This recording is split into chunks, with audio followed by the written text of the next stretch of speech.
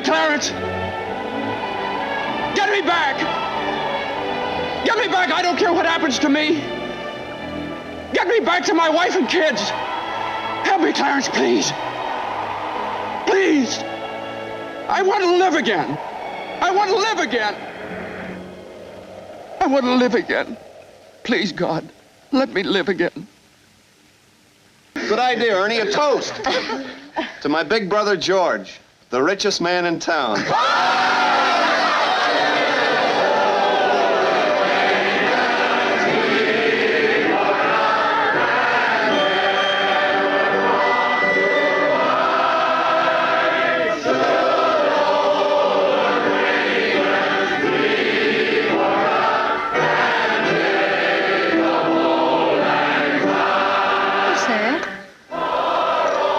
That's a Christmas present from a very dear friend of mine. Look, Daddy, teacher says every time a bell rings, an angel gets his wings. That's right. That's right. Attaboy, Clarence.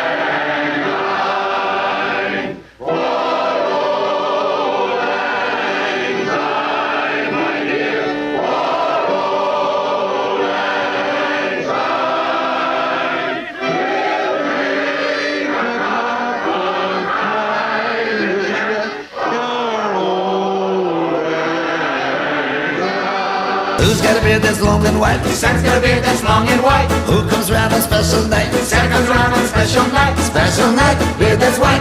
Must be Santa, Must be Santa, must be Santa, Santa Claus. Who wears boots and suit of red? Santa wears boots and suit of red. Who wears a long cap on his head? Santa wears a long cap on his head. Cap on head, suit that's red. Special night, beard that's white.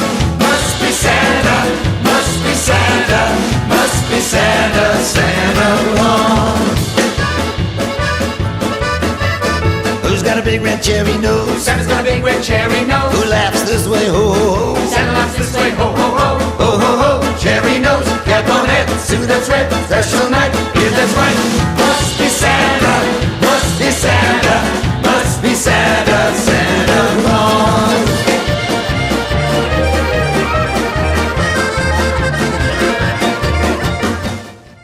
Ho, ho, ho, and a happy holidays, radio fans, and welcome back to this Christmas episode of Davey Mac's Tales from the Satellite. I'm the elf of this operation, and here's your Santa Claus. Ladies and gentlemen, looking like a young Kris Kringle, it's Davey Mac. Thank you so much, Robert. Thank you. I mean, I'm not sure if I should be insulted by the young Kris Kringle thing. It's possible. It's possible I should be insulted, but then again, maybe not.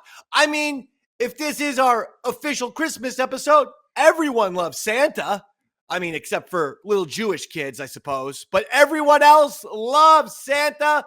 And a Merry Christmas and a Happy Holidays to everyone watching, listening to Davey Mac's Tales from the Satellite, and especially to the subscribers on patreon.com/EastsideDave who are watching this during Christmas time. That's why you need to be subscribing to patreon.com/EastsideDave. The people watching the Thanksgiving special on YouTube are watching it, they're watching it during Christmas time. The Christmas episode for the YouTubers won't be up till January or February, whenever the fuck we feel like it, to get the shows when they're timely, when they come out, when they're meaningful. Patreon.com/EastsideDave. It's not a lot of money, but I fucking deserve it. So subscribe, you son of a bitch. If you're watching this on YouTube, subscribe, and a happy holidays to you. Let's rock and roll. What are we doing today? A little Ron and Fez, are we? We are doing a little Ron and Fez. Back Ooh. to the staple show, the flagship show that we talk about here, because we have gone down different avenues. We've talked a little bit about Sam and Dave, special delivery. We've done a little bit of the Davey Mac Sports program, but this is a classic Ron and Fez. And like you said, make sure you're subscribed on the Patreon, because one year my family couldn't celebrate Christmas. We all couldn't get together until Martin Luther King Day. And that's really what it'll feel like listening to this episode on YouTube, where That's you're like, awful. this is not what was meant to happen. A bunch of that's white people awful. giving each other gifts on Martin Luther King's holiday is just Yeah, not what he had in mind.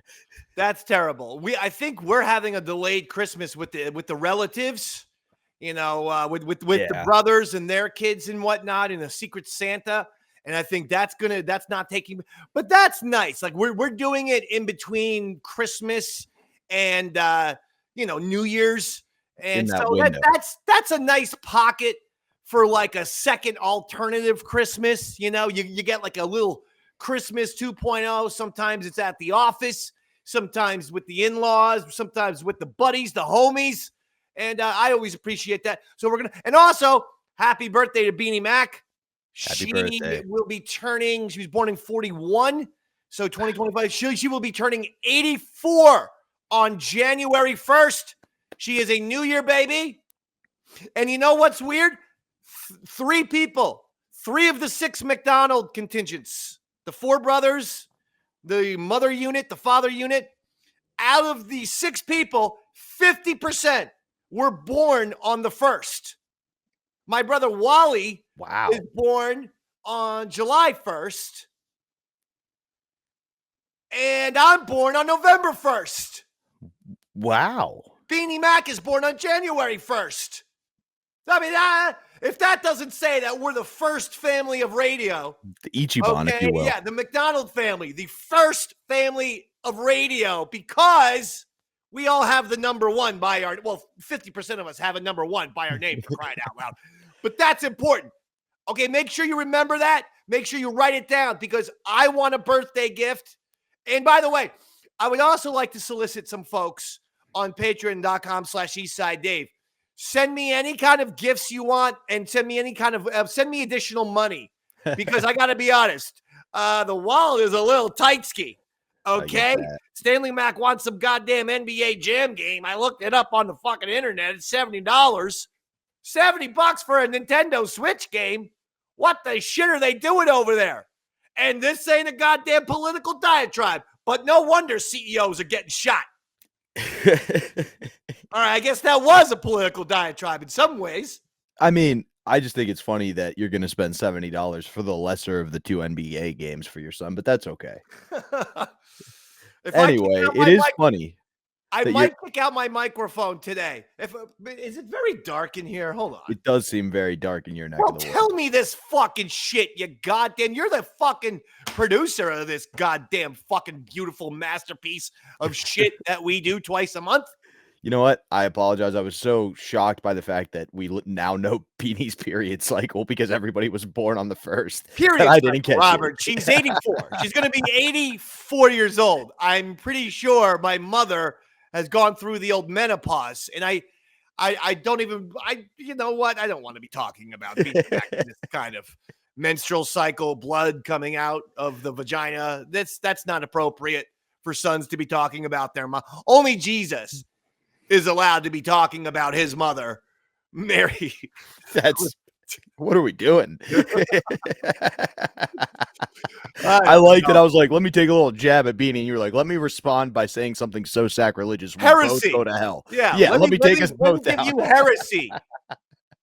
Well, no, I was just thinking that if she didn't, because, hey, listen, this is a Christmas episode. It's time to pontificate about things like this. And if, God damn it, if Mary, she didn't have a sexual encounter to have baby Jesus, if we're, to believe the accounts of the Bible, then did she have the period? See, that's my point. I'm thinking once she had Jesus. I mean, I know he had a bunch of brothers and sisters, but do you think the period was necessary for Mary? Did she get anything from God for doing that favor? I mean, that's she has to sit around there for 9 months with the backaches and the nausea, and she didn't even get a fuck out of it. I mean, they say she was the only one born without original sin, and that is kind of like a reminder of original sin, so you're probably spot on. But anyway, that's not what we're here to talk about. No, you sacrilegious fucking heretic. Continue. Wait. Continue. There's no waiting. What are we here to talk about? We're talking about Christmas, and it's funny you brought up the idea I of love Christmas. fans sending you things or making a list, because we don't hear about it as much in this episode. But the year prior for Christmas, you had an Amazon list for people to buy things and send to you. Yeah, I mean, And- I actually think it's still there, but I haven't updated it since the Ron Fez show. So you're still looking for Rock Band. I'm looking for like a Nintendo Wii game from like 2009 is probably on my Exactly. wish list currently. Yeah, the wish list, by the way, I should have actually thought of this year. So maybe I'll try to update that wish list. Can you have things on your wish list? Can you just have $5,000 in cash? I don't know, but we'll figure out a way. Maybe like Okay. through Visa gift cards or something. Okay. You know Hey, what I mean? real quick, are there any Davey Max tales from the satellite fans who are millionaires? If so, donate $10,000 right now to my PayPal. Davey Mac or the Davey Mac. Just look me up. Look me up on the PayPal. $10,000. That would be great. Thanks. That would make Christmas happen, you know? Yeah, that would be awesome. But we are talking about Christmas 2008. This is if you are listening and you just listened to the Thanksgiving episode we covered, it's fun. This is the year. This is the Christmas that follows that Same year. year. Excellent. Yeah. Wow. So Look at one of us. the fun things I think you'll notice, Dave, is the juxtaposition between like how formal and planned and organized Thanksgiving was, like making it a holiday, versus Christmas, which is kind of just like, okay, we're doing it again.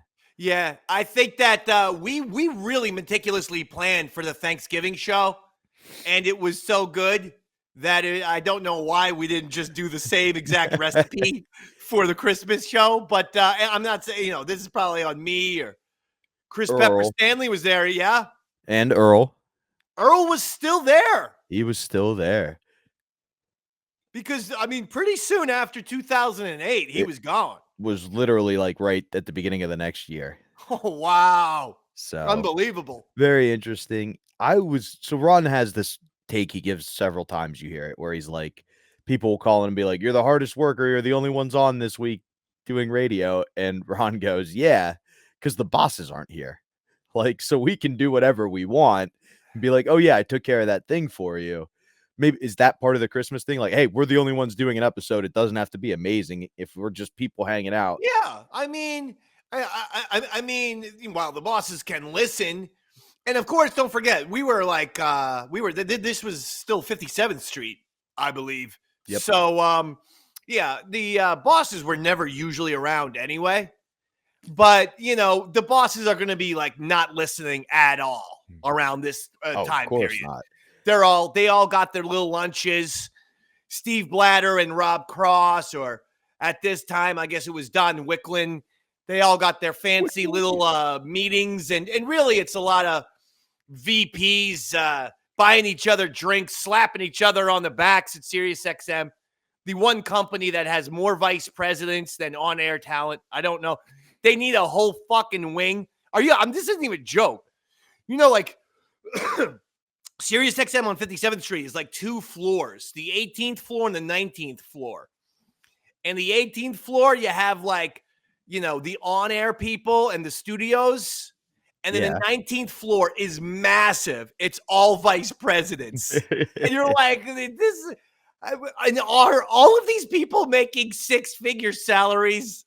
Yes. And if so, maybe this is the reason why I couldn't get more than $37,000 out of fucking SiriusXM. If you fire just like 5 of these people, the rest of us are going to have fucking money for the rest of the goddamn year, yo. Meanwhile, of those 60 vice presidents, maybe 5 actually do something that contributes to the product, right? Well, 5. There's I would say about 2.5. I think that you're off. I think you're off by 50%.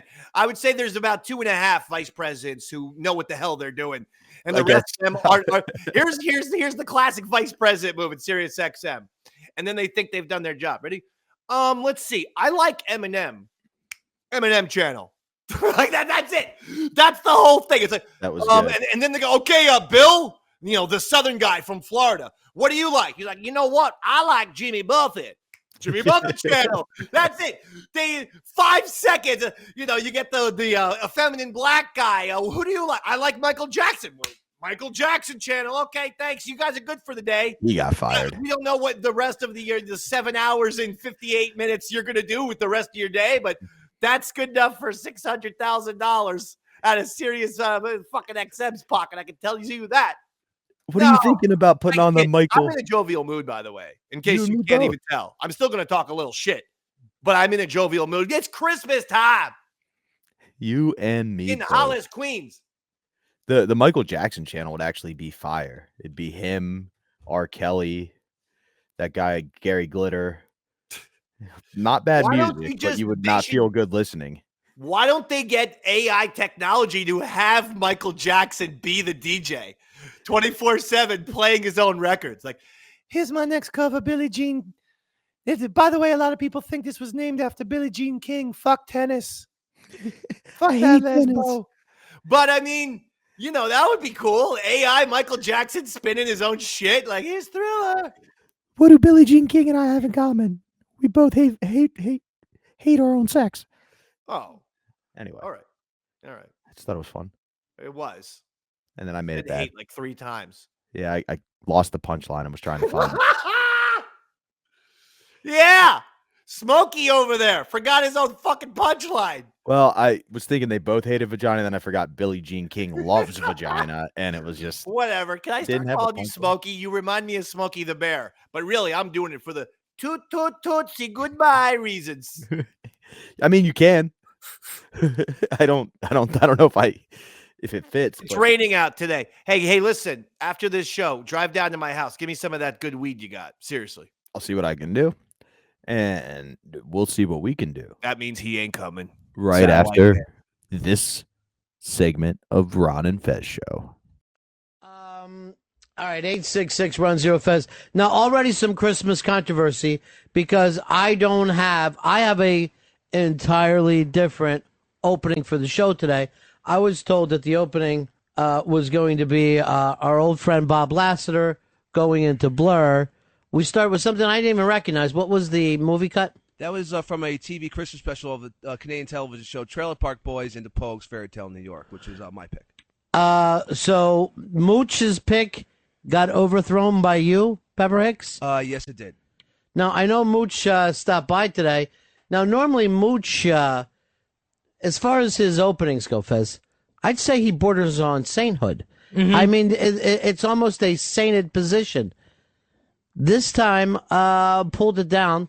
Slapped in the face by somebody that I would have thought of as best buddy, at least as close as me and Earl, to Mooch Pepper Hicks. Tight. What went on there, Mooch? I don't know. What's the story, Hicks? I thought Well, we opened with it last year before our last show of the year. I figured we have some tradition to the Ron and Fez show. All right, so you figure since you've been with us for 2 years, sure, it's time for traditions. Mooch, you thought the tradition should be Blur. I didn't think that Fairy Tale in New York should be a tradition. I didn't know if it was every year or just last year. No, it was just last year. No, I mean, I wouldn't have minded, but it's literally the worst. It is the worst song in the world. Not the worst Christmas song, the worst song ever made. Without a doubt. Wait, let me say, the very cool Pogues guy doesn't like a Pogue song that gets on a jukebox. No, that's the big problem. But you hear it in the supermarket. The Ron and Fez show doesn't open with a song that you hear in the supermarket. Like, it's crap. It's music. It's coming from the guy who opened with Louie Louie. No, hold on. You'll hear it in the supermarket in New York City, but you're not going to hear it in the supermarket in Kansas City Well, that's not true. Oh, you've been to Kansas City? No, but my sister was in Thailand. She was on the beach buying cassette tapes, and there it was on in the beach in Thailand. Yes, Thailand is a lot hipper than fucking Kansas City. No, it's shite. It's a fucking... And like, I like the Pogues, but that's the reason why I don't like the Pogues. I understand. That's what everyone always says. You're saying that's their bungle in the jungle. It's crap. That's that song, Fezzy. When you like a band, you don't like if just one of their songs. They're rambling man, so to speak. Okay. Because that way everyone's in on what you like yourself. Like, who's your favorite recording artist, Fez? I would say REM. Well, they're only a singles band, so it doesn't work in this case. Yours would be a song that didn't get on the radio. Then you would hate that. Are you okay with the heart thing? Oh, Santa? yeah, I'm good. I'm good. Santa baby? I'm fine. You remember that Rocket Man song where he says Mars ain't no kind of place to raise your kid? Uh-huh. It should be Chicago. There's no place because it's cold as hell. You can't raise children in Chicago. It's too cold. Well, all the fans there have built igloos out of their coats. I mean, you can't even see if they're excited or if they're even alive during the game because they can't move. Tent? You need to see a Christmas pup tent? Maybe. Brian, you're on Fez. Well, tell your parents. Hey, Yeah. I love the opening. Mooch is wrong. Good job, Hicks. Good luck this weekend, Fez. Peace. Thank you, Brian. Boy, I've never seen you take it like this. You've become the Earl of the show, man. Out of nowhere. No, we're fair enough. I don't know. People like it here. People like it a lot here. Yeah. It's shit. It's a fucking shit song. I'm sorry. It's hated in Northern Ireland. No, I where know. you're from? I don't know. People like it at home too, but it's shit. Yeah. I'm sorry. It's just a very annoying crap song. Excuse me while I move a name to the naughty list. What did that mean, Fez? Just a bad Christmas attitude. But you think because you're dressed as Santa Claus, you're really in charge of who's naughty and nice? Maybe I should You know be. it's not fucking Halloween, right? Right. Where you don't play a character today. Is there a reason? We got to get a picture of this for online because you could walk into Macy's now. You don't need any fucking thing at all. Just stand up and just, it's ridiculous. How don't fucking take his picture now, Earl. I'll dig your eye out with my thumb. The only time Santa's you come move early. is when it's not going to be presented for how many hours? Couple hours. Not a couple hours. I see Mikey Boy and John sitting here now. So until they get home. So look, come back in here when I'm dressing you down. Why do you need to take the picture the second I'm talking about it on air? Well, what I was told, like, hey, we need to take You this were picture told now. by who? Dave. He was like, we need to take the picture now. Who's the executive producer? I. Then why? I. Oh, the pirate captain. I'll apologize. I told the $60,000 intern what to do. Oh. Boy, this is going to be the worst. Now, Earl, Dave, would you like to dress up as young Santa Claus for your picture? I guess so, if I can get the clothing. Clothing? Clothing. No, you know why? Because we don't want you to come stay in it like you had the Opie's coat. Opie, bring Opie's coat in here so Fez can see it. So Opie goes, oh, I really miss my coat. He sees Dave walking around with this disgusting film all over it, and it broke Opie's little Christmas heart. What have you done to this coat already? What have they done to my coat, Miles? I believe it's inside out now. Oh, you're just a fucking wreck. It's on the left side. See? Put it on so you can see the conscious smush. Put it on, Dave, so you can see that Opie loved that coat that he gave, and it's just filthy. It's the biggest stain I've ever seen. What is it? Cum? It's on both sleeves and down the front of it. What is it? Well, I don't know. It seems like my Tito's vodka fleece is infecting my coat somehow. Like as if the cum from Tito's vodka fleece is now getting onto the Opie coat via osmosis. Opie's coat looks like it has scales on it. Somehow you gave a coat psoriasis. I mean, I have jerked off in Opie's coat 4 times, but and that's before he gave it to you. That was with Opie in it. Bill, you're on the Ron Fez show. 2975, my buddy. Hey, buddy. First, I want to wish you guys a great Christmas and Happy New Year. Oh, thank you, my friend. Secondly, I want to just give a big shout out to Pepper Hicks. That was the show opening of the year. I absolutely Wow! Show opening of the year. Thank you. Casey, you're on Ron Fez. Just saying, the show opening, greatest TV show ever, Trailer Park Boys. Song kind of sucks. I know. It was good when we used it the first time and in the rejoiner. So this is the second. Bullshit. The Christmas breakup. All right, Mooch, this might make you feel better. Now, you know here in the building, we have the worst smelling bathroom all time. Yesterday, I walked in there, 2 steps, almost threw up. It was so bad I had to go get the boys, and it was because Pepper Hicks was dropping mud. The boys went in just to see if they could handle the smell. And am I telling the truth? No, we couldn't. Yeah, you're telling the truth 100%. We could not handle it. We had to put on masks like we were Cobra Commander from G.I. Joe. It was unbelievable. It was almost like a donkey had died in a hot trunk, and you got stuffed up its ass. I have stomach problems. No. What is wrong with you? You have hygiene problems. Oh, I took a shower 2 days ago. That's the point. No, this was coming in so deep from him. I mean, there's nothing on the outside of a mammal that could smell like this. This comes from deep inside. I had to shit in the morning, but I didn't. I held it in, and then I guess it just built up over the day. It was really bad. Have you been eating roadkill? I mean, to take that fucking funk bathroom to a new level is unbelievable. Oh, thank you. Now, Earl, I made you go in. You made me go because you came back. You were purple. You were just like, there is something dead in there. That's when you said it's Hicks. Because I didn't even know it was him in there. And I had to hold Earl from running out. Meanwhile, I'm gagging, but I had to hold Earl until some stranger on the 5th floor walked in. It's like, what the fuck's going on here? Like, we cracked the door. He started gagging. My knees buckle. I'm like about to go down. Hicks, you need to start wiping with lime. I'm pretty resilient with bad smells. But this I know, you are. I mean, you live in that coat. That bathroom smells bad enough, but that other shit on. No, I mean, you know what it smells like, and it's horrible. Yeah. I mean, you have to be used to it to walk in there. This is times fucking 40. Yeah. And I mean, this is why I wouldn't eat Sam's cupcakes after he took him in the bathroom.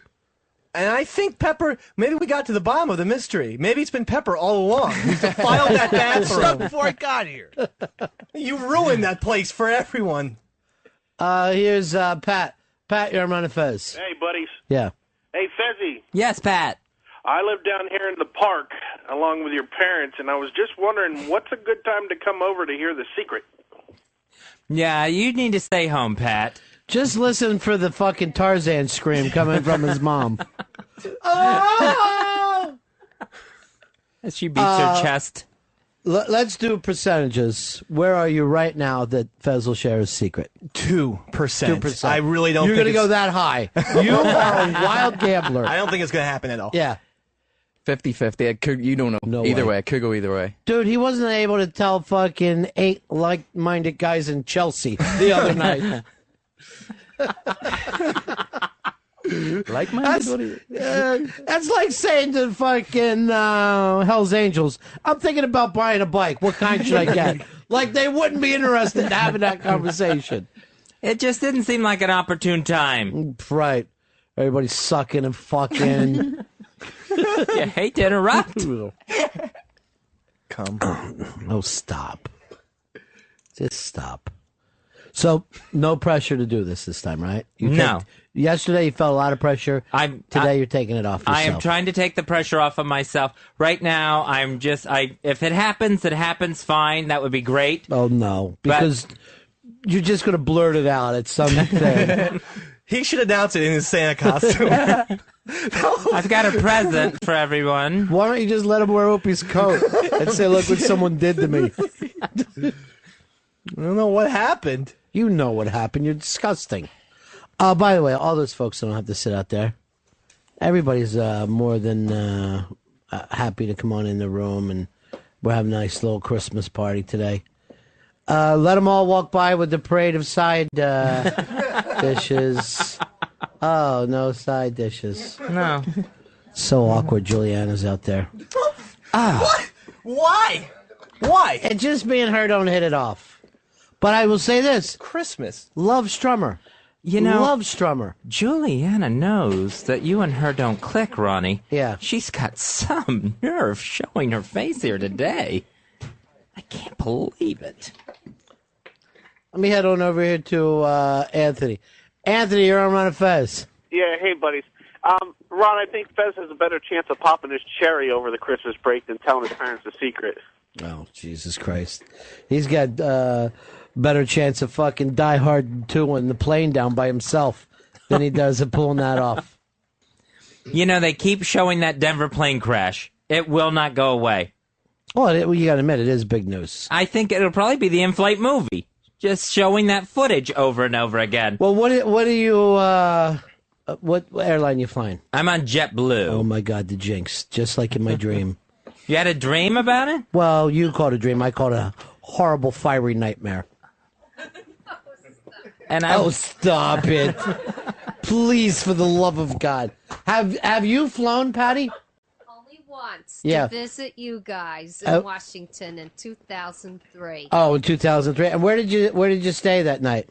I stayed over in Fezzi's house. Whoa! Is that the secret? That is not the secret. No, I don't think that's It's not the secret I would think about telling anyone. Knows. What's that, honey? Everybody knows about that. A secret. Whoa! Yes, they sure do, Patty. Thanks. Here is Brian. Brian, you're on Ron Fez. Hey, Ron, I love Pepper's opening. It's better than Mooch's Best of Oasis Christmas special. Well, close. He had picked Blur. Same fucking era. Remember the big showdown between Oasis and Blur? That's still going on. I haven't gone on with them. After a while, I had to say, stop it, girls. They're both shit now, really. Yeah. And then. No, they're all. I know that's good. That's your era. That's my era, yeah. Golden age. Yeah, The golden age. Well, Fezzy, it would not be a show without a daily call from the lady trucker. Hello, trucker. Good afternoon, gentlemen. Hey, how are you? Oh, I think I know Fezzy's secret. Fezzy has a secret. Santa has a secret. Fezzy's Santa Claus. If that were true, I'd be so happy. But I know that Santa Claus is in better health. Yeah, he can go all night long if he has to. Whoa! I mean, around the world to deliver toys. I meant the same thing. Oh. Settle down, Dave. Settle down, Dave. Dave, settle down. Settle yourself. Just settle. I just try and keep my buddy under control. Yeah, I don't want you to. I see Crazed is here, but Spandy Man is predicted to make the thing. Deb has them all lined up after yesterday, and he's not coming today, Fez. Oh. Apparently his ass hurts too much to make the show. He had a very exciting day yesterday, and too much, and because of high heels, there may be some internal damage. That's the word on the street. That's what he texted me. He texted me that today. I can't get used to the word text it. Yeah. He text messaged me today. See, that one, it's the past tense that fucks me up. TM'd? That's kind of fun. Yeah, I don't know. People say I am'd. You could say TM'd. Hold on, what are you getting right now? Mafia Life, Chris. Oh. He's still in the bullshit traffic by the World Trade Center. Yeah, that's called Ground Zero. Sorry, you can't get around the big hole there. Yeah, his idea is coming in from Brooklyn, go to the World Trade Center, make a right, and he no longer knows where to turn. Yeah. Sorry for the inconvenience. I guarantee you, there's at least one person going, oh, is that it? We're making 9/11 jokes now? Is this where we are? Our nation's history? Blowhard's going to call any second. Yeah. You sons of bitches. Last year, Blowhard had jumped on Bill O'Reilly's War on Christmas. Remember? He didn't want to hear the word Happy Holidays. Yeah, he was a tank in the front line. Yeah. Look who it is. It's Ghost of Christmas Past. It's little Lene D. Hi, Lene. Hi, Ron. Hi, Fez. I just want to say Happy Holidays. Mm-hmm. And thanks for the gifts. It was really nice of you guys. I'm sorry, what are you talking about, gifts? I know the gimmick. What is the gimmick? What's the gimmick? I'll take a lie detector test. I have no idea what you got from us. Same as I would with my own kids. Hey, open up the next one. I can't wait to see what it is. Honey, how old are you this Christmas? How old am I? Yeah. 11. All right, maybe it's time we start doing a countdown until she's legal, like they used to with the Olsen twins. Sure, we got 7 years to go now. Well, no, because she's Greek Orthodox, so 3 weeks. What is so? You don't have a Christmas now. You have a later Christmas, right? No, we celebrate Christmas on the 25th. Oh, I thought you had like Greek Christmas. No, well, I mean, it's not Greek. It's Orthodox. Same thing. Yeah, but doesn't that come later than real Christmas? Some people do it, but we like doing it because I'm half Orthodox, half Catholic, so You can't be, honey. There's no such thing. I don't know what they teach you in that church, but the Catholic Church doesn't let you come halfway in. What are you asking for this year, souvlaki? What you do is 5 commandments. You follow 5 commandments. Do you get to pick? You're half Catholic. Yes. Well, I'm half Catholic, half Orthodox. It's kind of, half out of your mind. Gay, but it's I don't know.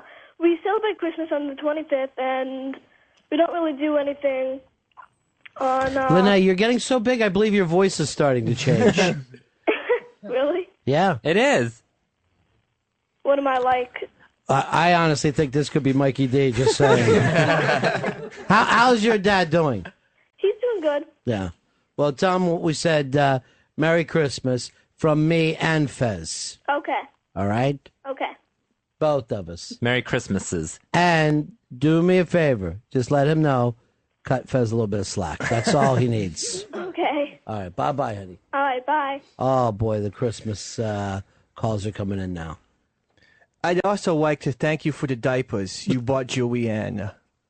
Just thought I'd do that as well. What's that supposed to mean? She's like 45. She can't say her R's by now. When's that going to change? Wow. You know, I've never liked that girl. I never have. So, you're saying by a certain age, people should be able to fix their speech impediment. I was retarded. Hold on for one moment. Big A, you're on the Ron Fez show. Makes me long for the days of Lene. You can do it, Big A. Hey, Big A! Big A. Chant Big A, Big A, Big A, Big A. I thought they were saying Big Gay. Whoa!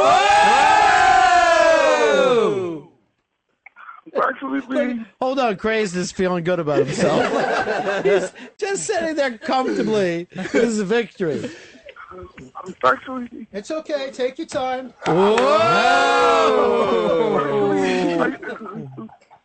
Actually, I tuned in.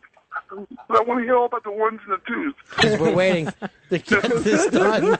Happy Easter. That was the 2010 ball. Yeah, that was nice to you, Crazed. Talk to you later, Big A. All right. Hey, Crazed, great line over there about Big Gay. Yeah. You don't fuck with Crazed, do you? Fuck no. All right. Where's your boy Spandy?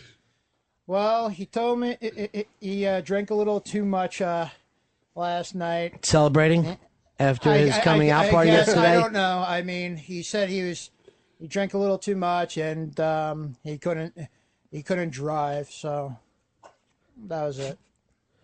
We could have sent a limo for him. What, XM would pay for it? Sure. Okay. Wow. I don't know what else to say. I mean, I don't know. Never mind. That's great. Lizzie, you're on the Ron Fez show. Yeah, hi, Ron. Hi, Fez. Fez, Hey. I love you. And guess what? I think I know your secret. What's that? You're a woman trapped in a man's body. I think that's... And you're speaking from experience, Lizzie? No. I love you, Fez. I just hope you feel better. Did you say fuck you, Fez, after that? Fuck you, Fez. I'm just trying to make you feel better. Good bedside manner. Yeah. Why, you sick? I throw it out there. Think about it. Fez likes to dress like a woman a lot of times. You know what I mean? So it kind of makes sense. All right. I guess that's a theory. I don't remember dressing as a woman all that much. Marilyn Monroe a couple of times. I was just going to say that, Marilyn Monroe. And, but... You should try dressing as a woman. You might like it. I know. But if it makes you feel better, and I'm really saying it sincerely, I hope you do feel better, because I really do like you guys. And have a happy holiday. All right, thank you. Making friends here. The Christmas spirit's already it's all over the flying place. around. Yeah. It's already out there. Did someone die on your shirt? Dave, what happened to the front of you? That was after last Thursday. Fez and I were drinking, and I had 2 Big Macs at like 3 o'clock in the morning. And every bite, the You ketchup, know how to drink. The ketchup just squirted out like it was a bad horror movie. It was just squirting on my shirt. So that's what that is. And then there's some cumsies. That's great. I'm just telling you what the ingredients are. How about we just go with the name cum and drop disease from it? There was big, thick cum on my jacket. It's actually less distasteful to say it that way. Fez from, your girl from St. Pete. It's Holly. Hey, Holly. Hi, everyone. I want to wish everybody a Merry Christmas. Well, same to you, darling. Well, I just wanted to tell Fez that he should be really anxious to get here because it's going to be 80 degrees on Christmas Day. Wow, it's beautiful, huh? Fez, you really Christmas spirit down there? It really is, yeah. Your mood is going to brighten up like you wouldn't even believe. You'll be so happy.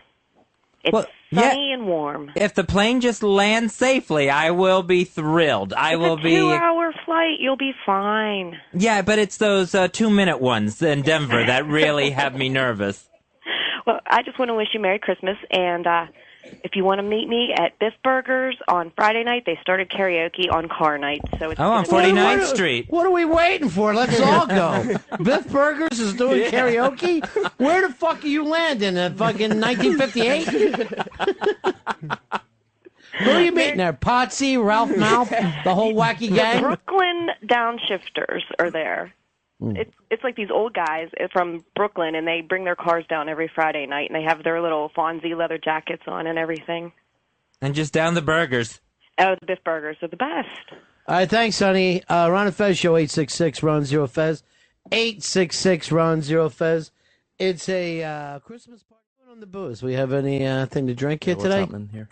We got some of Fez's booze. Let me go check. What do you got, Fez? I got a bottle of Seagrams from Pepper Hicks today. Thank you very much. Yeah, well drinks. That's fucking great. What's wrong? They out of fucking Canadian Club? You don't often in these in 2008 run into a $5 bottle of liquor. Seagrams. It's the bad thoughts that count. You get them any Hydrox cookies to go along with that?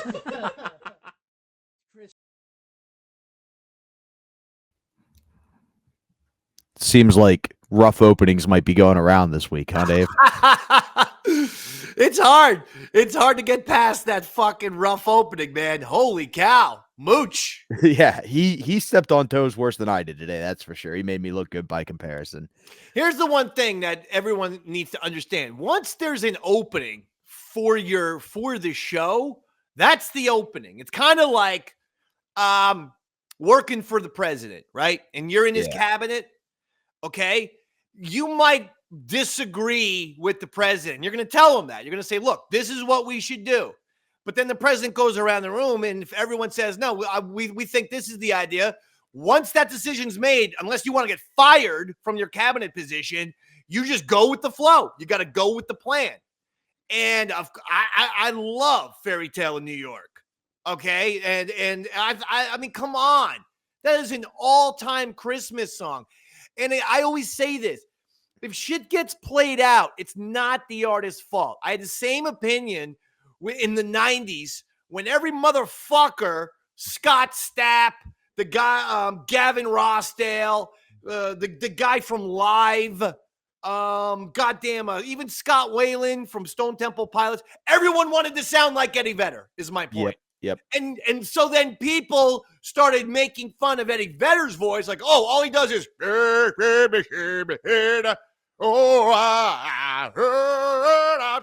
I'm like, guys, Eddie Vedder is an authentic original. Just ask legends like fucking Pete Townsend. Says he's got one of the greatest voices ever. Robert Plant, Jimmy Page, Bruce Springsteen, fucking Keith Richards has talked about how good Mick Jagger likes Pearl Jam, preferred Pearl Jam over Nirvana.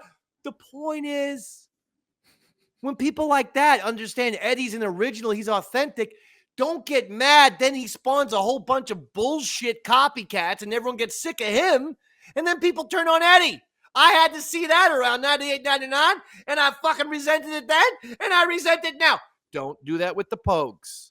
If people took their stupid little if they've taken this brilliant song, The Fairy Tale of New York, and they've played it too much, which I don't think that's the case.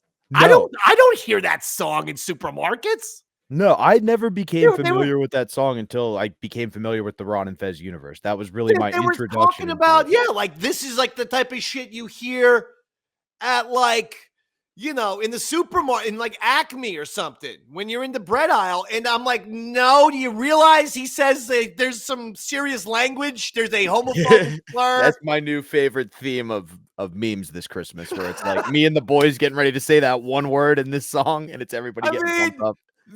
There's that slur. There's an F-bomb. Like, this song does not get played. This is not like a song that gets played in the Gap. So exactly. I actually reject Mooch's whole premise. I don't know why he's such a self-hating Irish bastard.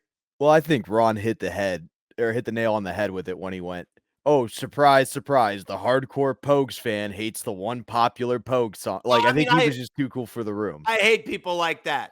You know, I hate people who don't like the Beatles just because everyone knows that the Beatles are awesome and everyone loves the Beatles, and they have to be like, I don't like the Beatles. You're a fucking liar. No, yeah, I mean, you're a liar. If you have ears, you like the Beatles. Even if you're deaf, as long as you have ears, you love the Beatles. You must love the Beatles. End of discussion.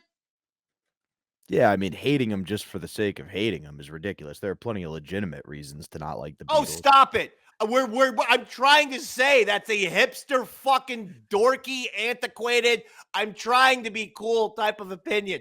Now, I'm not saying that all about Mooch. I love Mooch. I'm just saying, what are we talking about here? That was they got a full-on orchestra with the Pogues. It's also one of their highest charted. Yeah, probably the highest charted by them. Also, what I thought was funny is he wanted to play Blur. Blur? Like, yeah, come on. What? That's like the most niche. Blur what? What Christmas song do they have? I don't even think it was a Christmas song. It was just like he had an intro. Moochie too. You gotta have a fucking theme for a theme show. You're wanting to play Blur? What are we doing? Song 2? Because for a Christmas show?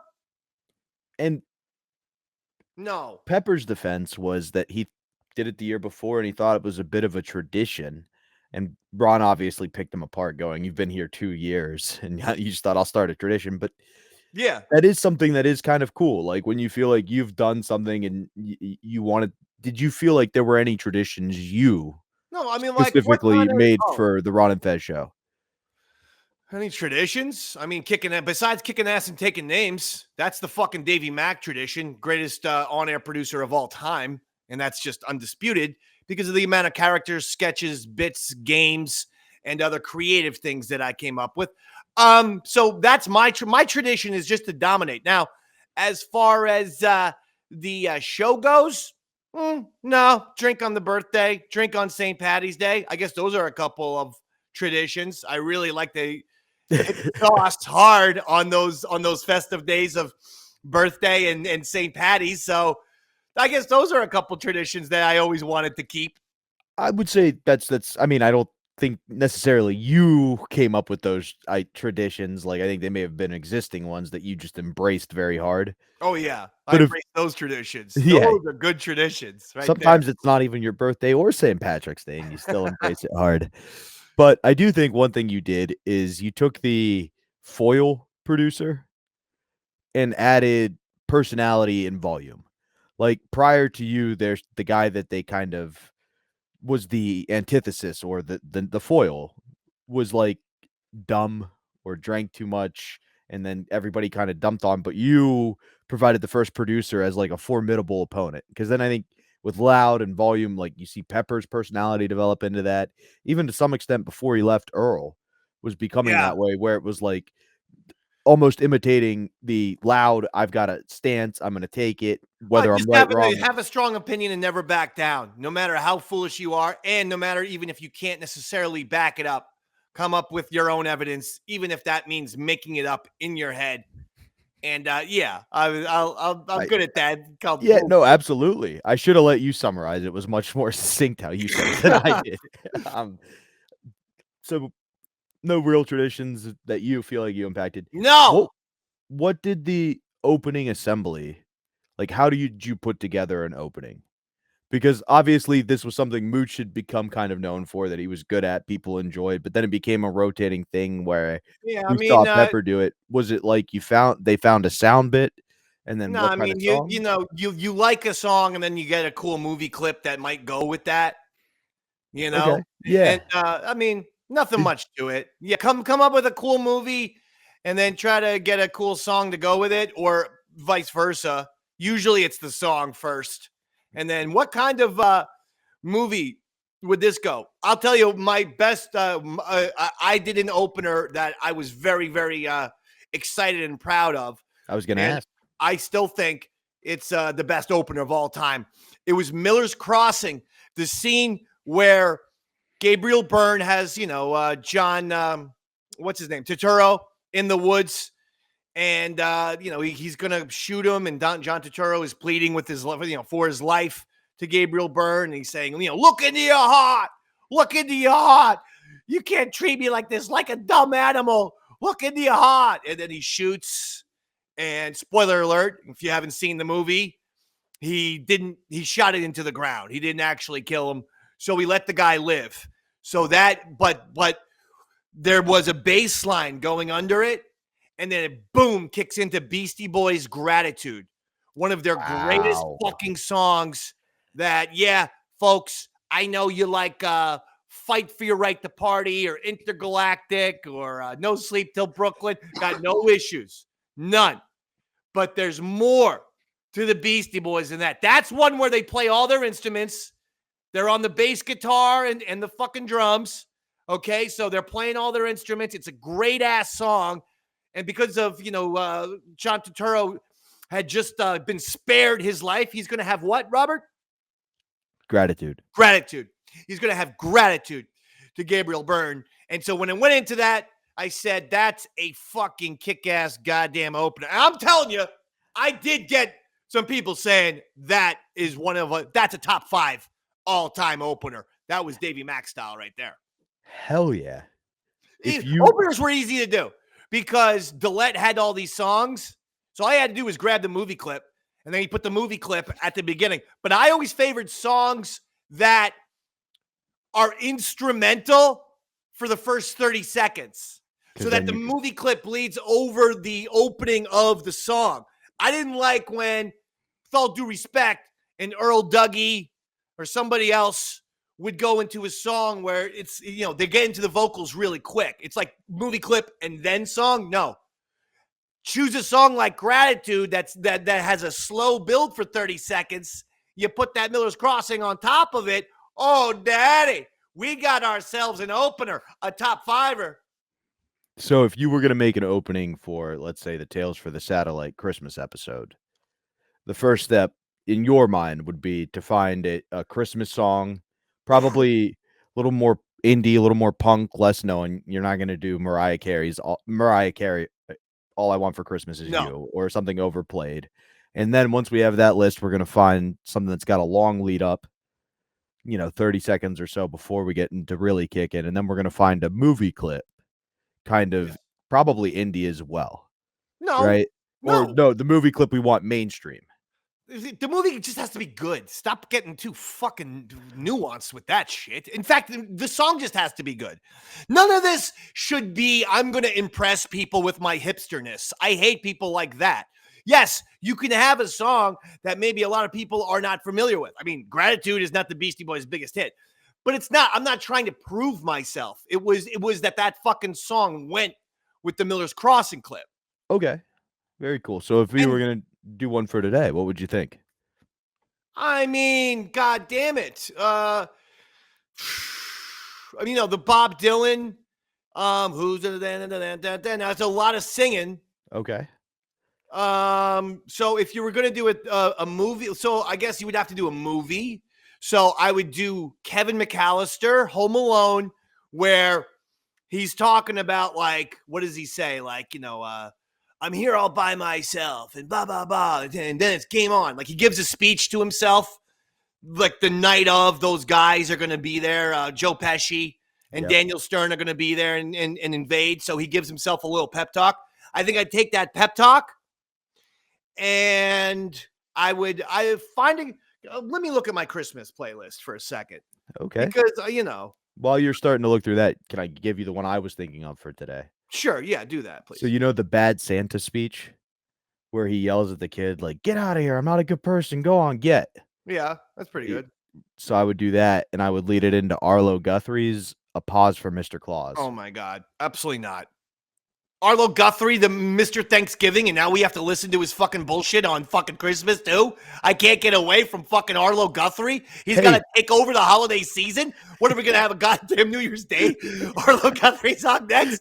What is it gonna Mr. be? Gratitude. St. Arlo Patrick's Guthrie's Day, got Arlo more. Guthrie, and then the goddamn July 4th Independence Arlo Guthrie song where he starts singing about America? No. Too much Arlo Guthrie, man. Hey, Mr. Gratitude. Arlo Guthrie's got a vast library, much more than just the diner song. And by the way, I'm going to remind you, when I'm on a rant, you keep those fucking chicken lips shut. I Fair was on enough. a fucking I rant. didn't realize we heard were you. doing You're all it the again. holidays. You're doing it again, stupid. I know you smoked weed before, but you talkative prick. Let me fucking get my goddamn rants out, and you sit there and shut up. It's Christmas. People are supposed to be happy. I will sit here silently while you search through your Christmas list then. Good call, Dave. Okay, here you go. I would do Ronnie Spector probably, right? One of those classic Christmas songs from the Phil Spector. By the way, that whole Phil Spector Christmas album is simply magnificent. And while the Ronnie Spector song's incredible, I mean, every Ronnie Spector song's amazing on it, the whole album is incredible. So I think I would do one of those, like the Bells of St. Vincent and shit. That's what I would do, something like that. One of the Phil Spector Christmas songs with the Kevin McAllister fucking speech about how he's going to assassinate Joe Pesci and Daniel Stern, how he's going to shoot their heads off or whatever. I like it. I like it a lot. Thank you. The next thing we have going on in the Ron and Fez show, after we get through the opening, and it is kind of cool to see, because Mooch at this point has been established. He's been with the show for a while. Pepper, like we learned, this is his second year on the show.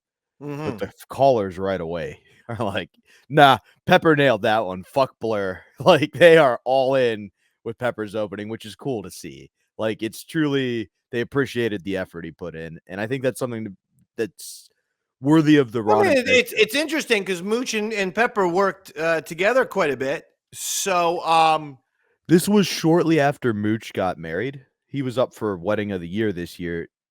Do you think it was like, oh, my drinking buddy is not around as much? Like, were there other tensions, or was this just? I mean, to me, it sounds like what I'm saying is the criticism is coming from Mooch. So I don't think it's Pepper doing anything towards Mooch. It sounds like Mooch was I don't know, he just didn't like that fucking Pogue song, I guess. I don't know. Maybe did it hit too close to home, maybe?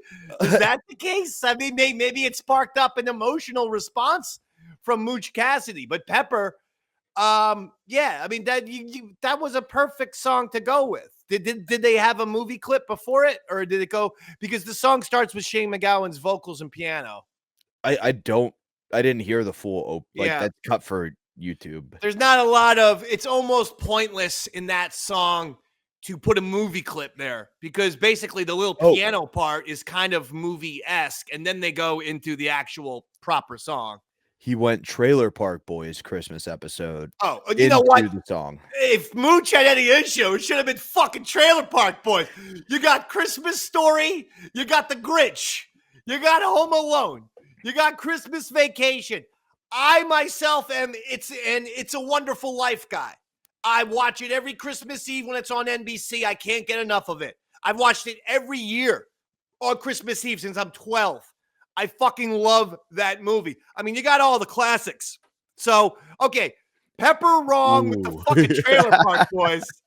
Mooch wrong with the anti-fucking Pogues. And response. I guess what had occurred is Mooch already had the opener in, and Pepper switched it out. So that's why I thought maybe it was like a thing from Pepper's side. That's why, just a point of clarification. That's right, yeah. Listen, because I forgot what we just listened to 4 minutes ago. But you're right.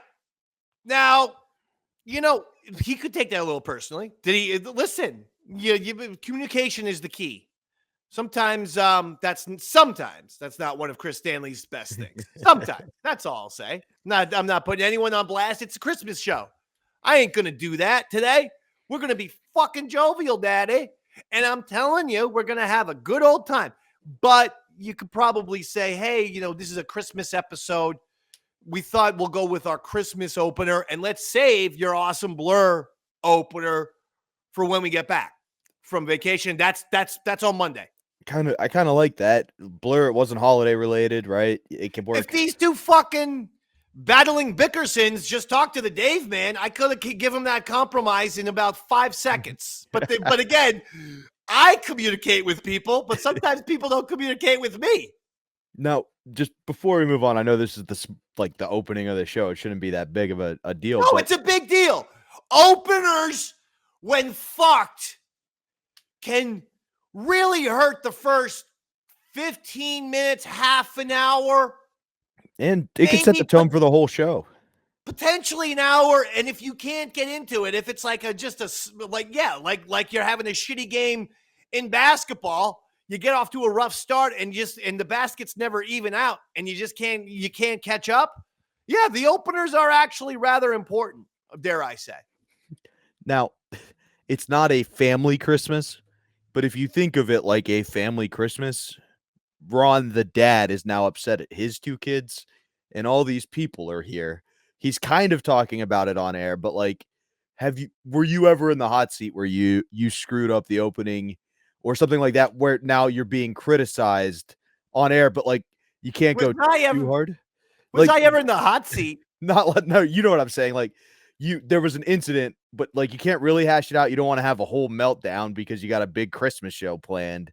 So these two are both kind of just taking it you could tell they're both upset, but they're kind of oh yeah, I was just thinking this, but they're getting their little jabs in. Well, how do you handle that? Right. Okay. So what you can't, Roy actually did this to me one time, the Davey Max Sports program. And I told him, I said, Roy, you got to understand something here.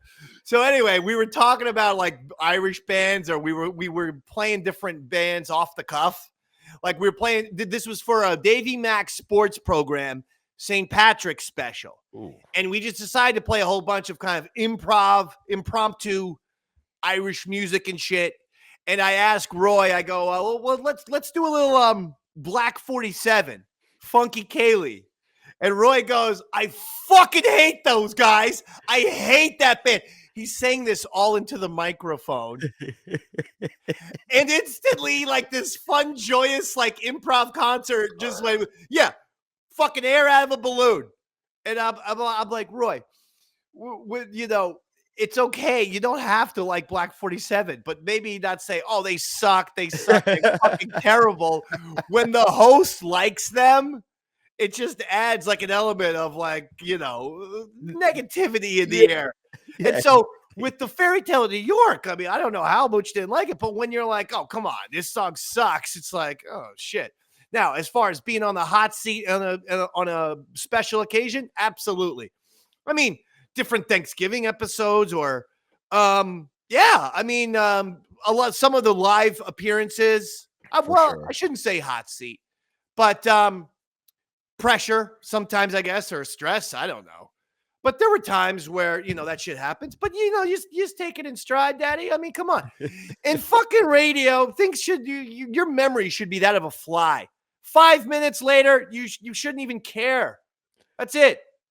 Truly, I think that's one of the things you've tried to teach me the best that I've struggled with, because I'll be thinking about something that we said 20 minutes ago. And that's my fault, because that's why you have a chronic marijuana addiction, because you took my advice so seriously that you literally can't do anything without smoking weed. But at least it does at least it refreshes the memory. It keeps the memory fresh, right? There's nothing there. No memory at all, baby. All oatmeal north of the eyebrows. All oatmeal north of the eyebrows, baby. That's you. They call me Daddy Dementia over in these parts. So that's kind of the opening. The next thing we learn is that Fez is wearing a Santa suit, a full-on Santa suit. That's awesome. And amazing. It's a very much Fez thing to do. He loves to dress up.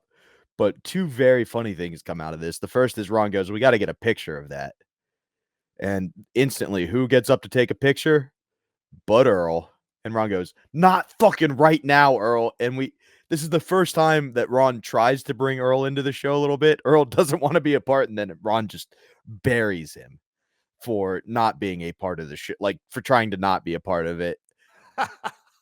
And I do have more questions about that part later, but I wanted to bring it up now just so you make note of it.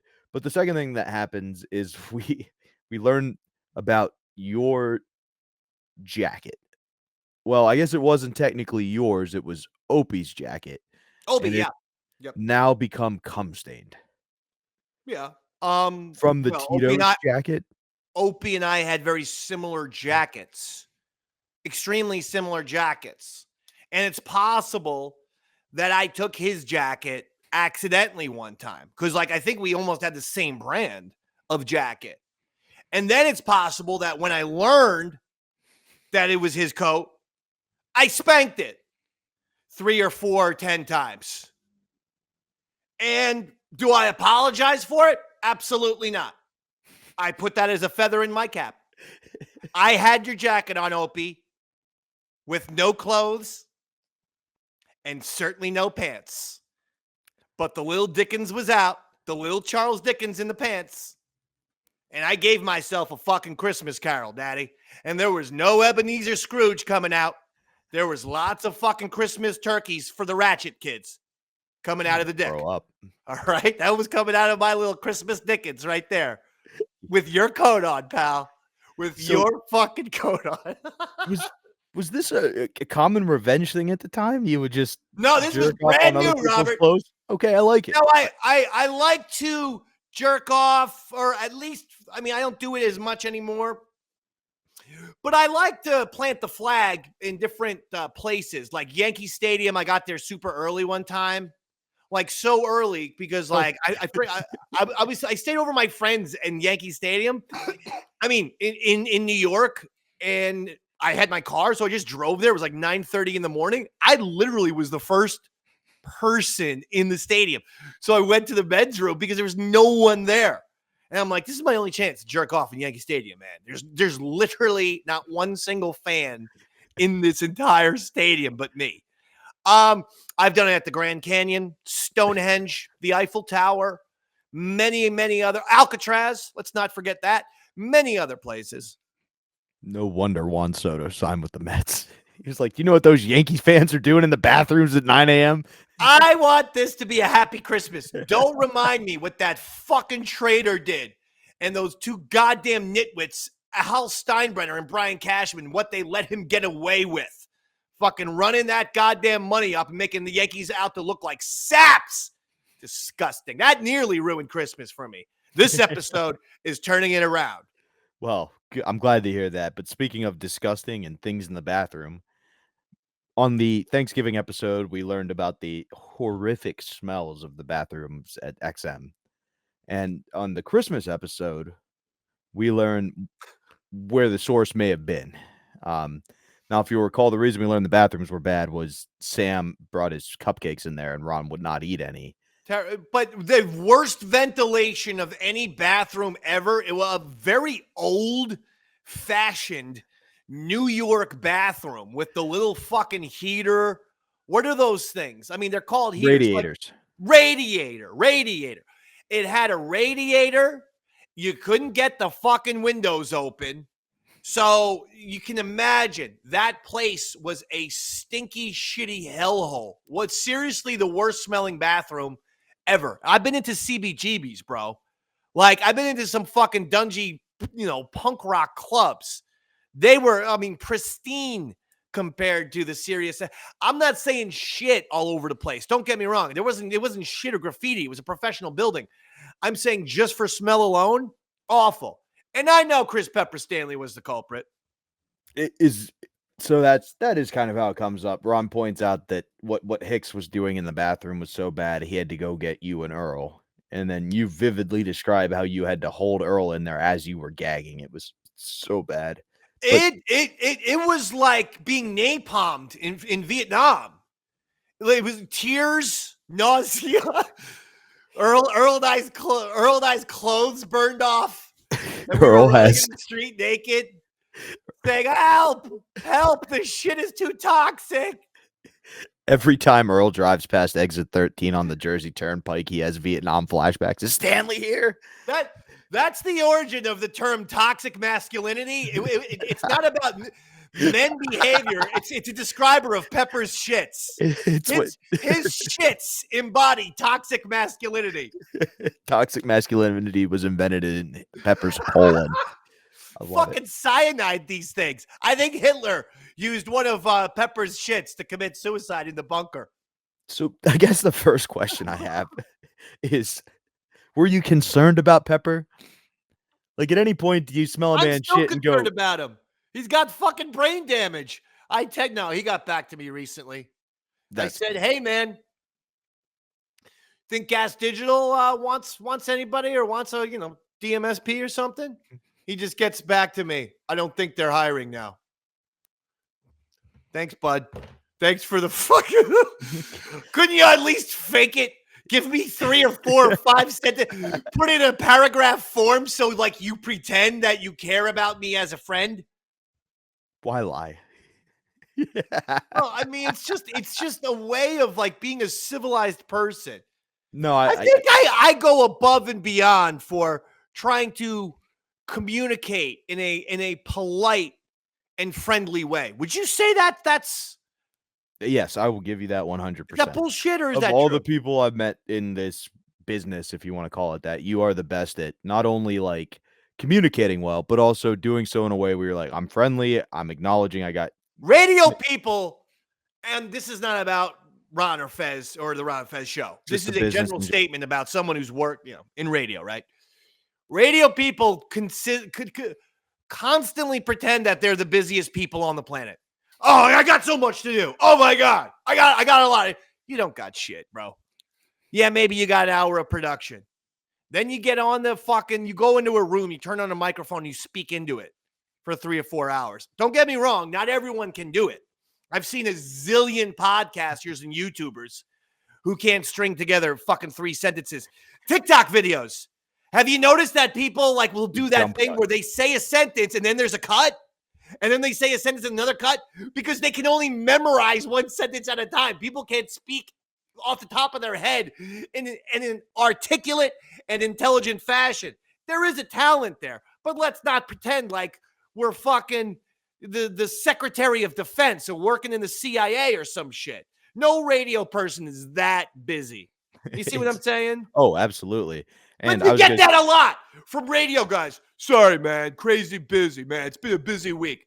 The busy week couldn't, it deprived you of 30 fucking seconds to text me back. It was so busy. Or even, as you've taught me, and this is a great thing, you don't even have to text back. Just give a heart, which is like, "I understood your message. I got it. Yep, we're on the same page," or something. Like an acknowledgement of, yeah, we're communicating. An acknowledgement that you received it. I love people who do this. You text them. No acknowledgement. You decide to let it sit for like 3 days, so you text them again. And then when you do, they're like, "Dude, I'll handle it when I can do it." I've gotten You're better. like, what the fuck? Well, I mean, come on. You keep texting me all the time. I've texted you twice, motherfucker. And the first time, you didn't give me a thumbs up. You have an iPhone. I have an iPhone. You just fucking acknowledge that someone has communicated with you and you have received their message. Otherwise, how do they know you got it? Well, this is a very tangent question that I didn't realize we were going to talk about, but let's bring up the question. Working with Fez, who was notorious for not using his cell phone when he was at home, using his house phone, not listening to his answering machine at home or on his cell phone. Like, how did you, somebody who needs constant communication? He would pick up the phone though. He would pick up you. The phone. Okay. Don't forget, texting wasn't such a thing in 2008. Like, I had a BlackBerry, I think, at this point, and I utilized the text message function and shit, but it wasn't as widespread. It wasn't like, hey, instead of a phone call, I'm going to text the person. Now texts have completely replaced actual phone calls, even though they're about 15% as efficient as a phone call, in my opinion. Which is why I think you and I get along so well, because we both get that. Sometimes a call can save us 30 back and forth texts. Yeah. And we Who can bang wants it out to in 2 minutes. type? Look, here's the golden rule. I've brought it up on the show before. A text conversation can only be 6 sentences maximum, 3 sentences per person. A question, a response, person has a follow-up question or response, and then maybe the person says, okay, I'll see you there on Thursday, and then, okay, see ya. That's it. Seriously. Any more than 6 sentences, any more than 3 per person, no, call. Absolutely. Any more than 3 per person, pick up the phone and call. Plus, only like New York and Nevada can somebody use a call as evidence against you without your knowledge. Texts, they can have screenshots and shit. That's how you get in trouble, right? I mean, I didn't even think about that. I wasn't trying to hide evidence. Unlike some people I know, Robert. Well, what did you do? What did you do? As you I know that landlord's been of yours has been missing for a few days. Is he fucking buried in the woods in Ronkonkoma? He may be, or I would have him actually take him to Big A and have him take it. You know, where's that place where Big A meets all of his hookers? Hunts Point. Don't Hunts worry, Point. Robert. I know a place near Hunts Point where I can dispose of the bodies. But you are gonna have to go to Home Depot, buy me a saw, some duct tape, and some garbage bags, please. And then I'll help you out, Robert. Big A's the man. He would too. All kidding aside, he would be like, okay, I guess we're hiding up the body. Yeah, I mean, just as long as you book me on the show next week, I'll dispose of anybody you got. He's the man. But going back to the hygiene situation, what are the other rules of radio? Like when we worked together at Compound, one of the bathroom stalls was for shitting, one was for pissing. You know what I mean? Just like, were there other rules beyond bathroom hygiene, of course, but like, just, okay, you shouldn't do this with the headphones or, you know, X, Y, or Z. What were there rules of hygiene in radio? I would say, I mean, don't stink. Try to shower, for crying out loud. You know? Sorry, that's so funny. Just thinking the number of, I'm not going to shower. I'm going to smell as bad as possible. Bets you and Fez. We've had bets, but that's why those bets so were made, because everyone bathed. I can't speak for Chris Stanley, but I'm pretty sure Earl bathed because he always had this kind of like scent of soap, you know, some kind of scent of soap on him. You know, soap sounds like one of those bands that ripped off Vetter earlier. Well, I mean, but it smelled sort of like the hospital soap, like the pink liquid hospital soap. That's why I was always like, what is that? Stink showering at work. What kind of cologne is that, Earl? This is a Colombian Presbyterian. Dave. I got it on 128th Street. That's the address of the hospital, Earl. Very cheap, David. Hygiene.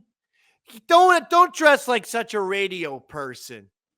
You know, as much as the only time I was wearing t-shirts is when it was really hot.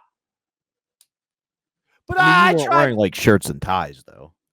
I'm not wearing a shirt and tie, but I wore button downs, or when, you know, in the right time of weather, a nice, you know, golf shirt, polo, I suppose is what they call it, or things.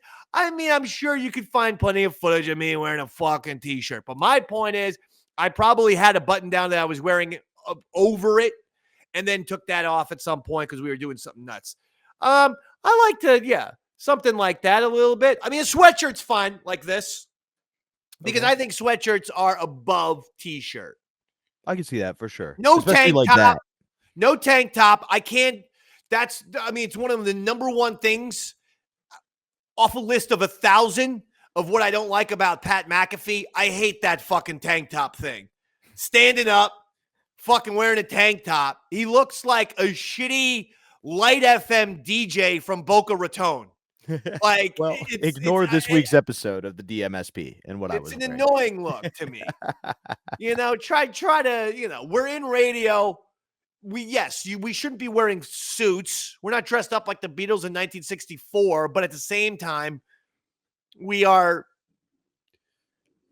casually hip, nice people looking to rock the mic. That's it. Oh, absolutely. Like, even when we do this, I put on a nicer outfit. I know it's a t-shirt, but this is one of my nicer t-shirts and stuff just because it makes you feel like you're playing better. It's that old Deion Sanders philosophy. And Look who good, are feel good, play good. This is Hobo Johnson. You're wearing a picture of the same guy on your shirt. Who is That Hobo? is Hobo Johnson. He's a musician, kind of like a modern day Bob Dylan, I would say. A modern day Bob Dylan. In the sense, easy. Well, because I'm a Bob Dylan fan, and what you're about to say is going to fucking enrage me. I can feel. No, I'm not. No, I think it's actually a compliment, Dylan, in the sense that he focuses. Dylan. Like the way I say he's similar to Dylan is a compliment to Dylan in the sense that he focuses more on creating poetry and like emotional responses to That's the fine. music. Listen, there have been poet type of fucking guys. Does every guy who could possibly write a decent lyric need to be compared to Bob Dylan? Well, also, I feel like I could beat up both Hobo Johnson and Bob Dylan, and that's why. Bob Dylan, wear your ass out, bro. You have no idea. You have no idea. Bob Dylan is one tough motherfucker. You know, it's not too far from me, 15 minutes from me in Long Branch, that Bob Dylan got arrested. Did you ever hear that story? I haven't, but please share it because it's in the preview for that new movie they're making, and I have no idea he had like a hard edge side. Well, like I don't think it's in that movie because that movie takes place in like 1965. This happened like only a few years ago. Oh, this is even better. And he was he was in our neck of the woods because he was going to play Asbury Park.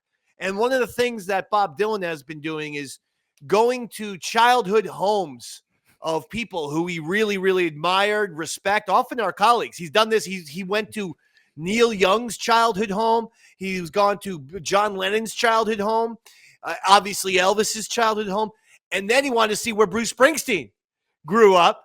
So he's fucking on the childhood home of Bruce Springsteen, but the family's moved out decades ago. It's not the Springsteen household. So he was just some guy in a dark trench coat with a dark hood on, just like peering in the windows. The cops called, thought he was a peeping Tom. They fucking put him in the cop car and everything. They detained him. And they're like, "Who are you?" He's like, "I'm Bob Dylan."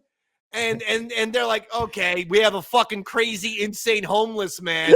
And they're like, "Do you have any ID on you?" He's like, "Oh, no, I never.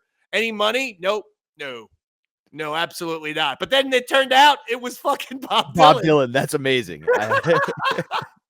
Was that like looking into your future there a bit, Dave, man? That's awesome. I loved it. So, we were talking about the smell in the bathroom, hygiene. Hobo Johnson's the man. The other thing that's going on here is we talked Fez is wearing the Santa suit, and I think part of it is he's doing what we all love to do. One of the reasons why I think all of us love radio is he's distracting himself from the turmoil that's going on in his head by doing anything he can and throwing himself into the show. So he's dressed up like Santa. He's into the gift giving thing. But the real reason he's stressed is he has to fly home, which we know he hates flying. And he is planning to share the secret with his mother this Christmas. Yep. Big deal. Big deal, real deal, Holyfield right here. He was going to finally say, that he's coming out of the closet. That's the plan. As we hear, Ron asks, you say there's a 2% chance, and Ron calls you dumb for putting it that high. What was this like behind the scenes? Because this is a thing that you all, it seems like from the audience's perspective, you all feel like if Fez shares this secret and truly becomes who he is, it will help him progress emotionally. Yeah, well, why not? You don't want to have that whatever hanging over your head. Of course, absolutely. But at the same time, you guys can't push him because if you push him, it's not going to be right. It is becoming almost like not a minefield, but if you touch certain subjects, Fez is getting touchy behind the scenes. How do you handle this stress? Well, the only advice I gave him is to get liquored up. It's easier to tell tough truths when that was Davey Mac's advice. Well, what else? How else are you going to do it? Now, he did tell us the secret, like privately. Like we all had like an actual thing, that was like a real life thing where he said, I believe I am gay. And no, I mean, everyone's like, oh yeah. I mean, good. I mean, good for you. Like, it was hard to sometimes. I forget how I reacted because I was like, yeah, of course, Fez. But at the same time, it's just like, okay, well, awesome. Yeah, you're still Fez. Nothing changed since. Like, I'm happy for you, and it makes that impact. Right. But so there's that. It's freeing for you. It wasn't too surprising to many, I feel. At that point, for sure. I mean, literally on the show, there's a joke about you had 2 kids that year, which is impressive to do in a year. Like, Irish twins. Irish twins. You know what that means? Within a year. Within 365 days. My children are 361. So they're Irish twins. For a 5-day period, they're the same age. Stanley, who's the younger guy, than Juliana, he loves that. He loves it. I bet he does. He takes advantage of those 5 days. He's like, yeah, baby, we're the same age now. No bossing me around now. I'm like, she's gonna be bossing you around for the rest of your life, pal. You just need to know she's your older sister. It's going to happen. But I appreciate your enthusiasm when you're the same age as her. If he needs some tips on how to, undermine your sister's authority, especially at like family meals and stuff, just give him my number. First thing you want to do, Stan, find a family member everybody hates and start calling your sister her name. That's step 1. Jesus, this is dark. This year for Christmas, my brother and I's plan is every time our sister does something out of line, we're going to text each other a compliment about her. And then when she finally freaks out, like, why are you guys texting about me? It's going to be like all full of compliments. And ideally, the last one will be like, and only a psycho would realize we're not complimenting and think, like, only somebody who's really guilty about how they're behaving would want to see what we're saying here. So anyway, the reason I brought that up was you had 2 kids. And Ron, like, the secret wasn't announced, but at one point they go, Fez goes, I'm not pregnant. Ron goes, yeah, because they don't come out of cocks yet. Like, we all kind of know where this is, you know what I mean?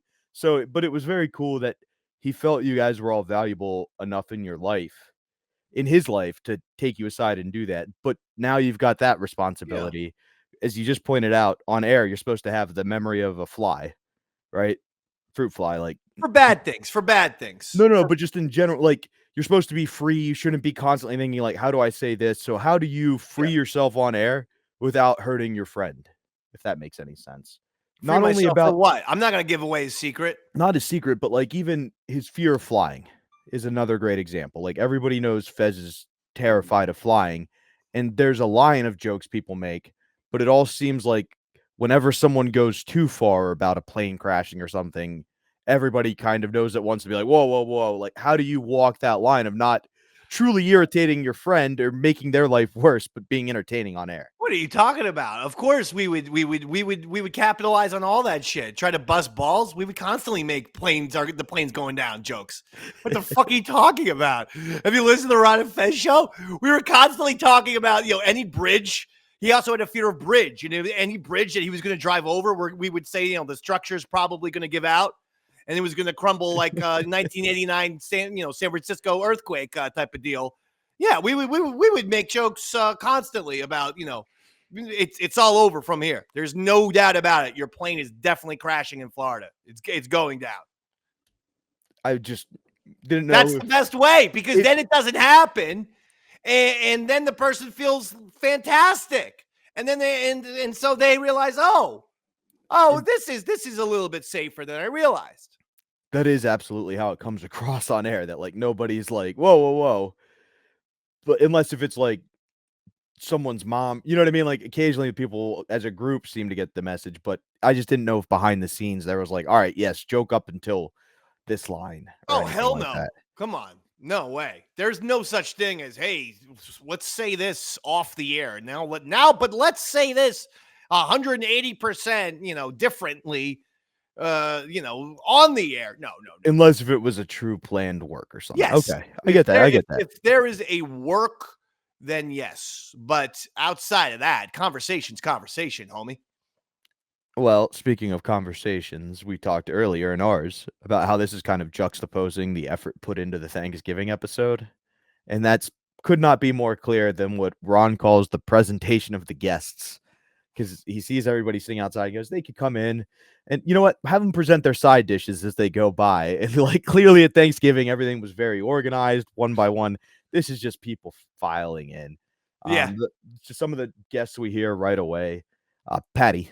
Stalker Patty's there. Stalker Patty, always fun to have around the holiday time. Really brings out the glow into everybody. Everyone loves Stalker Patty. Usually brought some chocolates with her. And I believe she was working at Starbucks at this point, so she brought coffee or something. And then won't hear it in our episode, but she sang Fezzy Baby instead of Santa Baby. Yeah, right. Like just Fezzy Baby. I tell you, if you want to. She might have the most authentic New York accent in the history of the world. Yes. She is one person who could not be born anywhere else in the world. Not even North Jersey. It's like, nope. Not even North Jersey, which has a lot of similarities. Nope. Like, oh no, she's only from New York. We find out because she gasps when you guys make fun of one of the flying things. And Ron goes, have you ever flown before? She goes, yeah, once to DC, like to see them. The only time she left New York was to hang out with other New Yorkers. So she's there. Juliana's there. And that is your daughter. Oh, my daughter is there. Juliana. Yeah. Juliana. Did I say Anna? Yeah, you said Juliana. I'm like, who the hell is that? Are you talking about Juliana Moore? Is that who you're talking about? Nope. McDonald. Juliana McDonald was there. Excellent. Wow. And we learn about one of my favorite beefs of all time, which is, of course, Ron Bennington versus your daughter. This was the era where Ron was just like, she just doesn't bring anything to the table, Dave. And you're like, she's 9 months. She's not even a year. Yeah, months. Yeah. That. She's not even a year. Not even there. I don't want to ruin anything that might happen later. Okay. But is Liza Minnelli a part of this episode? I don't believe so, no. Okay, so I'll say it right here. This was, I'm positive, this could only be the date. This could only be the date. If Juliana was a baby and it was a holiday special and it's 2008, yeah, this has to be the time where somehow Liza Minnelli, no, it wasn't somehow. It was because she was there for the Sinatra Channel to see Jonathan Schwartz, who was the other guy who worked. It was Opie and Anthony, Ron and Fez, and then his only little tiny closet of a studio. Jonathan Schwartz did the Sinatra Channel. Liza Minnelli comes by to say hello, and I put Juliana in Liza Minnelli's arms, made her hold her. Amazing. I still can't find that picture though. I know somewhere there's a picture of Liza Minnelli holding my baby. And I was going to tell Jules, this is your grandma, because there's a lot of similarities between Liza Minnelli and Beanie Mac. Let me tell you something. Yeah, that's a scary comparison. They're the same person, folks. Okay, if you know Liza, you know Beanie. And so that was awesome. And she was like, and she was great, by the way. She was like, oh, I'll hold your baby. Absolutely. And I'm like, can I get a picture? Sure, I'll take a big picture. And she was so happy. She displayed fucking Jules like a little butterball turkey that like she had just won or something. She was like, hi, and she was showing up off the baby like that. I'd love to hear the Frank's Closet footage of that day. I think I want a baby.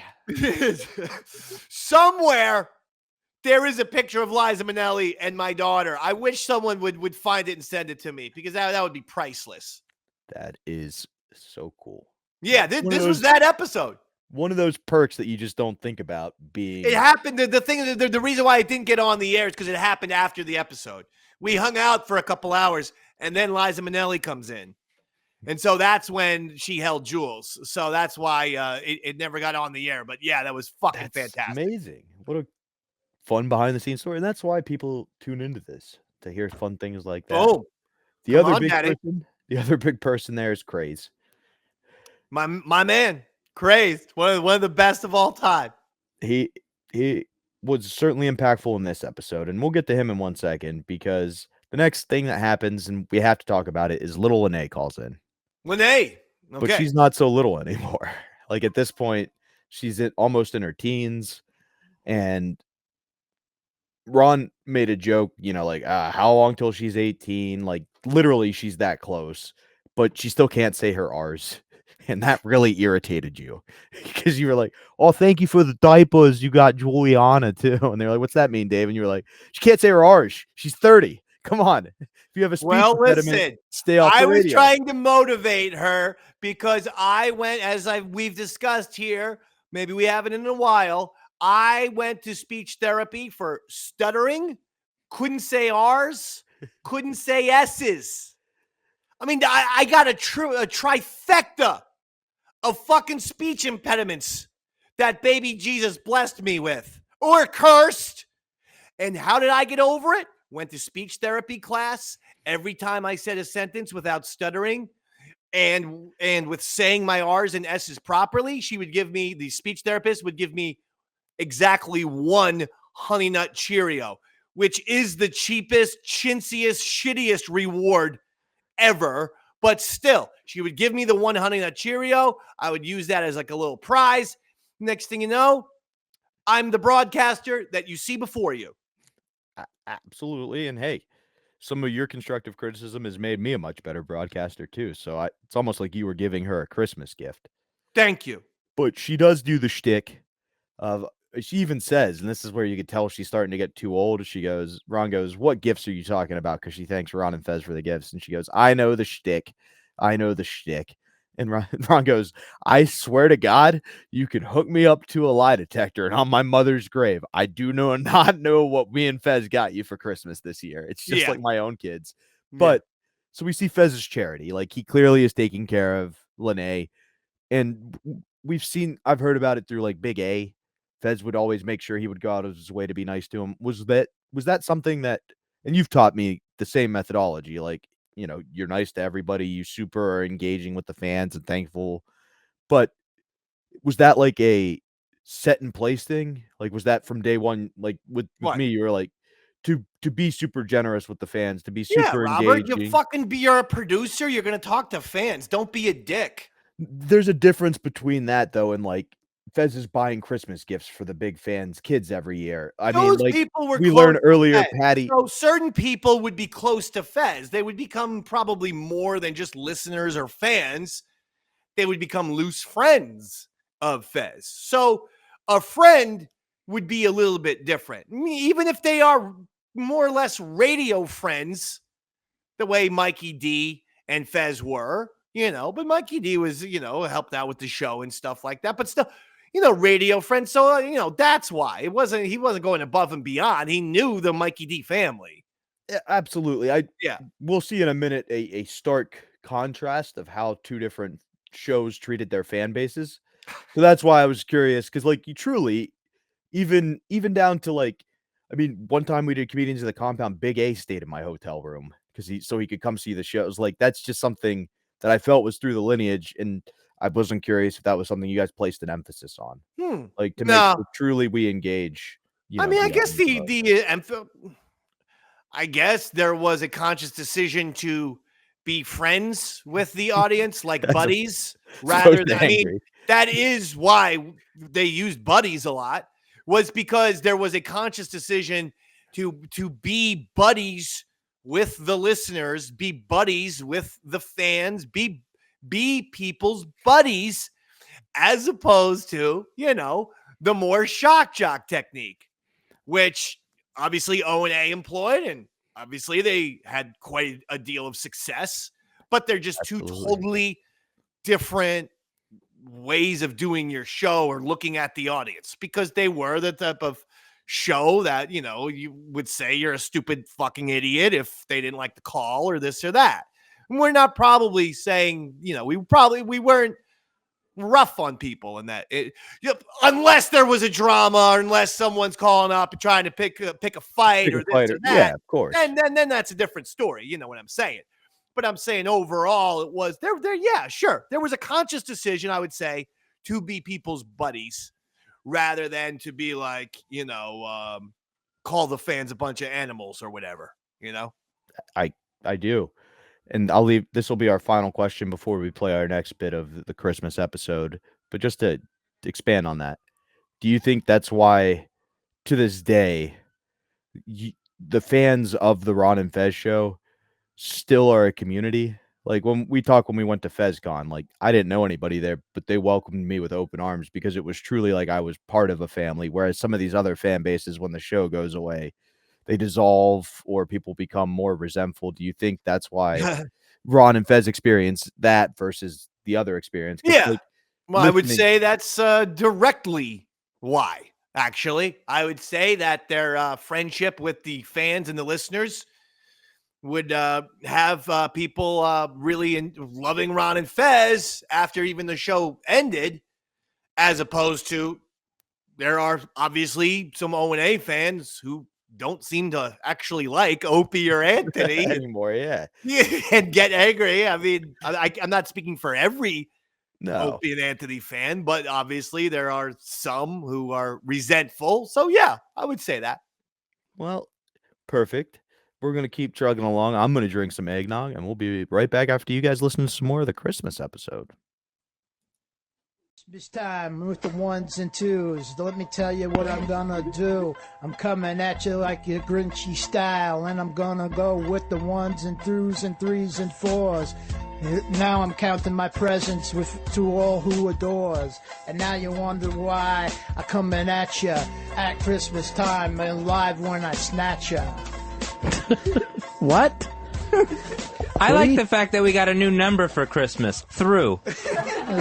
Somewhere, I think it's 2.5. It's through the 25th and through January. And you know where it goes when it's February. And to the dairy. Yeah. You're going to be joining Lily on the O&A show. That's where you're going. And you're going to put a credit card in your vagina. I don't have a vagina. Oh, I'm sorry. I had no idea, Crazed. What happened? God didn't give me one. Oh, I'm sorry. Well, you do the best you can, can't you? He didn't want crazy babies. Yeah. Yeah. Jesus Christ, I'm a professional.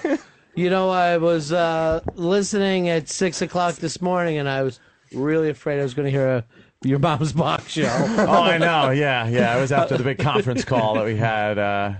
You know how it is with management. When was your conference call? Yesterday? It was yesterday about 5 o'clock. It was me, Opie, Bob Eatman, Super Agent Bob Eatman, and two, of the management over there at Sirius. And they just I don't think they understood our program. Like it's one of those deals where it's like where the first 20 minutes of the discussion was me explaining the Opie and Anthony show. It's like, perhaps you could go online, ask some people. It's been the same. I said our MO has been exactly the same for 14 years. We haven't changed from like Rush Limbaugh to what we're doing now. So, it's kind of easy, but they didn't, They don't understand. Didn't understand it. I think it really does help now, those things where you throw it to us at the end of the show. They're pre-recorded. Yeah, isn't that Here's great? Ron and Fez. Yeah, hey, here it is, Ron and Fez. Yay! I go, yay! Like Opie did the whole thing, and I went, yay, like a retarded little child. Yeah. I was at the carnival. That's another thing, like when you're in a team, they always make you be part of it. It's never good enough for one person to do that. Can't one guy just go in and do it? Hey, Ron and Fez are coming up, so stay tuned. But it's got to be, and hey, it's Opie and Anthony here. Hi! It's so awkward. No one talks like that. But they only give you one line to read. Yeah, one line. Maybe Welcome to Sirius XM. Yeah. Hey, stick around for Ron and Fez. You got two guys. You got to split it up. Yeah, it's fucking awkward. Oh, they just know nothing. Yeah. They know nothing of programming. Well, our promos are great because Fez cries halfway through. So I like ours those. are different. See, no. You're getting so good at that I think a movie and an Academy Award is in your future. To tell you the truth. I think you're just trying to get me going again. No, not. So he's saying you're acting. That's what he's saying. No, to you. I wish. No. He's so good at it. I think he could bring that emotion up at any time if he need be by just, thinking about something. You know what? I would think yes if you were the director, Anthony, because you're apparently You seem to bring the best performance then. Well, now, I was listening the other day, and I refrained from calling in that day because obviously there was something a bit upsetting. And then Jay Moore called in, and then I realized that perhaps it wasn't just like us, that it was just, a general mood. Because Jay seemed to, kind of conjure up the same. Yeah, buttons get pushed. Yeah, especially when it keeps getting discussed. No, because everything was going great. No. Merry Christmas, everybody. Is it? Yes. Fezzy as Santa is perfect. You know what? We're gonna do a calling me fat. No, we should do A Wonderful Life. Look what would happen if you weren't born, Anthony. Oh, Fez would be happy and dating broads. David be sober. In Fez's defense, of course he got upset with Jay Moore since Jay invited him to a casino to hang out. It was ridiculous. Yeah.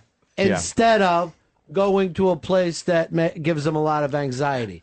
The fun. It was the pushiness of it, the insistence of it. I really couldn't make a decision at that point, and he really wanted an answer. Let me guess the decision. You go back to your folks' home and feel uncomfortable for 2 weeks? That's what I'm going to do. Good. Merry Christmas. I don't know, but obviously, Fezzy, now I'm all nervous. Yeah. This is the first time I've been nervous on the radio in years. I was very sincere when I apologized. Well, I was sincere when I accepted it, and then you started bringing it up again. Well, what bothers you about bringing it up? I mean, it did happen. It happened, but it was like the day after. Yeah. And I was really trying to move forward from it, and why?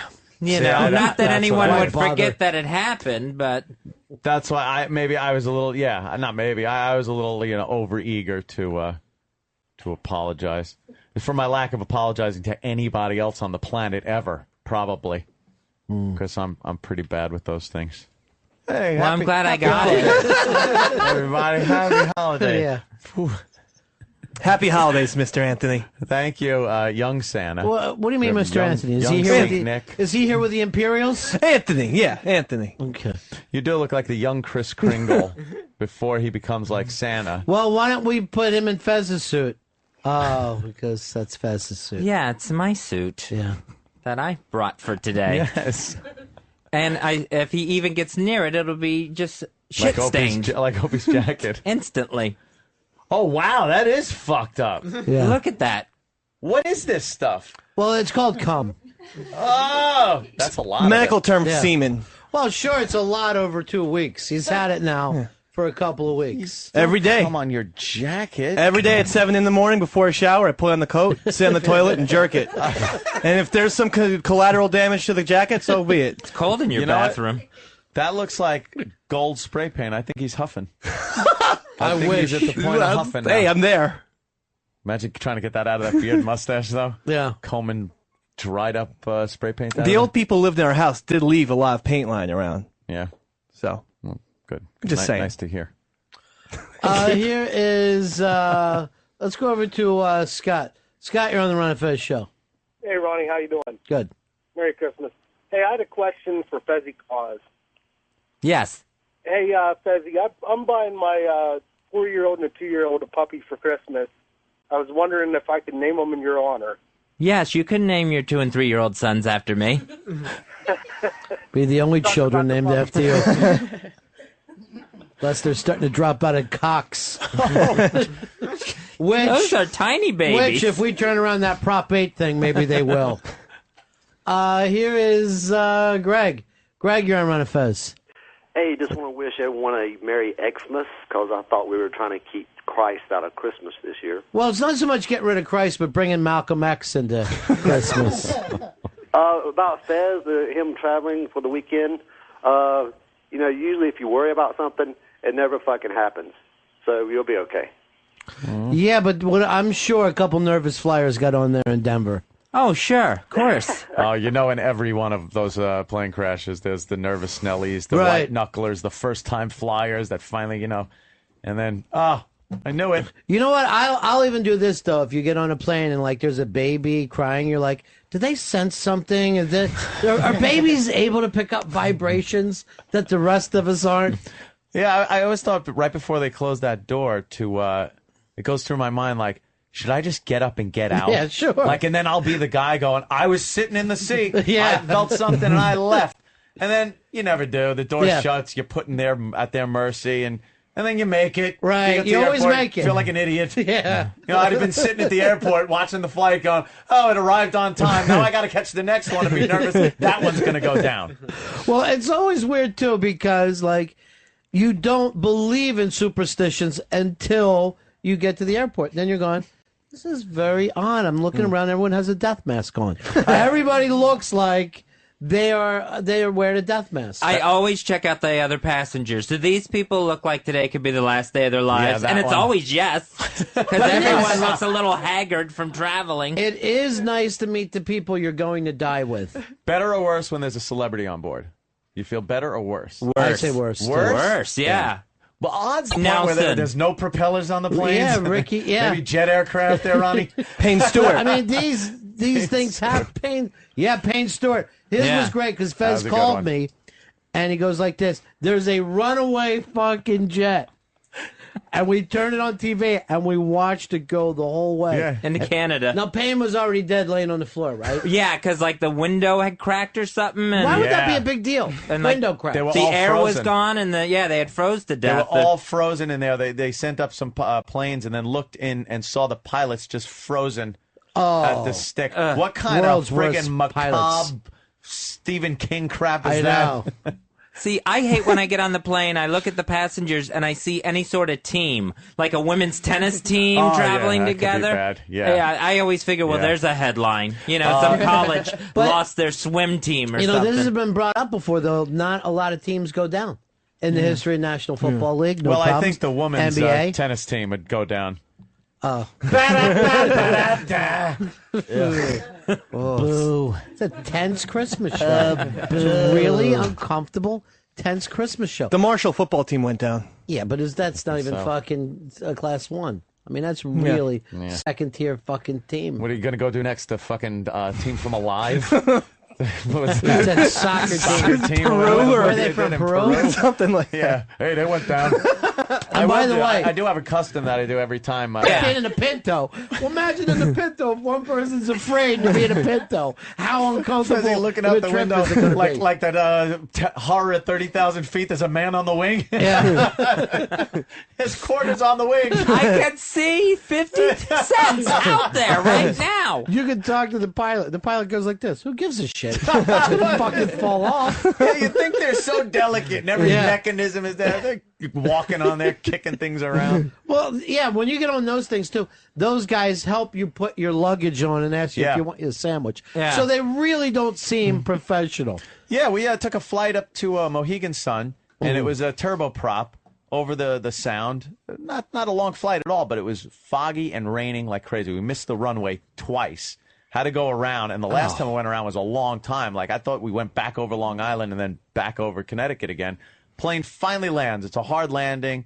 We get there, though. We've been drinking, so it was like, we're going to die. Fuck it. Yeah, right. Who cares? And then I see this guy, and he looked like an old bellhop. There's a black guy, had a nice hat on, and he's grabbing our bags and everything. He was the fucking pilot. And I'm just like, oh, my Yeah, God. I hate that. Their job isn't much different than the guy who drove you to the airport. Right, it's a limo driver. Yeah, but it's on another dimension they have to pay attention to. That important up and down one. That's, Well, like Fez, you talk about how fucking bad it is for you to fly. But what always makes me laugh is some guy right now, he's in his office having no idea his fucking seat is next to Fez. And he is in the nightmare fucking trip. Because I've been on planes with Fez, and this is I swear to God, shoot. He has screamed out, does anyone else smell gas? I smelled it. I know. One time, and this is the fucking truth, one time we're literally taking off, right? So we're fucking banked up, and it's a big plane. And Fez decides I can't do this and tries to fucking get out of his seat and start getting out of there. And I go, and he's going, I can't do this. I go, well, you ain't fucking leaving, bro. You gotta fucking stay now. Like, yeah, I just wanted to get to the door. Oh, wow. That's like, one of those guys. I've heard about that. Yeah. No, these things go down. These things go down. Just sit, calm yourself. Midnight run. I want to get a little surf and turf. He'll fucking do it. We did a thing one time. He screams in a fucking plane. We're upside down. No. He screams. We're upside down. Well, I don't know why this crazy pilot has to bank so steep so that you look out the window and it does look like you're upside down. The Blue Angels that day. Crazy maverick. I'm just sitting to him going like this. No, we're not, buddy. We're not upside down. Everything's all right. We're right side up the whole way. I can see the ground from here. Whoever sits next to me tonight, just be ready to hold hands. Oh. They're listening. Did you check the weather and everything?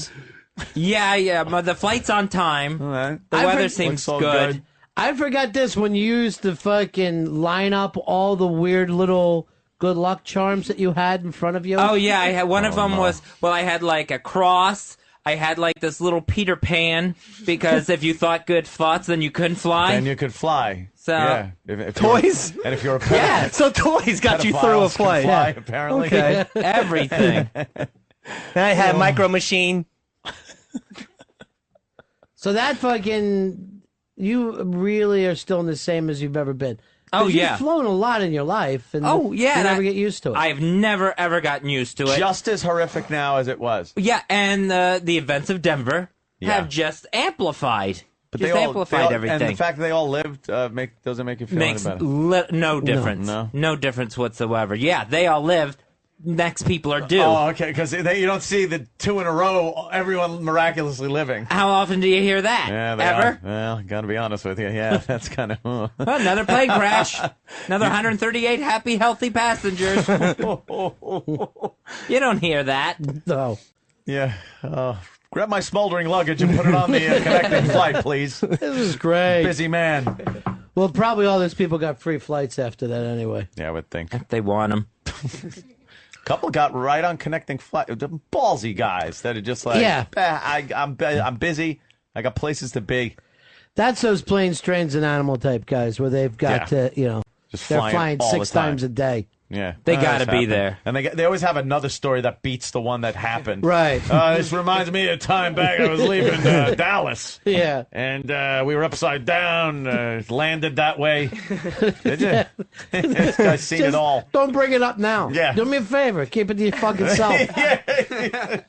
You have bad luck charm. We were on a plane one time. Fez was having a rough time, so he's got his head down on my lap and he's sobbing and his little head's going up and down. No. And the fucking stewardess comes back and the look of horror in her face as she sees this. And I go like this, hey, we're busy. Because you can't you can only go with it.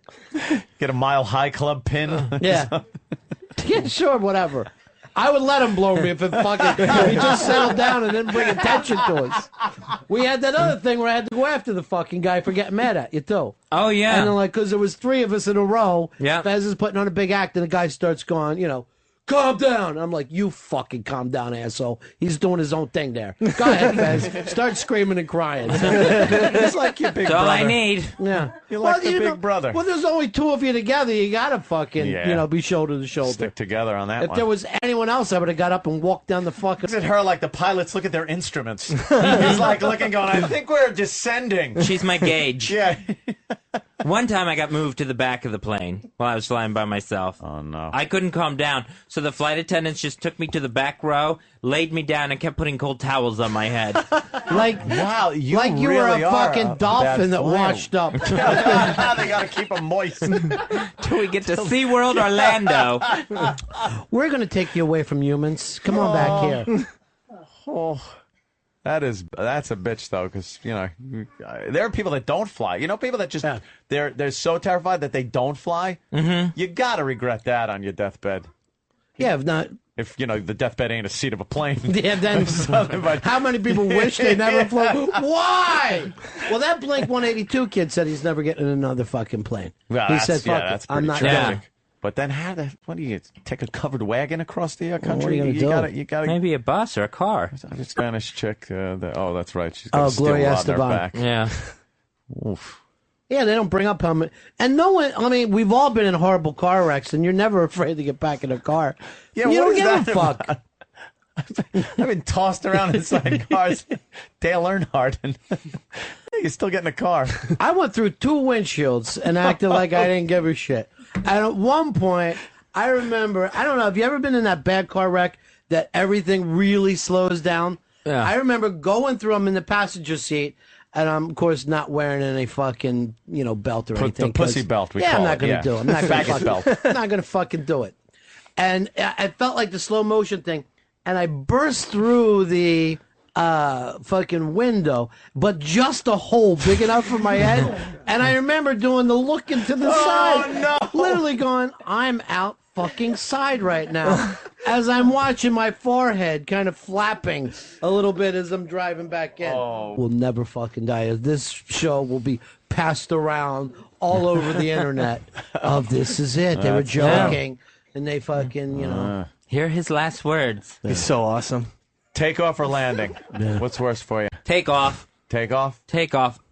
Yeah. 50 times worse. Really? Oh, I hate it. Horrifying. But you don't even always feel a good takeoff. You could just suddenly nice you're up. long runway. Well, now what used to play in my head is the flight that crashed Far Rockaway, Long Island. It's the same flight you're taking tonight. Yeah, I mean, same exact flight. Yeah, heading out, and I know that flight, like the tail fell off or whatever, like 2 minutes and 37 seconds into it.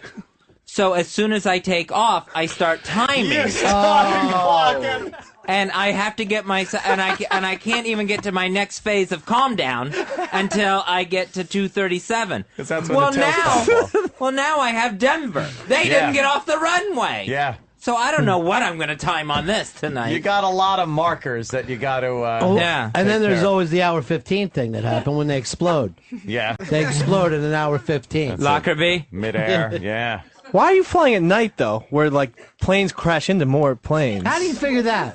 Because a plane crashed into a plane at night. Nighttime visibility is very low. They only go by their radars. They never. They only go by their radar. What do you think? The guy's just peering out? Any guy who goes by sight gets fired. They're like old school bus drivers waving to each other. Hey, how you doing, Artie? See you back at the yard. I don't know all the schematics that you guys apparently do, but I just know. No, you're going by your own very clear eyes, mole man, and how you can't see. I'm just saying, I would have flown in tomorrow morning. It's just me. But then he's in, he's done, he wakes up, it's a new day. I wake up on Christmas Eve. Pepper gave you a couple Ambien, right? Yeah. You going to take those? Yeah, I may try those. I've never taken Ambien before. Need a Xanax or something? That I have. Right. Who doesn't, right? Why don't you mix them together and die there on the fucking... I just want to serve them right. I have a lot more people OD'd than have ever died in plane crashes. Go out like the Joker. Jesus. It would serve them right if the luggage carriers had to haul me off in the Santa suit. They'll just check you. Yeah. You end up... Are you going to wear that on the plane? I was thinking about it. But here's the thing. I have this giant... Mommy, Santa's crying. The sled's broken down. I was thinking, I have this giant crazy Unabomber beard, and I'm going to be the nervous, edgy guy in the airport and on the plane. There's no way I'm not getting the special bag check. Yeah. Today. What's that, your nutsack? No, they what's take the you... special bag, then? They take you aside and they open your bag and look through your belongings. God, never. Ow. Vasectomy. I thought you were going to get one of those, Dave. Yeah. That's cute. When they I'm burn their teaching her little fire fingers. burn. Fire burn. See, that's the problem. That's why they don't get along. Fire burn? That's not a game to play with. It's a good first lesson to teach a kid. I mean, think about it, except leave the soft spot alone. You don't want the baby screwing around with that. Do they ever do that to themselves? Wow. Bashing that soft spot? All right, let's, other than hearing about it from women, have you ever heard about a baby getting its little fontanelle ripped open. But I can't hold a baby without thinking I can stick my thumb right through the fucking skull. It's almost like an OCD, where you just like when you hear that, just like a little pop. And then you're just holding it like a bowling ball. And then when the mother comes back, if your thumb was stuck, you're trying to shake the baby off. Oh, I don't know how it happened. Trying to get the brains back in. I'm just going to throw this out there. I think maybe that's why you and Julianne don't get along. That you're fantasizing making her into a bowling ball. I don't think we get along because she's very dull. Yeah, boring. She's 6 months. Well, at that point, they should have some kind of personality. What, She has nothing? personality. She smiles and does the... Can she roll over yet? She doesn't like to lay on her stomach very much. Then she's behind. That's good when she gets should. older. Slow. keep that in her mind. The first thing I do is we'll teach her never to have anal sex. That's the first thing. You're not going to teach by example, are you? What's second? Second? Yeah. Don't swallow. Not to run into the street. Don't swallow. Don't swallow. How about don't run into the street? Right. Stay away from the plugs. None of that stuff. Those are fourth and fifth. Yeah. If you as a parent tell her not to have anal, that's the first thing she's going to do. I How would hate it my even come daddy. up? She's going to like You me. know what? How do you bring that up? Shh, Fred's sleeping. Let him go. Yes, Fred. Sorry to keep So you many awake. people who need that seat, but that's okay. There's about 30 people outside who'd love to sit Were you there. going down to Crazed? You were starting to fall asleep too? Sorry, I'm. What the hell is going on here? Hey, where's my Ambien? I said sorry. I'm a little tired, but I'm all right. What are you tired of? Just commuting on the train and everything else, and you know. I don't Travel. know. I don't Did do- you I have to don't push travel. the train Travel here? exhaust you, does it, Grandma? Breathing. I hate breathing. In and out. I don't know. I get tired easily for some reason. Yeah, I wonder why. Jesus. But I Yeah, the lost combustion almost 10 engine. pounds. Huh? I almost lost 10 pounds. Well, it might be. this month. Check your ass. Almost. He almost lost 10 pounds. 9.8. Well, that's He technically almost correct. lost it, but then he passed an all-night pie stand. Oh, Christmas. Yeah, but I'm doing good. I'm eating Who less, asked you? and I'm. Who asked you any of these health questions? Did you What is think this, the fucking Rachel Ray show? Who cares? You can lose 100 pounds. No one's going to fucking have any interest. Did you think you woke up at a Weight Watchers meeting? No, There's going to be applause. Yeah, but I'm doing good. I'm feeling good. Yes! Yeah, I knew you could do it. Exactly. Just keep working it because it works. Sharing. Yeah. 9.8. 9.8. Yeah. Thanks, Patty. What happened to the other? Yeah, the point two. What's it? 2 points. But whatever. What do you want, an atomic scale when you do that? How are you getting the points? Or Or what- say 10 pounds? I don't know. They have a pretty nice scale. It shows how much Who's they? fat you have on. And How much fat you have on? How much fat you have on? Who is The scale just says a lot for him. Don't. Yeah. Well, It has this magnet ray that goes up through your body and shows Where you is how this? much, Who's fat weighing you, have in your body. NORAD? Yeah. Optimus Prime's weighing him. I think he was abducted. gotta get their thumb nice and up your ass. Yeah. Check around. See how Probe. everything's going. Where's all this taking place, Crazed? In your mind? Well, I go to a meeting on Mondays. It's called the Partners for Healthy Living, and basically it's like a PHL. support group for Yeah. fat fucks like me. Meatloaf is there. Yeah, Robert that's Paulson's part of there. Robert Paulson. Edward Norton's hugging him. Crying into his tits. But it's good because Yeah, it seems it. Yeah. it's good And you meet at Arby's? Oh, come on, Santa. That's so mean. Santa. So mean. God, what were you saying, Chris? But yeah, it's good, and I've been feeling good, and hopefully I'll be able to. Before this Christmas, I'll be down to 290. Hopefully. All right, brother. Yeah. All right. 2 days to go. Who's your partner? Cloverfield? You said a partner for healthy living. Are you teamed up? Well, I have no partner, but it's just like No partner, but it's partner. What's the name of this? Partners for Healthy Living. It's just like it's just a group. Is it So we're Parents all Without partners Partners away because for we're there Healthy? to support each other and Yeah. Yeah. And for the glory holes. Wow. So that's why you feel like it's appropriate just to sit up and start talking about things like this. But now you Out of say a sound sleep. You say you're there to support each other. Is the floor there to support everybody there? Yeah, exactly. See, that's Oh, all right. Christmas. Oh, crazy. But anyway, that's. Thanks for sharing. I just felt like sharing. Yeah. Yeah, that's what you say after. Yeah. After that, what are you gonna do? An AA meeting and then an Who are you NA? waving to? Huh? What happened there? I see Deb waving all over the place. So I was just wondering who she was waving to. She's flirting. Yeah, It's an office party. Waving to the baby that walked in. Why are you stopping conversation to ask me? She noticed who lost 9.8. She has locked in. All right. 9.8 on the Richter scale. Why don't you give us the weight loss story, but in a rap? And give us the hip hop version. Oh, damn. Yeah. Well, here I am standing on the scale. I didn't fail because I'm moving swell. And then I come at you with the ones and twos. I work out heavy with the ones and I do's. And I'm moving up the weights and I'm pushing them up, lifting them up and running them muck. And then I come in at you with the threes and fours. And then I go with all the ones that I adore. Chick's gonna love me when I coming around. Then they gonna know when I come into town. And here it is with the ones and threes. And even Ronnie B's waving to the baby you see. Whatever. Someone roll a ball past you. Is that it? You forgot what you were doing? Start chasing the ball. It's a red ball by Fisher Price. What's the difference between when someone comes at you with the ones and twos as opposed to when someone comes at you with the threes and fours? Is there a difference? Not at all. All right. Just making sure. It's just I can count. Yeah. It's working.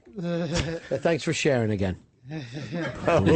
That is ghoulish. But there's Like Renfield. nothing worse than a support group. They make the worst behavior seem like it's acceptable. Where you can start getting up and telling people, here's what I'm doing in my life. I got to get drunk before I go to AA meetings anymore. The only way I'll even pay attention is when a chick starts to talk about how far she's fallen on crack, because it always like, you're just not paying attention. You're like, and then I started sucking cock and everybody just kind of sits up. Really? That's awful. What can happen, isn't it? Really was relating that story. No. That you suck in everyone's cock. This is so fucking awful. Here's Josh. Josh, you're on Ron Fez. Hey, what's up, boys? None of your business. Don't forget about that JetBlue plane that was going to land. The wheels went down sideways. Right, so what? These things happen. So what? That pilot brought it in like nothing. Flying Remember at night. that one? Sure. Skidding. And they can skid on their belly on some shaving cream. Night flying. What's the day? It's not a Lucky Lindy. The guy, they got instruments. Can't find Paris. Just like Lindbergh has day. landed. Yeah. Did you hear, boys? Here he is, Lucky Lindy. Being embraced by the French people. There he is in his biplane. And he's got a message for his mother. I'm going to tell you something at Easter. Mother, I'm a communist. I no longer believe in Jesus. All the things Fez would feel more comfortable saying. Those would be easier. Yeah. I'm very excited to find out if I ever do. The secret? If I ever do, what the secret is. Well, you said you wanted to tell your family first. That's what I said. Yeah. Yeah, that's what I wanted to do. And that's what you're most nervous about. Is that what this trip is all about? Well, Christmas, well, too. Christmas, Yeah. but okay. Why they're opening gifts. But Someone gets a secret one. I hear people crying down the hall. Now you're bringing me a shot. What does everybody but me know? Why? Your main thing is your mom more than anybody? Yeah. What if you tried it like this, okay? What if you go like this? All right. Mom, remember how I always told you that I didn't like things in my ass? You had always told her that? She was the one putting them there. Here's Dan. Dan, you're on Ron Fez.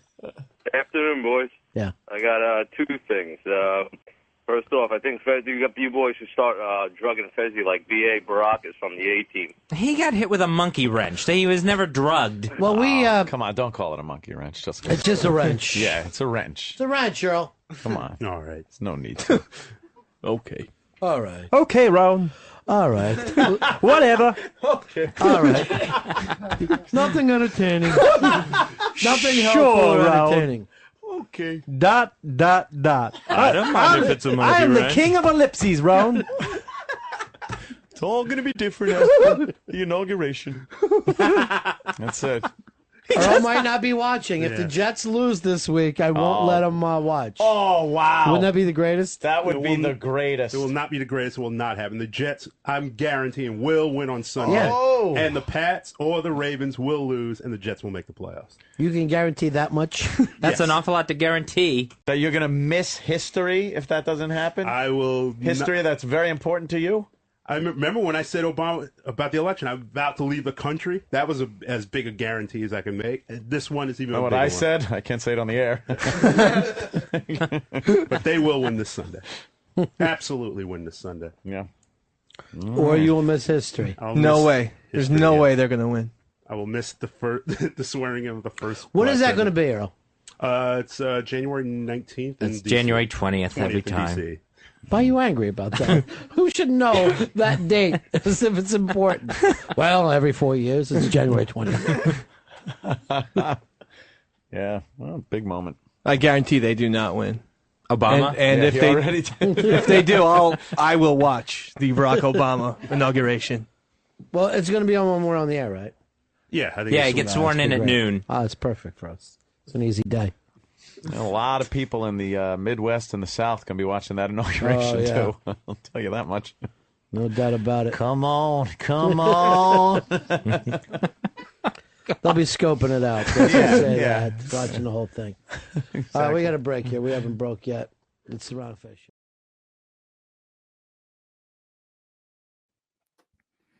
It's Christmas time, and we're back. Like a present, almost like Hanukkah. It's the Merry third coming. Christmas, happy Hanukkah, happy holidays to each and every person out there. Thank you for watching and listening to Davey Max Tales from the Satellite and supporting patreon.com/EastsideDave, Davey Max Sports Program, Yaddle Channel, the Eastside Davidson Wrestling Show. This is going swimmingly. I want to say thank you to each and every one of you out there. God bless you. All of the East Side Davidians out there. Bless you. God bless you. Are you a happy holidays person? I know you said that. Or are you? I don't have an issue with happy holidays for this one reason. People say, think it's bad. Like, oh, just say Merry Christmas. Just say Merry Christmas. I go like this. I go, no, listen. There are two fucking holidays. I mean, besides it being Hanukkah, I'm saying even if you're into Christmas, Christmas is on the 25th. New Year's is the next week. So most of us, you see someone and you're not going to see them twice for the next time. You go, happy holidays. That's basically a Merry Christmas and a Happy New Year, but you're not having to say all that shit. You get two birds with one stone with the happy holidays. That's inferring, all of the holidays. They just want you to have a good happy holidays. I couldn't agree with you more. No, I take it a step further. I go to Thanksgiving and I go, if I see you in Thanksgiving, I'll say happy holidays. That covers Thanksgiving. Yeah. Whatever, Christmas, Rosh Hashanah. It's multiple holidays. Even regardless of your denomination, you might celebrate Hanukkah, but you're also then going to celebrate New Year's. So you could be saying happy holidays. You could be selling Christmas, New Year's, happy holidays. There's two holidays. So it's just happy holidays. But I'll say Merry Christmas to people I know. Me too, especially if it's Christmas, right? If it's that specific day. Yeah, oh, God. I got a weird fucking pain right here. All right, go ahead. Oh, boy. Is that a stroke from God? It's Merry Christmas. He's shutting you down. You know what? God, I apologize. I'm going to say Merry Christmas from now on. And I think you're witnessing me having some sort of aneurysm right here and like an insane pain that's actually here. Like I'm holding my hand where the pain is. It's not on my head. Well, that's good. What does this mean? It's right here. I think it means you've been under stress and grinding your teeth. Oh my God! Oh, I definitely been grinding my teeth. Okay, Yeah. So you're Yeah, I gotta probably not stop having a doing that. stroke. But if he is, and you sent your money to Dave, it's going to Roy. So don't worry. It's not going to me. We're going to give it to Roy. We're not giving Roy a penny. Any donations to me are given to me. I'm saying if you died. I just want. If I died, that would go to my children, you fucking heartless animal. What would fucking Roy have anything to do with this? This is the Davey Max Sports program. He's got nothing to do with this. Plus, he's a millionaire who lives in Long Island in a mansion.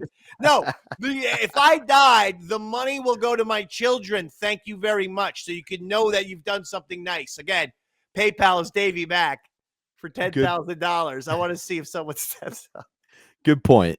And I just wanted to make it clear the money was not going to me in any way, shape, or form, so that people didn't feel guilty about donating. No one would expect you to get a goddamn nickel. Let me tell you something. Just trying to have your back, Dave, man. I feel like you're angry at me when all I was trying to do was protect that money. I'm smiling. You see me smiling, but I still am going to talk the shit. Of course. And I speaking ain't angry. It's fucking holiday time. Christmas, God. There we go. Sorry. It's Christmas time, and I'm in a jovial mood, quite frankly. I must tell you. You and me both. That said, somebody who really would care if you said happy holidays and not Merry Christmas and really hates political correctness decides to join the show next. And that is obviously Anthony Cumia. Oh yeah. Anthony would hang out every once in a while, hang out with the show. Love the Ron and Fez show for sure. Oh, absolutely. And the fans' response, the Afro shows. Those used to be the days. People love that. But it's just Anthony today, and he comes in kind of under a weird pretense. Like, Ron makes a joke about Crazed, who quickly points out he doesn't have a vagina. And thank you, Crazed, for giving us the accurate biology of your person. We appreciate that. My favorite part is he cannot pronounce that word. So it comes out like ver-vow. But although he is ahead of its time. In 2024, he may actually have to tell people he does not have a vagina. Like, maybe he was just ahead of all this shit. And, like, God love him. He wasn't mad that he didn't have a vagina. He was like, hey, just so you know, don't have one. Everyone's clear. No vagina. If you're expecting me to use it. We're all on the same page. No vagina down here. Just so everyone is on the up and up, okay? So we're all together on this. I do not have a vagina. Thank you. But Ron kind of implies that it would happen on the O&A show. And then as Anthony comes in, he says he was there with a meeting with XM. And Ron says he was worried he was going to hear the infamous "Your Mom's Box" to end the show. Scandal, some sort of little scandal, little probation or some bullshit. My favorite part was Anthony goes, the hardest part was spending the first 30 minutes of the meeting explaining the O&A show to them, like what we were, what we do. And it just goes back to your too many vice presidents. Time out. How many times have I been here? Okay, so I know what this was. This was the merger. Could have been part of the merger as well. This was the merger. So what he's talking about probably was the exact same experience that I've discussed on this show, where we had to meet with Steve Blatter and Rob Cross, two music program directors, and quite honestly, FM music guys. Why they were put in charge of the fucking O&A Ron and Fez channel is still perplexing to me. I don't know if they still have anything to do with the channel, but it never made sense. And if they do, I can't imagine that Steve Blatter and Rob Cross are still overseeing the Ron and Fez channel at this point. But I mean, my God, if they are, like, Rob Cross knew how to do musical programming for a hard rock station in Phoenix, Arizona. Now he's in the middle of New York City trying to contain the Opie and Anthony and Ron and Fez shows. And what was insane was, before the merger officially happened, or in the process of happening, we kept having to meet with these guys. And it was always the same questions. What do you do? explain to me what you do. And no matter how many times you would explain to them, they couldn't understand, which is why you don't hire music program directors for a fucking comedy talk channel. Duh! So no matter how many times I would meet with Steve Blatter, I'd be like, so what do you do? I'm a producer. I'm very creative, and I know, but what do you produce? Well, there was a segment on today's show. There's a game and stuff like that. Yeah, but that's not producing. Like, what do you produce? Okay, well, okay. Well, there was I did this character, Guy Geyerson. He was on the show, and it's like a sports guy who's like living in the past. Pretty much super sports of the 70s on Twitter. Before that guy existed, I was doing Guy Geyerson on the radio. A brilliant fucking. Hold on, I'm on a rant. I'm doing a fucking, I was doing what that guy does. He's got a zillion fucking followers and makes bank. I was doing an audio for him with Guy Geyerson. So I told that to Steve Blatter. He's like, well, I mean, that's performing. So what do you produce? You said you're a producer. Well, yeah, I produced that segment of me for the show. That was then a 10, 15-minute segment. No, but I mean, that's not. What do you produce? Okay. Let's see. I confessed the other day that I like jerking off in Yankee Stadium. Again, that's an on-air thing. So I've said it many times before. These guys they don't understand comedy or talk radio. I'm convinced that Steve Blatter thinks producing is production. Being able to produce and being a producer is different than being in production, which is technical shit, which is your sounders, your sweepers, your openers, your fucking audio shits, your little, special effects and bullshit. That's production. But Steve Blatter thought that was being a producer. No, a producer is, I got an idea for a sketch. I'm going to put it on the air. Sketch will be on the air. That kills half an hour a show. You got to do 5 of these a week, for fuck's sake. That kills 3 hours a day. So you got to get some shit on the air. That's what being a producer is you're getting something on the air for people to hear. So as far as producer goes, that's why I'm untouchable. Because honestly, has anyone done more characters in the years since? Does Chris Pepper Stanley or Earl Douglas do these characters that I did? Do they come up with the games, the sketches, and the talking points? I don't know. Not nearly to the extent you do. And I think part of it may be Opie's fault. Like, he was doing that for his show, and his guys were just doing production. Whereas, like, you were stepping up, like, instead of where Anthony would be like, hey, Sam, tell us about your weird penis. You would jump in and be like, today I jerked off at my grandma's funeral. And you would just almost being jump a producer is the same thing as being a content creator. Absolutely. It's not the fucking understanding of the nuts and bolts of Adobe or Delette or Pro Tools. Now, it's fucking coming up with something. It's something entertaining, a bit, something that's going to piss people off. I'll tell a story that I know is going to get me a lot of heat, but I don't give a fuck because I don't put myself over the show. I put the show over everything. It's just coming up with material, and that can be done in a multitude of ways. Like I said, doing characters and sketches. Like, that's one thing I know no one's touched, is doing a minimum of 25 different sort of characters and sketches throughout the years. No one's touched that. The other thing is the amount of games and shit that I did also come up with. Themed ideas. World's Fastest Wedding. That was from the mind of Davey Mack. Contributing when Ron has an idea for a story of the day. Anyone got an idea of what we should call it? Ichiban. Means number 1 in Japanese. I knew this because my dad gave me a number 1 shirt in Japanese when I was 8, and I loved the shirt because he went over to Japan. All this shit. You see, that's producing. Any fucking monkey can do production. You fucking sit in front of a computer with a mouse and drag shit back and forth. Any motherfucking chimpanzee can. And that is not a comment about Earl Douglas.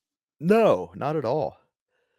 If you were supposed to laugh at that. Did you get it? I just said monkey, and then I said that's not a comment about Earl Douglas. I was just trying to save your career, Dave. That's why I was like, no, he clearly would not make that joke. No, that's not saving my career. Being laughing is saving my career because you're going with a clear joke. Oh, I got when you're taking it seriously, you're now making it sound like I was serious. I just know you're such a not racist person, Dave, that I didn't even make the correlation. So it took me a second to get there. Sometimes I wonder about you. I really do. Sometimes I wonder. That was a fucking killer little line I had. And you're like, Dave, no one's going to get that confused with Earl Douglas. Hey, not at all, big man. But so it appears Anthony was in a meeting of some sort, that there may have been an issue of some sort. No issue. This was... Going by what Anthony said, this was the merger, because if they asked him, what do you guys do? If they were asking him to explain what the Opie and Anthony show is for the first half hour, that's what they're talking about. So again, no. Just for clarification, I don't think that's what it was. He was saying before he could even get to the incident, he had to explain what the O&A show was to them, to be like, this is what we do. Like, just to use an example, I know this isn't what it was, but if it had been the Stalker Patty mousetrap incident. Right. And they were like, so wait, you have a stalker? And he had to be like, no, there's this woman that we call okay. I see your point. And he could have been using it for both things. Yeah. I have a feeling like this wasn't a full-on scandal, but that this was what I'm saying, because the timing all matches up, that it would have been Blatter and Cross meeting with them for the merger. That makes sense. But during the course of that meeting, maybe there was a little incident, a cake being stomped, one of those type of incidents. That's not that big, but they're going to ask about it because they knew Jack and shit. I don't know why they hired people who had never listened to the Opie and Anthony and Ron and Fez show. It was insane to me. Why wouldn't you hire people familiar with them and put them in charge? Be too easy. The guys didn't want to do it. No, they wanted several layers. It's almost like with everybody getting in trouble at that point, they wanted several layers of nope, the blame doesn't come to me. The blame doesn't come to me. The blame, it's that guy. I knew that the guys didn't want to do it when every time I would meet Rob Cross about maybe the Saturday night show with Sam and Dave and stuff, and I asked him, so did you hear Ron Fez today? And he'd always be like, I heard the last 45 minutes. I got to catch up. Those guys were always, I got to catch up. Oh, I got to catch up. It's like, okay. What? You're never going to catch up. And then one time when I was doing that negotiation, towards the end of my run on the Ron and Fez show in 2010, there was a lot of fans. It was an organic thing of Save Dave and Pay the Man, Save Dave, # Save Dave. And Steve Blatter used to ask his little nerd, dick-headed assistant, he used to ask him to get all the tweets revolving around SiriusXM and shit like that. And I had to meet with Steve Blatter one time. But he goes, while I'm in his office, he goes, I have to take a call real quick. Can you just give me 5 minutes? And I said, sure. He goes out of his office. This is a very true story. He goes out of his office. So I look at his desk. I see the tweets printed out. This is during that time. And you know what was what was attempted to be crossed out, but the fucking moron used pen instead of a proper black Sharpie? All of the Save Dave, Pay the Man tweets. Why that pissed me off so much is, hey, motherfucker, cunt boy, those are listeners. Those are your audience. Those are money-paying listeners giving you feedback. Feedback that you check because you want your fucking assistant to print those pages. But you have all of the quotes, all of the fucking tweets about me crossed out. I saw it from my own eyes. This isn't bullshit. I have never lied on Davey Max Tales from the Satellite. So in other words, that's Steve Blatter telling every SiriusXM money-paying paying audience member, go fuck yourselves. I don't care what you think. I, the vice president, Steve Blatter, am going to put me above all of the listeners. That's the problem with what I had with the SiriusXM pecking order and the over-reliance on too many vice presidents. You had people who didn't want to listen to the fans. It's crazy. Like sometimes when you get fired from a place and the thing you did to get fired is the most talked about, it's been in 2 years, and you're like, maybe that kind of proved my point. I feel it. Maybe, you're like, all you're doing by not paying attention to that is spitting in the listeners, people who are paying to have access to your subscriptions face. Because I wanted more than $37,000, which is, come on, Absolutely. Man. But let's say, hypothetically, Anthony was in trouble. I know he wasn't, but let's say he was, and he came in like O&A and Ron and Fez were friends. They worked together. I don't know how Ron. Anthony had a closer relationship to Opie, to Ron and Fez than Opie, Much closer. And I would say this is perfect for my question then. Like, if he had been in trouble and you're getting him on air that day, like, is that a goal to, like, when Anthony got fired, the infamous quote from many people was, if they had just been able to go on air the next day, because it was over the weekend, he wasn't able to clear the air. Is there some, like, when your buddy's in trouble, obviously you're going to try to help them, but, like, is there a code of conduct? Is there a set of rules? No, if it's something serious, you're not going to talk about it on the air. If it's something, I guess, that everyone knows about it, I don't know. It depends on what we're talking about. The type of scandal where someone gets arrested. Yeah, no, you're not going to bring that up because we're not going to bring that up. But let's say you used the example earlier, the cake stomp, where, like, all right, there's some negative heat. That can be brought up to explain his side of things. Is that something you guys ever thought about? No, we're not going to. What's your side of the story, Opie? No, that's not going to happen. We might make light of the situation, that it's even a scandal in the first place, but generally speaking, we'll let them do their thing. If they come on our show, we're having fun together. But there's no, like, come on our show to run some PR against some fucking scandal that probably won't even materialize. So, no. Makes sense. I just wasn't, looking out for your buddies like that. No, I hear you. It's a good question, but the answer is no. Listen, they're radio guys. We're not going to fucking give their shit away. They can do it on their show. Yeah, I mean, if it's a hot topic, that's usually the best defense. That's a good point. Yeah, I mean, especially if it's them. If it's something about O&A, we're probably going to let Opie and Anthony discuss themselves on their program. Okay, fair enough. I guess I could have thought that one through a little bit further. I rescind the good question comment I made. The question was more like, how would you try to help then? That's so I'm going to still take partial good credit. Anthony was there to hang out. When Anthony comes on the show, or whenever he did go on the show, he's there to hang out. We're just there to have fun. That was it. There's no, we're not doing anything else. And this is known as a tense, awkward Christmas, and part of the awkwardness comes from Ant's arrival. This is known as a tense, awkward Christmas episode of Davey Max Tales from the Satellite. And a weird transition. That was a tense, awkward transition. But no. So one of the reasons why it's tense and awkward, I couldn't come up with a good segue, is Ant made Fez cry 2 days prior to this. Yes. The first was he was talking about Jay Moore invited Fez to spend the holidays with Jay at a casino. Anthony was talking about it. That made Fez cry.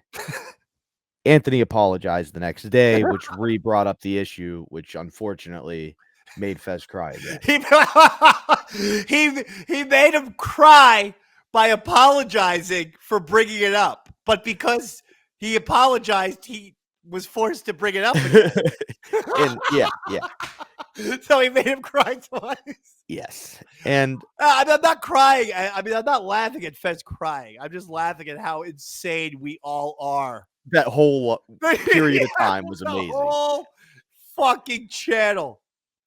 It's hysterical. Anthony said a line that really kind of stuck with me. He was like, I think I rushed to apologize there because you're the only person in the history of radio I've ever apologized to Fez. That's true.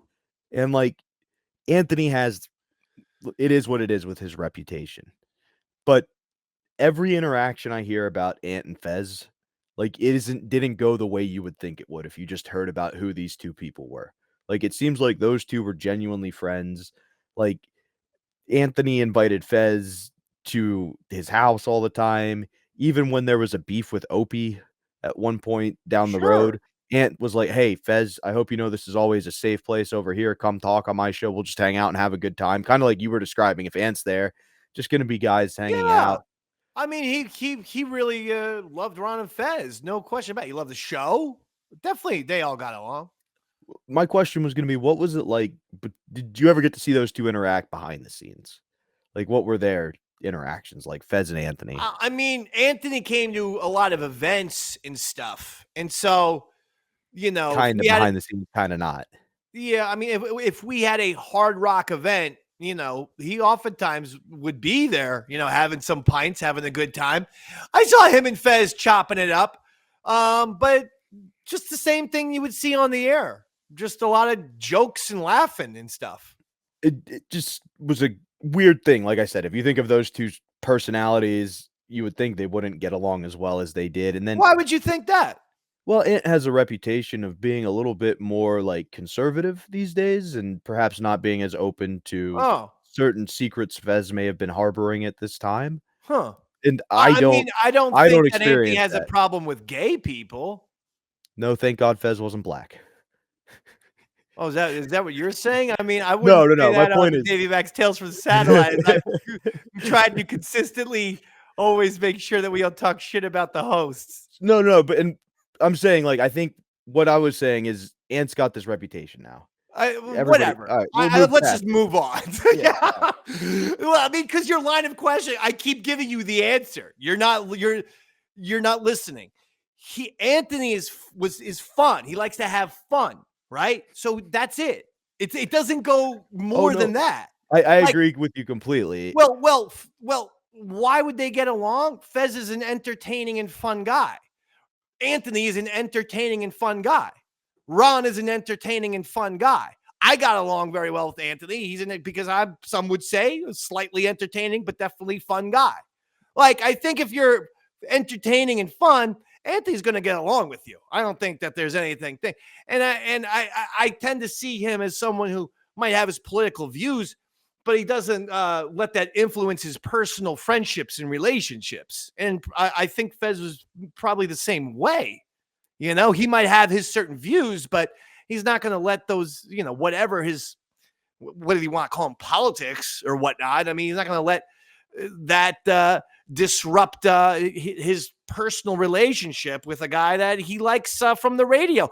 Going way before Sirius XM. We're talking about these guys having history to WNEW and all the shit they did on 102.7, at NEW. And so sometimes it just comes down to you have people that you have fun with, and I think that that's a good way to be. In fact, I have a lot of friends. We do not get along. I mean, we get along, obviously, but we don't agree on every single topic. I mean, we just don't. There's a lot of things we disagree with, but we've known each other. We know, I like having fun with this guy. He's fun to, have a few beers with, watch the football, the baseball, the movie, whatever the shit, and just enjoy life. So I think that's the deal there. I think you hit the nail on the head. The reason why people loved those two shows in particular was it wasn't about that bullshit. It was just guys having fun. As long as you were there to have a good time, you were welcome. Too much aboard. Politics these days, anyway. In my opinion, especially for people who are supposed to be, comedians and people who are getting paid to be funny. Like, let's chop it up, or let's have some fun. Let's talk some shit. I mean, stir it up a little bit, maybe a little drama. But it wasn't viewed through that. That's, I guess, was the point I was trying to get. Don't forget, this 2008. Yep. I'm out of sync. Okay, now, I mean, I was out of focus on the old camera.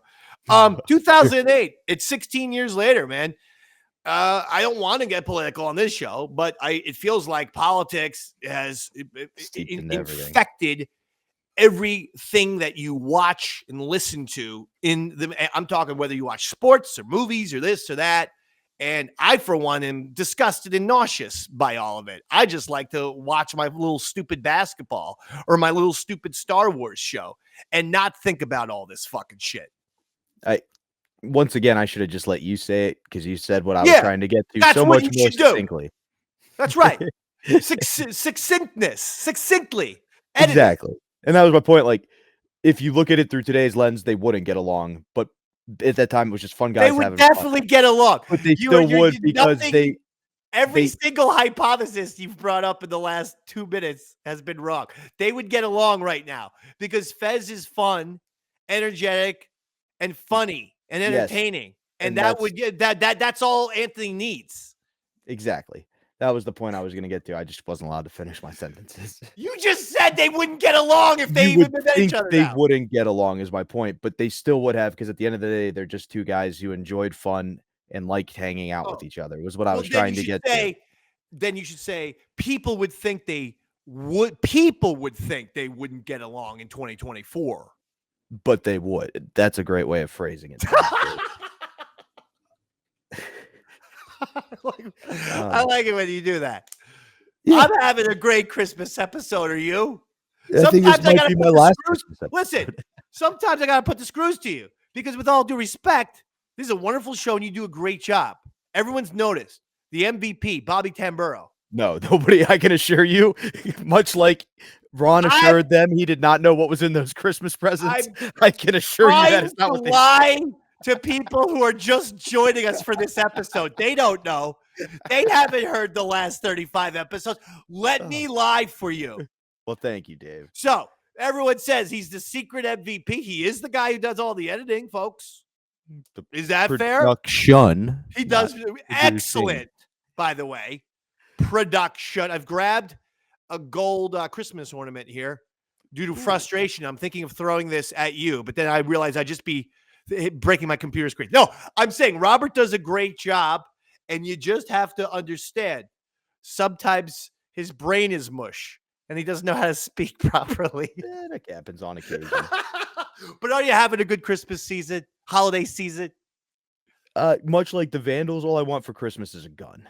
Yeah. Mine's not to defend my presence, but I'll let you guys do that. No, this is the hardest holiday season I've had in quite some time, with just a myriad of setbacks and shit.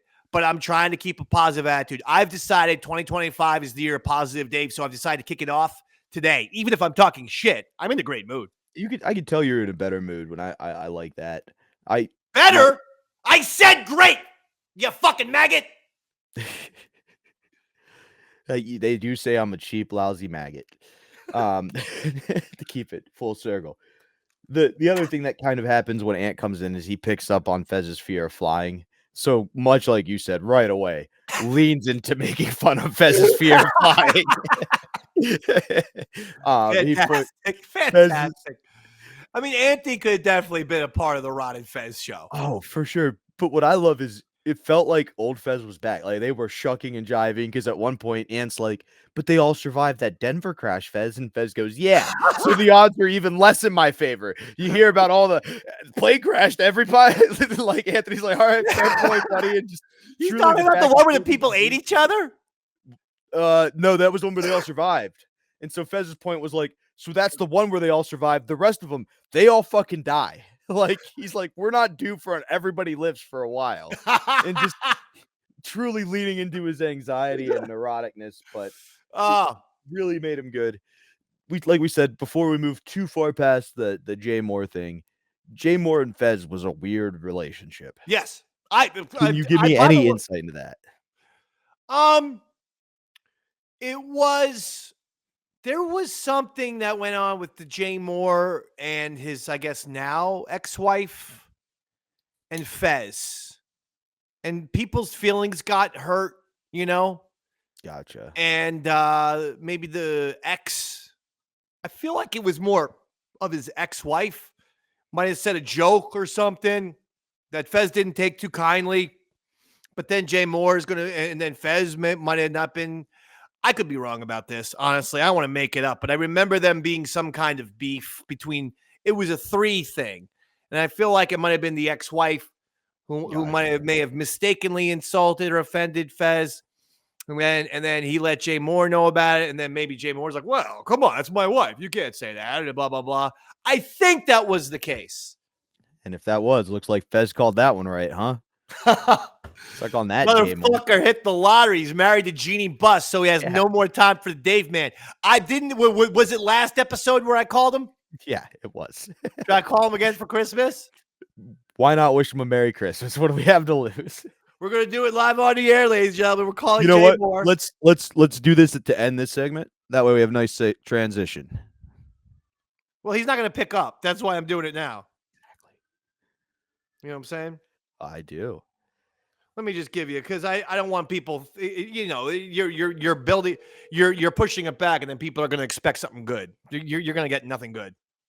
But here it is, Jay Moore, calling Jay Moore right now. Look at that. Hold on.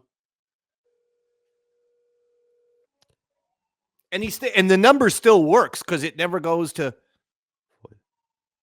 Hello? Oh, hi, is Jay there, please? Wrong number.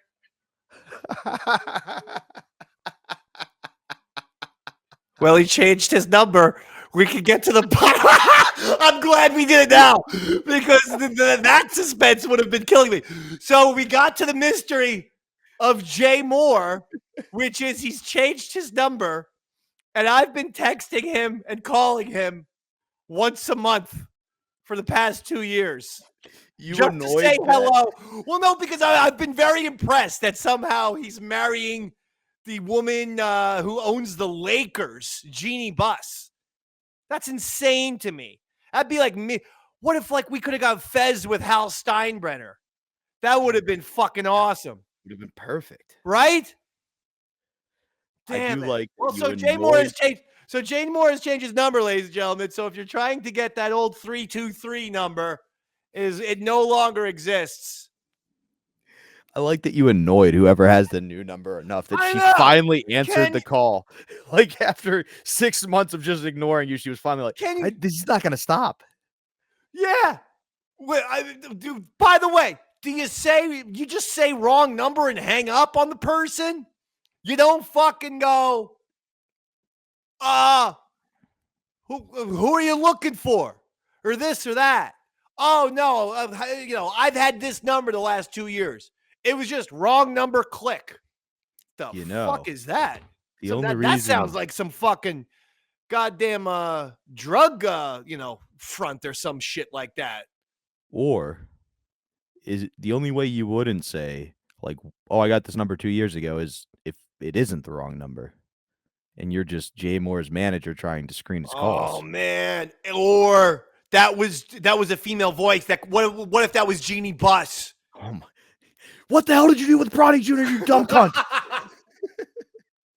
Jeannie, listen, I was calling Jay, but since I got you here, LeBron's done. He needs some interior help. Otherwise, the Lakers aren't fucking making the playoffs, sweetie. Yeah, that would have been. You know how MSG has its own network, Miss Buss? I mean, you guys got something like that with the Lakers? Could use. They got that shit. Fuck. I missed my opportunity to potentially talk to Jeannie Buss and be like, you know what? You like redheadish guys from New Jersey. I'm at least 10 years, maybe more younger and taller by far. At least 6'2". 10 inches taller. 6'2", Dad. 6'2". So Jeannie, because, she's around basketball players. You'd think that, the height thing would matter to her, or it would get, on a subconscious level, she would only respect taller people. And this is not to disrespect Jay Moore, but if you go to his Wikipedia, it says he's 3'4". It's like Jay Less. Yeah. He should open up his own store called Jayless, and he sells all of his DVDs for half off. He buys them from the $5 bin at Walmart and sells them. Here's pay it forward for $6. Well, speaking of small things, the last thing that occurs before the commercial break and before we're going to let the audience listen to the next part of the Ron and Fez show is, out of the blue, Crazed makes an announcement that he's down almost 10 pounds. He loved making speeches. There's this guy who, that is so fucking weird that you mentioned this. There's a listener of mine. I won't dime him out, but he's a nice gentleman, and he messages me on Facebook what he's up to. And he just told me he lost 10 pounds by going to the gym every day. Oh, hell yeah. Does he also have a dog he walks every day? No, he doesn't. Oh, okay. I thought we were talking about the same listener. It's so crazed. You know, he's one of those guys who's definitely going to volunteer information, whether it's relevant or not. Here's the fun part. Nobody asked him for that information. That's my point. Nobody was talking to him. Yeah. And That's then, my point. Just whether people are discussing what your topic is or not, he's just a guy who's going to volunteer a factoid, whether you're prepared for it or not. And you guys question, you're like 9.8 pounds? Because just say 10. And he goes, no, like the place they weigh me, it's good. It's got decimal places. You find out he's in a support group for weight loss. And you could see some of Ron's frustration with perhaps therapy or like these group things that don't really lead to any progress, because he's like, oh, that's where you get the blue to just be like, I lost 9.8 pounds out of nowhere. Like, it just really leans into just it. Blurt it out there. Hey, I've lost 10 pounds. Okay, we were talking to Anthony about the Little Rascals. What the fuck are you even mentioning? Exactly. That's so funny, but that's crazed. He's a Simpsons cartoon in live action. I've never seen someone who you could say, there's a Simpsons guy who has seriously come to life. I don't know if he's Ralphie Wiggum or what the hell, but he is a live action Simpsons character. He's the man, and he loves to rap, and we're gonna let you hear some of his raps right now. We'll be back after this segment from the Ron Fez Christmas episode. Oh, Shay. Wow. It's the Ron Fez Show. Santa Fezzy performed by Stalker Patty. Thank you. Yeah. It really sounded good to me. All right. I was just going to give her a compliment, and then she blows her own friggin' self over there. And I wanted to, when I heard you were going to do this, I wanted to come in and goof on it and everything, but you have a very pleasant singing voice. Oh, thank you. And a horrific talking voice. Shut up. Boy, this has really turned into Simon Cowell. So, is she going on to Los Angeles? She's going to Hollywood. You're going to Hollywood, dog. Ant gave you the highest compliment while it was playing. He brought up the fact that you could have sang a Club Spanky. Yes, Club Spanky. Good evening, Mrs. Spanky. Good evening. Why, look, it's Stalker Patty, and she's making hundreds and thousands of dollars. She's our new crooner. I'm a social climber. You're from high society. Oh, there's no two ways about it. You're the one for me. Hey, it's Porky, and he's playing the part of the love bug. Remember those, Fez? Oh, the Little Rascals. The Club Spanky was my all-time favorite. Yeah. Because they were all done up. Yeah, Night sure. Night on a town. You take a little kid and put him in a top hat. Yeah, that's going to be the best show that's ever happened. Slick his hair back. He's got a cane. He's singing and pointing with the cane, tap dancing. Yeah. Man, that was talent back then. Kids today, well, they know. Yeah. Can't do that. We want the Floridores, goddammit. We want the Floridores. How is Spanky able to get together a collection of girls like that? Yeah, he had the best pussy in that town. Yeah. The head whore Darla. Yeah. And then there were the peripheral ones. Mary. Yeah. The love bug will get you if you don't watch out. What are you doing? What are you doing? Hal Roach, you pedo. He really was. Dressing these girls up in sexy little showgirl outfits. That's a ped show of all time. Or the one where he had Buckwheat and Porky and the Chain Gang. Yeah. There were defiant ones before they even came out with that. And two more Queen Puffs. I think that was my absolute favorite. My dogs sure like apple pie. I'm gonna shoot that dog. Yum Yum Cosby bought all those, and we don't see him anymore. We can't see him because of Yum Yum eat him up. Bill Cosby guy. Remember there was just a head shrinker that showed up from Africa for no fucking apparent reason. What was he doing there? I don't know. I don't know how he got there from deepest, darkest Africa. Yum Yum eat him up. He just wanted to eat the children. My favorite fucking character was Butch's friend Wayne. The motherfucker was just the sidebar. A lackey. So, yeah. Flunky. You'll tell him, Butch. Come on, Wayne. He'd just follow him out. Yeah. Or whenever Butch. Darla would fall for Waldo. Just to drive She used to Alfalfa fuck around insane. with Butch, too. With Butch, Oh, that's Waldo, right, and yeah. Alfalfa. Yeah.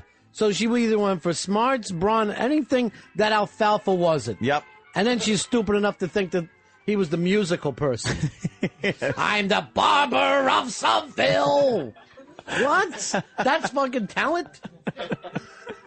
Yeah, whoever had like the best materialistic shit, she would just latch onto. By the way, this hot chocolate is as good as pussy. I'm telling you right now. This is the Fantastic. most fantastic thing I've ever tasted. Mm. You got to get some for yourself. Yeah, I'm having some too. Oh. It's great. Oh, not at Christmas. Please. Irish hot chocolate. Oh, that's good. That is good. Please, not at Christmas. Let's keep it nice. Thursday, Christmas Day, you could check out a brand new show right Check here. it out. It's the I always original. say, you know when Fez and I broke it in the radio because all of our promos are check it out. Check it out. Check it out now. And I swear to God, if you listen to every promo we've ever done, we're telling you to check it out. Beretta.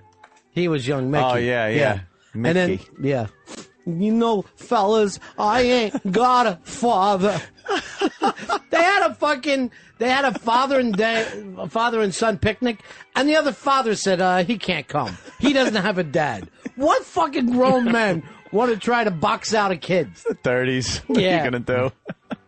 Scotty Beckett. Scotty. That just popped in my head. Beautiful young Scotty. And the last name, too. Scotty Beckett. Yeah, I never knew. I just knew the first name. Yeah, he wound up getting into drugs and dying tragically. Alfalfa died tragically. Yeah, they all did. Yeah. They all were. I think that's just how people died back Right. then. You know, it's what you're going to do. Weezer died in a boot camp training accident during World War II. Never even made it to kill a kraut. They took him out. They had to grease Weezer, and apparently it was Limburger cheese that accidentally got rubbed on his chest. Oh, the Germans smelt it and Yeah. Mustard put gas. one right in him. It's fun to look around to see who remembers these, and other people are like, what? Nah. Black and white? I'd never watch that. Let the old guys reminisce about this one. But How about My Mother the Car? What a show that was. The guy had a mother who died and was reincarnated as a Model T.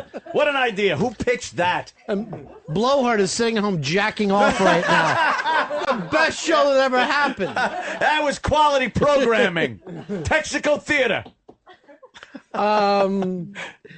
Here's Hard Rock Johnny. Johnny, how are you, buddy? Oh, boys. Yeah. Sorry I couldn't make it today. Who cares? It's Just another day, I saw Johnny. when they made the giant birthday cake. Put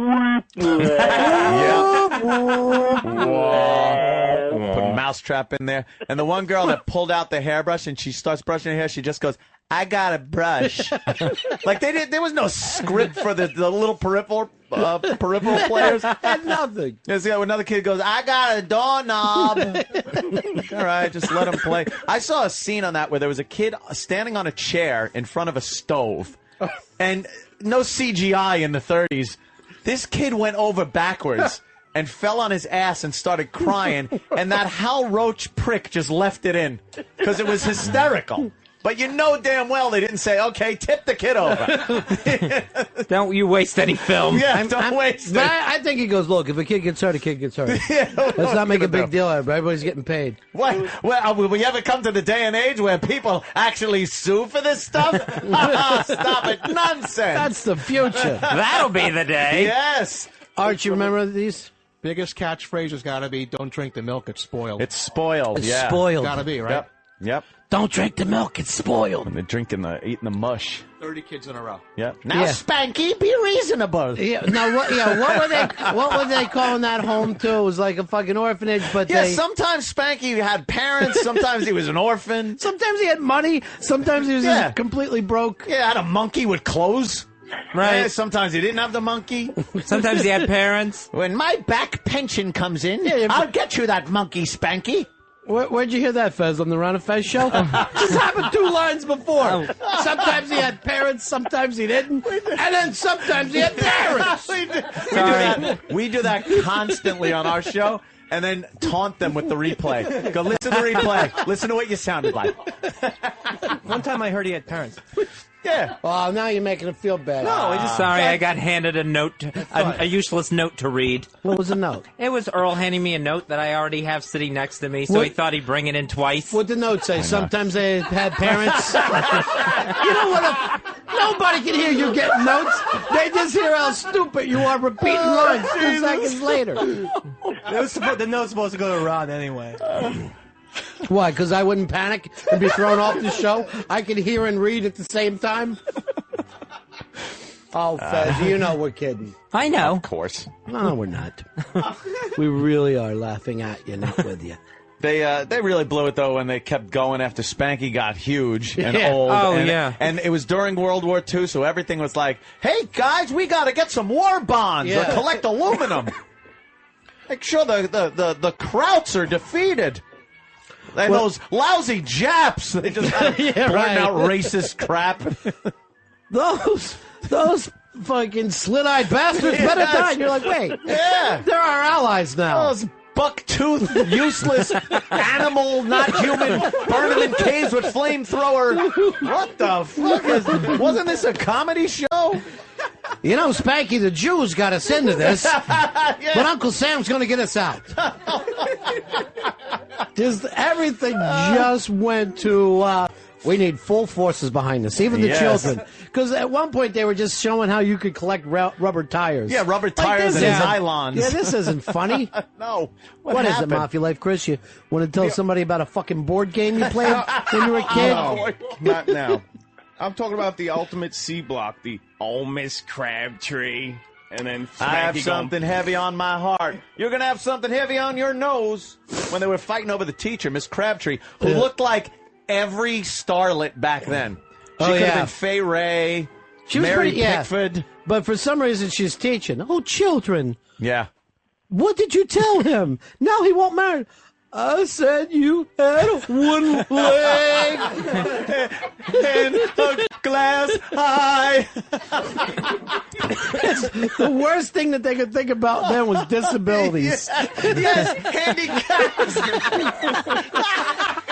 All the stuff that would be acceptable now. She was hard of hearing. She's got asthma. I can't marry her. She's got a glass eye. I'll be the laughing stock of the town. Miss Crabtree. Yeah. Call me Chubsy Ubsy. Anthony just said that fucking 2 minutes ago. She was flirting with him, too. Yeah, she was. Oh, She was yeah, like she a wanted cut him. tease. Yeah, what is that about? Yeah. And she actually gave a pretty inappropriately long kiss to Weezer's brother, the editor from the Daily Planet. Oh, later yeah, in, sure. Later in What the was his Superman real movie. name? Jackie Cooper. Jackie Cooper, yeah. I get Jackie Cooper and Jackie Coogan mixed up. If you get killed, could I have your pocket knife? Got a big sword fight and cut up the laundry. Ah, it's the good old days. Channel 11. Sure. Sat in front of there. Officer Joe Bolton showing me cartoons and telling you not to smoke anything that anyone gives you. Right, and don't try that poke in the eye Three Stooges thing.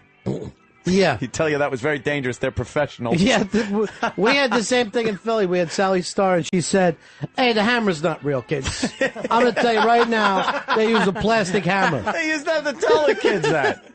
But, I was just bringing this up to my kids the other night, that when I was younger, they would not show you a cartoon without an adult standing there going like this. And now here's the cartoon. Yeah. I don't know why they thought these cartoons couldn't run on their own. You needed an intro.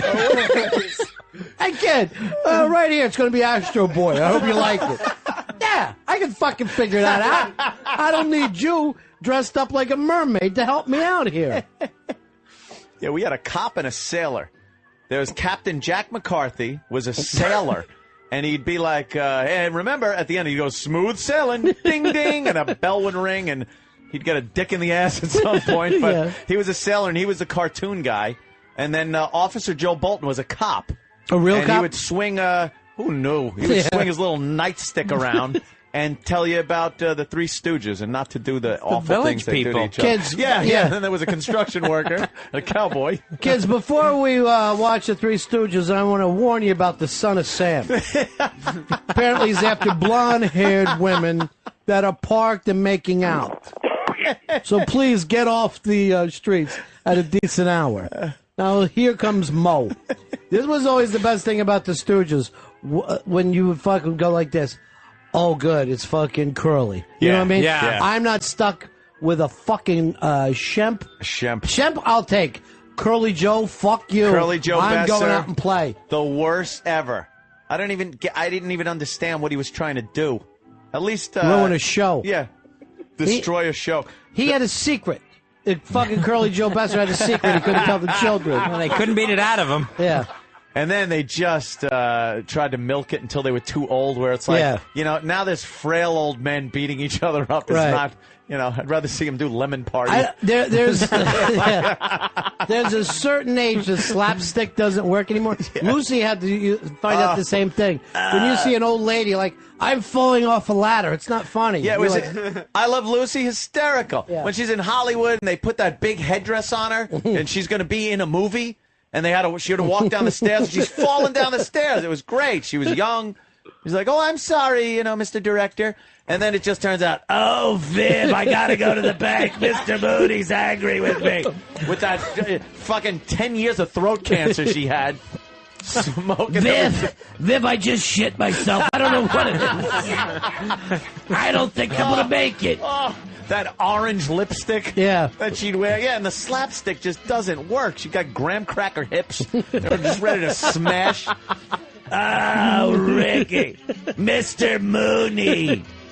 Yeah, Mr. Mooney, this was the weirdest fucking thing in the history of TV.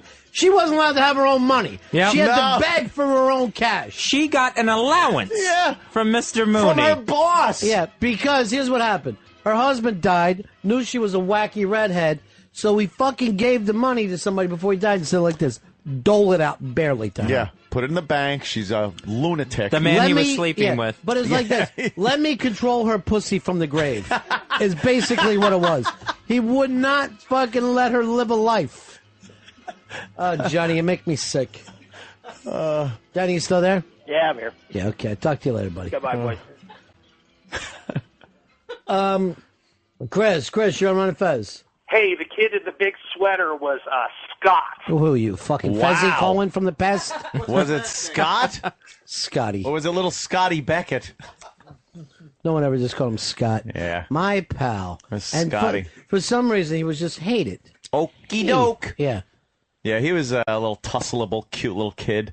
And then, they showed the mugshot of him in the... I got a big book when I was a kid, and it was all about the Little Rascals and what happened to him. Oh, my God. And it was horrible to have as a kid, because I'm looking at him, and I just think, it's black and white and everything, and I knew it was old, but I just remember him as that. And then you turn, and you see little Scotty's mugshot with, like, a beard, and he punched somebody and almost killed him, and drug addiction. Yeah, Stymie, I think, was a junkie. Which I'd love to tie off with Stymie. Yeah, Stymie. Oh, You how just fun would that be? Fucking get high and you're smoking cigarettes. Remember that one episode when you were just fucking pass out? Yeah, man. He kept his works under that derby. He looked good. That derby looked fucking good. The other thing about Stymie, he never brings up, maybe the fastest child in the history of television. He could outrun anybody and fucking really invented open field running. He would zigzag, he'd move back and forth. Yeah, what is it, Patty? Oh, I was saying one of my first little summer jobs when I was 18 was I worked in the old Marine Hospital, which was Bailey Seton later on. Oh, that's me. And Stymie was actually there as a patient in a wheelchair. I remember we were all running down to get his autograph. You know what life have you had? Here's the thing. Just because some old black guy in a wheelchair talks you into jerking him off doesn't mean that it was Stymie. You know how many guys probably said to themselves, yeah, I was Stymie. Earl could be Stymie. Look at him. You could be in the Stymie story. Earl, were you Stymie or The Buckley? heroin years. I was more of a Stymie guy. My daddy was a crap shooting fool. I know. You're more of a Farina. Farina. Is he or is she? You couldn't fucking figure it out. That was really when they pulled that whole racism out of there. It was, oh my God, Farina with the braids and the dress, but it was a guy. What would like you... Wanda Sykes. What would you... No, see, you think it's a guy and you think it's a girl, right? Yeah, I thought it was a girl. It's a guy. See, I never fucking knew. I'm going to be right in the middle like Luke Willing in it. So they put a fish there, and he put his foot through a hole in the bed, and then Butch was hitting it with a hammer because he didn't want Butch beating him up. But then a little crab came in and started biting his foot, and he was going, ow, ow. Now, I have fished before. I never saw a fucking garfish as long as that thing. It was huge. What, did they have longer fish back then? Everything was just giant back then. The pastries were huge. The cream puffs. I know. Cream puffs the size of Stymie's head. Yeah. Does Baby Love think that you're Santa, or what is her gimmick? No, I think she thinks I was Santa. She would not come near me. Oddly enough, we're dressed the same today. But she didn't want anything to do with me. So I think she really thinks I'm Santa. Yeah, she is. Almost time to come by the pool. Oh, stop it. God, I was just saying. I didn't say it's time. I said it's almost time. Jesus, everyone just... 3 o'clock. It's a nice pool, too. It is. Who's the fat girl that she's playing with? Oh, Who was that? That's sheep. That was Sheepy. Oh, see, then people at home, though. Here's Bob. Rob, you're on the Ron Fez show. Hey, how's it going, man? Yeah. Hey, another great one was with Simon, which of course the ultimate was when he had the little fidgets with the cigar. Oh yeah, the midgets who decided to dress up as babies to get away from the cops. Yeah. But then they couldn't stop their urge to smoke cigars at all times. And then they were ripping off the old bags by going, they wanted them to jump, and then the jewelry would fall off of them, and they'd rip them off. Just from jumping. That one dubbed line where the littlest one in the carriage with the bonnet on just goes, go chase yourself. And then that was the end of it. Yeah. And then Go chase yourself. Then we're off to a commercial. And even then, you couldn't tell if they were kids or these freaks of nature. Mm-hmm. I didn't know if they were real midget things or they taught kids to like talk and then lip sync them. It's not like you saw midgets in your real life. So, No. But you know what? We were over at Radio City not too long ago, and there's midgets on stage, and there's a bunch of little kids in our row. As soon as midgets came out, every little kid stood up and was just fucking locked in. Fascinated, right? Yeah, they love a midget because Yeah. I think kids don't want to grow up, and they're like, these are adults that fucking figured it out. They know how to stay a kid. This is my ticket to not having to work. Yeah. Be like Dad. Earl, for you, that was like seeing a black cop when you were a kid. Like, you're like, how could this be? They're like us, but somehow they're a cop. Yeah. Thank you. 20 years in radio, huh? 20 fucking years in radio. You never got off the line yet. The phlegmy voice. So you cough. I didn't want to cough into an open mic. That's all. I don't want to sound like Scotzo, a guy I used to fuck every day. That doesn't even make sense. Oh. He banged him. It's the only reason for that Doesn't make love. sense, does it, Earl? No, it doesn't make sense. Banged him in the ass. What happened, Earl? Nothing happened. Jerked him off. Did you? No. Well, why is Dave saying it then? Why do you have such a connection to that guy? Let the man rest in peace. Then. What, are we waking him up by talking about him? No. We've been resting for a while. What is We that just that- started talking about him. What is it that you believe? And suddenly he's like, in his deathbed, what? Suck off who? What, Earl? I'm here with my Protect me. family. No, I just can't stand when Avenge me, Earl! Avenge me!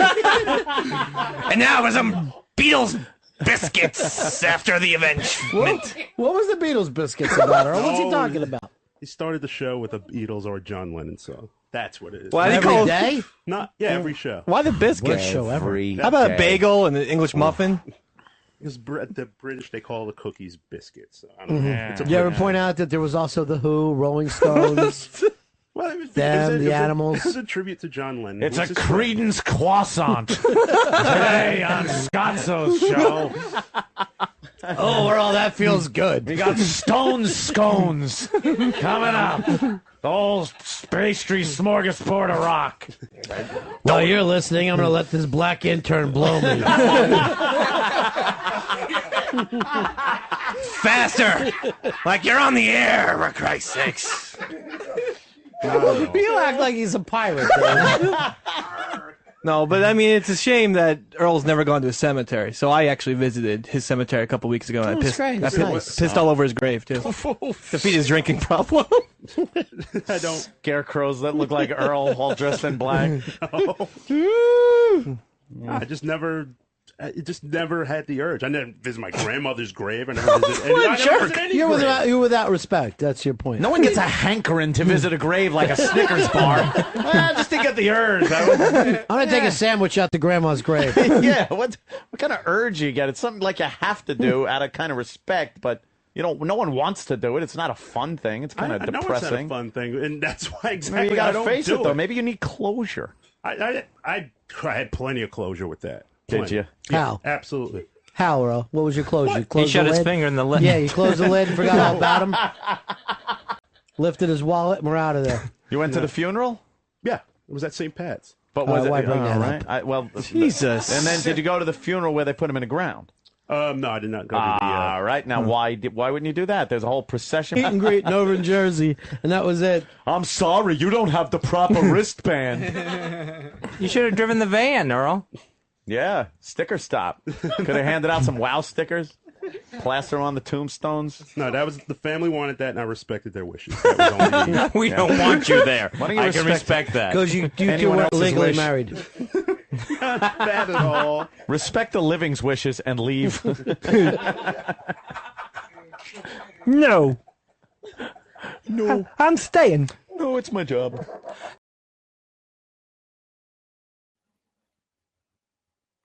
We are back. Back and better than ever. Merry Christmas. Happy holidays to everybody out there. Hope you're having a nice, warm holiday season with you and your loved ones. That's what I feel. I do too, and I hope you have peace on earth. Oh yeah, there you Your go. personal peace. I don't care about war, but like you are at peace. That would be nice. That'd be nice for all of us, really. Absolutely. Now, it was kind of funny you said that Fez and Anthony would get along so well just because they're fun guys. They picked the most out of the blue topic to then riff on for a half hour at least, and that is the TV show The Little Rascals. Yeah, that's why I brought it up. Little Rascals, our gang, of course. I feel like if you're like a certain age, you call them our gang, and then other people, younger people, tend to know them by the Little Rascals. I gotta tell you, I have no cultural context, reference, any of this. Now, part of it maybe my mom hated the idea of kids like dressing up like that whole shit she thought was dumb and just didn't let me watch it, but I just had no idea that it was. I mean, no, yeah. My brother Patrick was sort of liked he had a couple tapes of Our Gang or Little Rascals. I think Our Gang was like the official name, or at least when they started, that's the way it was called. And then it morphed into people knew them by the Little Rascals. Buckwheat and that type of shit. I mean, it was fine, I guess, for those days, but it does not hold up. Now, it does, as we hear Anthony describe, it holds up if you watch it for the sake of laughing at it.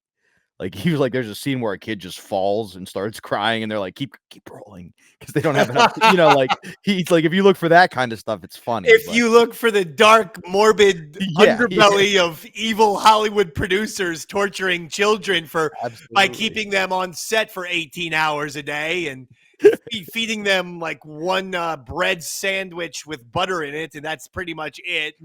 Starving these little kids. Yeah. The origin of where all the Hollywood labor laws came from. Yeah, exactly. Yeah, probably. But it does illustrate the point you were describing. It also brings up a question. This is your Christmas episode, right?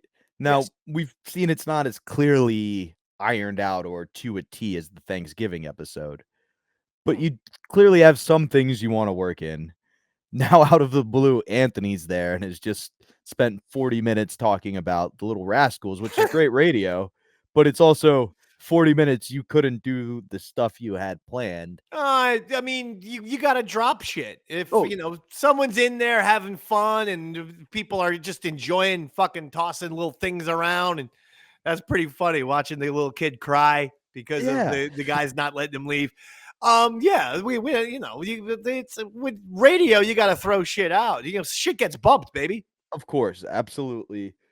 and like I said, it's reminiscent of old Fez. He's just fast. He's on the ball. He does get made fun of at one point because he repeats the conversation, but even that in a normal episode would be enough to take him out of it for the rest of the He likes television. He's back in. Yeah, and he likes Anthony. He likes Ron. It's a great Christmas spirit. That's one thing that you Fez can talk about is TV. No question about that. I mean, just a great knowledge of television, the medium itself.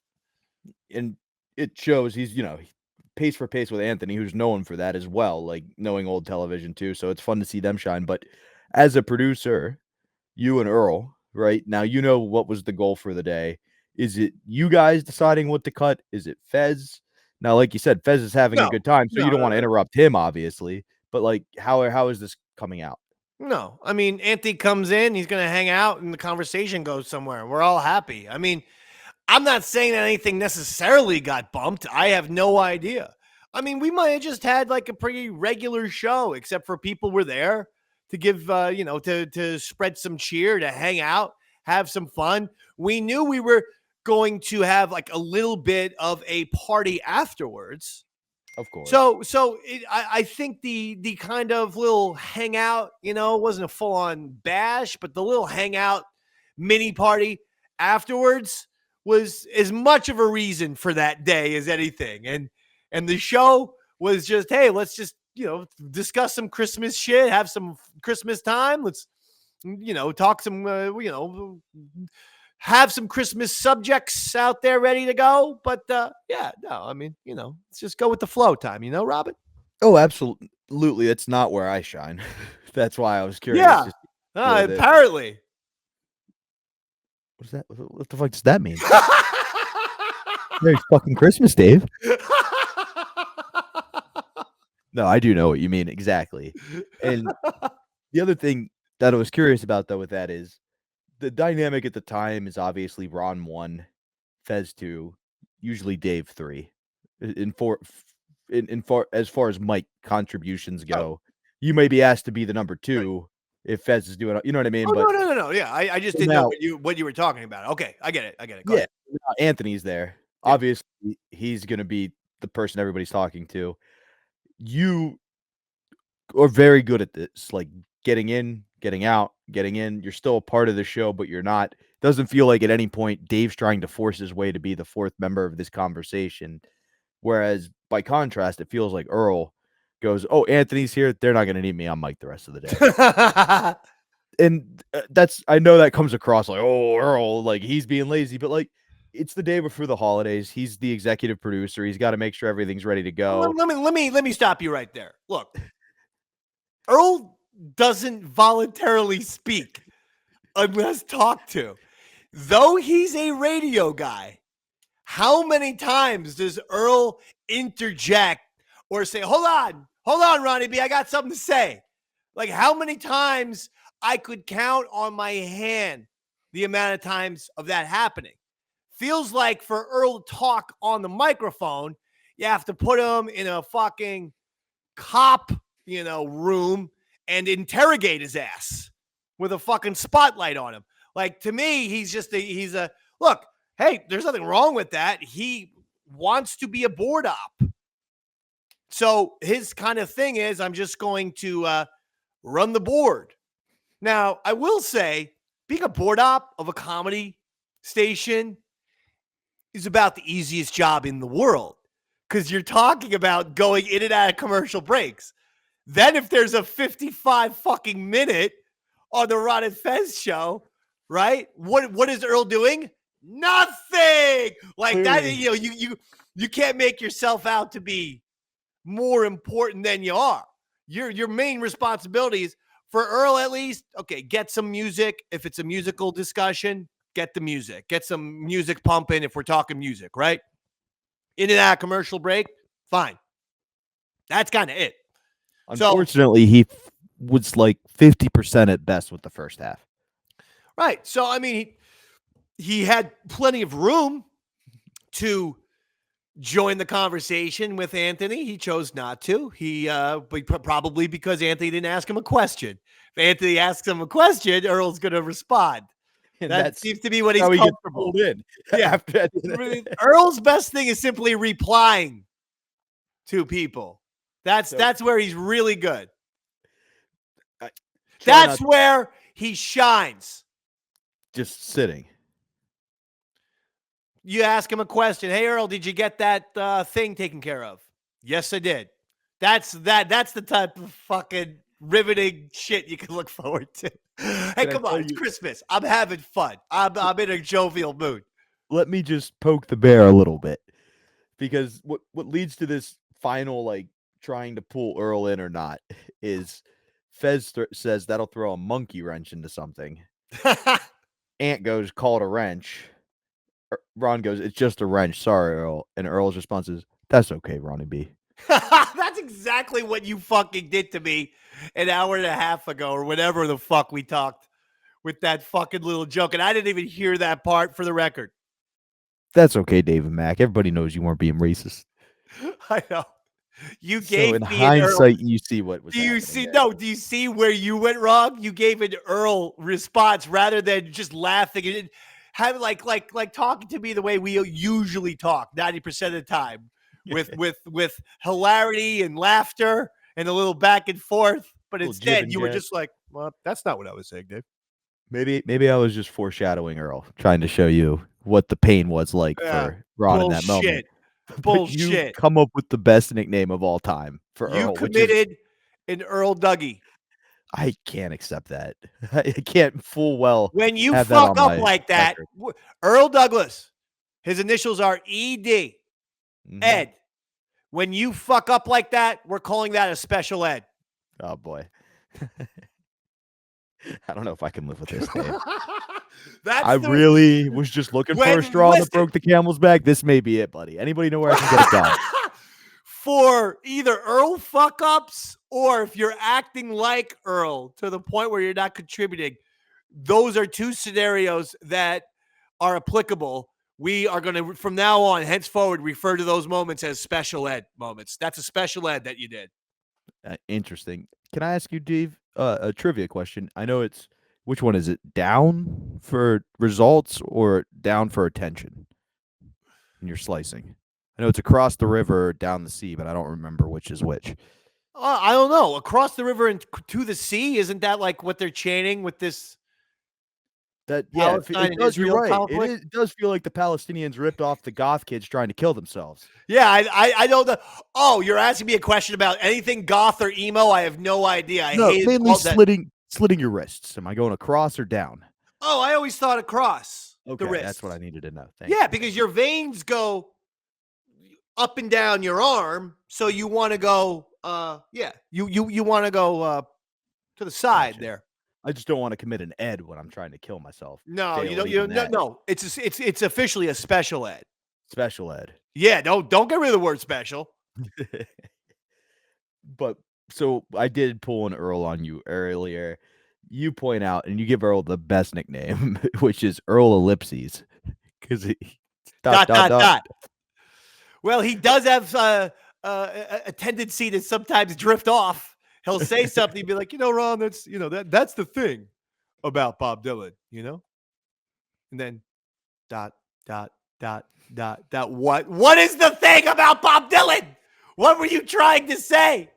You didn't say anything. Ron would say something and you could agree with it. Exactly. Yeah. Exactly. But that's how he gets pulled in. We learned if the Jets don't make the playoffs, Earl is not allowed to watch Obama's inauguration. And this might be the one time in Jets history they did the thing Earl needed done so he could watch. I think this was around the Rex Ryan era. So they probably made it to the AFC Championship this year. Yeah. Scoring 6 points, running the football 122 times. I loved the Rex Ryan era. Did not like the Jets, but boy, was I a fan. Hey, man, you know what? They have sucked big, fat, fucking elephant dicks ever since Rex Ryan left that team. He got him to back-to-back AFC championships, and they haven't made the fucking playoffs since. And that's why Earl's such a big fan, because they suck. Jet fans. What if they gotta do the Bobby in the UFA? Yeah, I mean, I'm not going to go into it in a long way. I've discussed it before. I hate the fact that he's a Yankees and Jets fan. It's Yankees Giants and it's Jets Mets. Everyone knows this, especially proper New Yorkers and or New Jerseyans, such as myself. Giants, Yankees, Jets, Mets. We all know this. You cannot cross over and be a Jets and Yankees guy the way Earl is, or the way Pitsy is a Giants and Mets fan. Fuck off, the both of yous. Your fucking brains are scrambled. I don't know which is worse to Bothers me. To be Imagine Giants being an Eagles and Pirates fan or a Steelers and Phillies fan. You'd be ridiculous. Everyone would look at you like, what the fuck is the matter with you? Come like on. a Browns fan and a Reds fan, or a Bengals fan and an Indian fan. I mean, they got the point when I gave them the Philly-Pittsburgh. We didn't need another example, is my point. Oh, you haven't seen our metrics. We're real big in Ohio, Can we Dave. move on with your next question? We're super big in the Lake Erie region of Ohio, Dave. Understand, funny man. What is the next question? Honestly, that's kind of what occurs in this next segment. So we are going to take a pause so the audience can listen like us to the final segment of this Ron and Fez Christmas show. Oh, yay. Is that cool with you, Dave, man? That's fantastic. This is the final segment of the Ron and Fez Christmas episode. A wonderful episode. A little controversial, if you ask me. It is. It does feel truly like a family Christmas. The guys from ronfez.net, Mikey Boy and Just John are here, and I believe they have brought some presents. Nothing better than listener gifts. Yeah. I gotta admit. Especially Fantastic. ones you can smoke. Very good. For some reason, everything I get from listeners now has swastikas on it, which is just wonderful when I bring that home. Yeah. Yeah, they really have taken that whole Nazi thing to heart. It's a character on the radio. Do you get it? It can't be hanging 20-foot Nazi flags over my garage. The neighbors get upset. Oh, that's a big package. Hey, boys. John thought it was one of these bad sweater parties that are going around on the internet right now. That's a great one, dude. Thanks. So 70s. Good. I'm glad I It's could fluffy, impress yet it has a bathroom tile floor pattern. Wow. Why don't we take care of the gifts? This is we have for Dave, right? I think John knows what everything is. You want to check it out, Dave? Check it out. Check it out. Oh my God! Yes! It's Rock Band for the Wii. Wow. Oh my God! This is the best. I hope it's something shitty in a Rock Band box. It is it. I hope it's books. Thank you so much. This is all I want. Why are you holding it up high as you can? Because I'm so happy. In case there's a flood, this is all I want for protect Christmas. It is Rock Band for the Wii. Piss Boy. Thank you so much. That's all I want for Christmas. Now I don't have to go to my parents. There you go. That way you'll have two rock bands. The next one's for Earl, right there on top. Oh, it's a handkerchief. Oh, there we go. I got a Calumet Focus, the photography magazine, as well as... As well as... if I look further... a gift card to Calumet Photographic here in the city. It's a $100 gift certificate. Thank you very much. Oh, very nice. Really You appreciate take it. lessons. Thank Well, you were more excited than Dave there. Wow. Oh, it's a Calumet photograph gift certificate. Gabba. Yumma dubba dubba jibba. Is Pepper here? We've got some for Pepper is here. Okay. And Pepper's in his hole. Oh, my move on second then. best friend can open it. Isn't that ironic that Earl is so into photography? I could have met Superman. Yes. I hope this is a lead box. Dave, why don't you come over and open mine and be real excited for me? Because I can't get it up like you and Thank you, guys. for stuff. Alrighty. Oh, Just an open bag here. Oh my fucking lord! Whoa. Holy shit! An iPod Touch. You got it, Dave! Holy shit! Hey! What did I get, Dave? What did I get? An iPod Touch.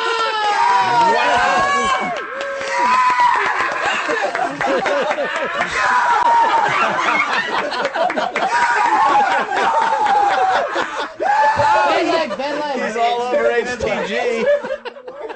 That was... You asked for excitement, HTG. That was the most most exciting gift I didn't receive. Wow. I think the difference is that we don't hate them. So. Oh. It's a fine line. Yeah. Yeah. Oh, okay. Yeah. Makes more sense now. When you Doesn't it? shit on people, Right. they shit back on Yeah. you. When you're nice to people, Right. they're nice to you. Right. Revelation. Yeah. God damn. We So also thank you so much, guys. Seriously. thank you, Mikey Boy, Just John, everyone at ronfez.net. Well, I do want to point out that Fezzi's an adult also. If, Yeah. An adult that just got David, kryptonite. 4 kinds. Yeah, 4 different kinds, though, so. Is your foot okay after he leapt on you? You know, it's fine. I banged my knee, but it's just. Whoa! Let me know. I'll get a picture of that. What a Felt like Christmas morning. That was fun. Now, Dave, you can't take that Rock Band thing home with you. Oh. That's got to stay here. That's a work present. We don't have the Wii. kryptonite. Yeah. We don't even have a Wii up That's here. okay. You just sit it in the corner and think about if we If did he that. takes it home, there's going to be cum all over it anyway. Fucking. Like everything Yeah. else. Sure. Why not? I love the shirt, your coat, your So what? baby. I like the color white. What did I say? A monkey. Baby is the bad part there. Yes, Earl. Earl, were you going to sing us a song? Old Man River? Oh, I can do Old Man River. Sure, please. Old Man River, that old man River, he don't say something. What? He don't know nothing. Why don't he say something? That old man River, he just keeps rolling along. Fantastic. That was so good as I watched that water main break footage on CNN, having Earl singing Old Man River, watching cars wash away. I think he is saying something. Yeah, he's saying something all right. Well, I thought you were saying Old Mickey Rivers. I was so confused. When you was slaves, you sang like birds. Blazing Saddles. Jeff, a I little miss taste. you. Hello, Ron. Hello, Fez. Hello, everyone. Hello, folks. We have some assorted gifts for you. That sort of gifts. From the what show? From the what show? You know it's good when it's in a ripped manila envelope. I think we're being served with papers. One for Ron, one for Fez. That one's for Ron. Interesting. Still can't tell what it is. Claire couldn't be here, so it's from all of us. Well, this is a picture of you guys with Alki and Solara, and you've all signed it. Yes. Yeah. Dear Ron, good luck with this satellite radio business. Dear Ron, you look like $1 million. Oh, that's nice. That is really sweet. It's 2 good pieces of printer paper, I gotta tell you. Boy. Oh, no, those are professionally done. Nick. Oh, Yeah. I'm sorry. You Okay. should never let ronfez.net go first. Oh, we're not done yet. There's more. I hope it's a Okay. There's video more. of you guys. Yes. This is for Ron. Thank you. And for Fez. You know, oddly enough, I'm still going to jack off to the Solara part of this picture. This is for Earl. A little Christmas tree ornament. Yeah, it's a black Santa Claus. Yeah. And a mug. An Obama mug of the nice. of the 44th president of the United States. right. Barack He's Obama. But have you guys seen the mug shots yet of how many mug shots the guys wearing Obama fucking shirts? It's the It's fantastic. funniest thing Yeah. you've ever seen in your Yeah. life. We're all wearing Obama shirt. You know, you can only have the coffee one way in that cup. No cream and sugar. Of course. Oh, it's a Wii game. It's called The Blob. Not really Rock Band. It's The Blob. Yeah. The Blob is cool, I guess. It's great. So what do? You control Big A, and what do you do? Oh, come on. Why did I say Christmas. that? He's not even here. Good one. I'm sorry. Good one. This is for Fez. Ooh. Nice corn cob pipe. Good. What year was this? An authentic corncob pipe. Mm. We don't have the budget that Ron Fez No, does. these are fantastic. Corn cob pipe. And the rest are for... And that's all from the Watch Show. Yes. And Friday night, you're doing another Watch Show? Yes, Friday night, 10:30 to 1:30 on Pal Talk. You guys take phone calls, right? We do, yes. Yeah. Now you hang up on some of the people that call? Is that the way? Some of them, yes. Yeah, some of them get hung up on. They take phone call. We get our fair share. Of It's really the best time to be thinking about a radio career, though. There's been no better time. Perfect It's time. either go into radio or Pony aspirations to be on Express. Pal Talk. Well, good luck to you guys, and Thank thank you very you. much. Thank you, for Watch this Show. picture. You got a signed picture too, Fez? Yeah, I sure did. Let's make our pictures kiss. Let's just. There There we go. Oh, you actually got a different view. Different perspective. Yeah, I got a different shot. You have the landscape, and Oh, the you have horse. the portrait. Is what Yes, that is. The that's stand-up portrait, and then Fezzi has the landscape, which is on the side. You used to work in this business, didn't you? You know the terms. I did a lot of photoshops. You think- you have to make them look over 18. Oh, God, it's awful. All right, we're going to break here. We come back and we'll give out some awards, Fezzi. Yes, it'll be the Ron and Fez Show End of the Year Awards, the Senior Superlatives. Thank you. Thank you. And our first category this year. What's this music? It's like 70s award music? Yeah, I think it was some sort of BET Awards. Earl got it for me. What was this from, Earl? It's from the early 70s, yeah. Yeah. And now Charo coming out to present the award. With Gavin McLeod.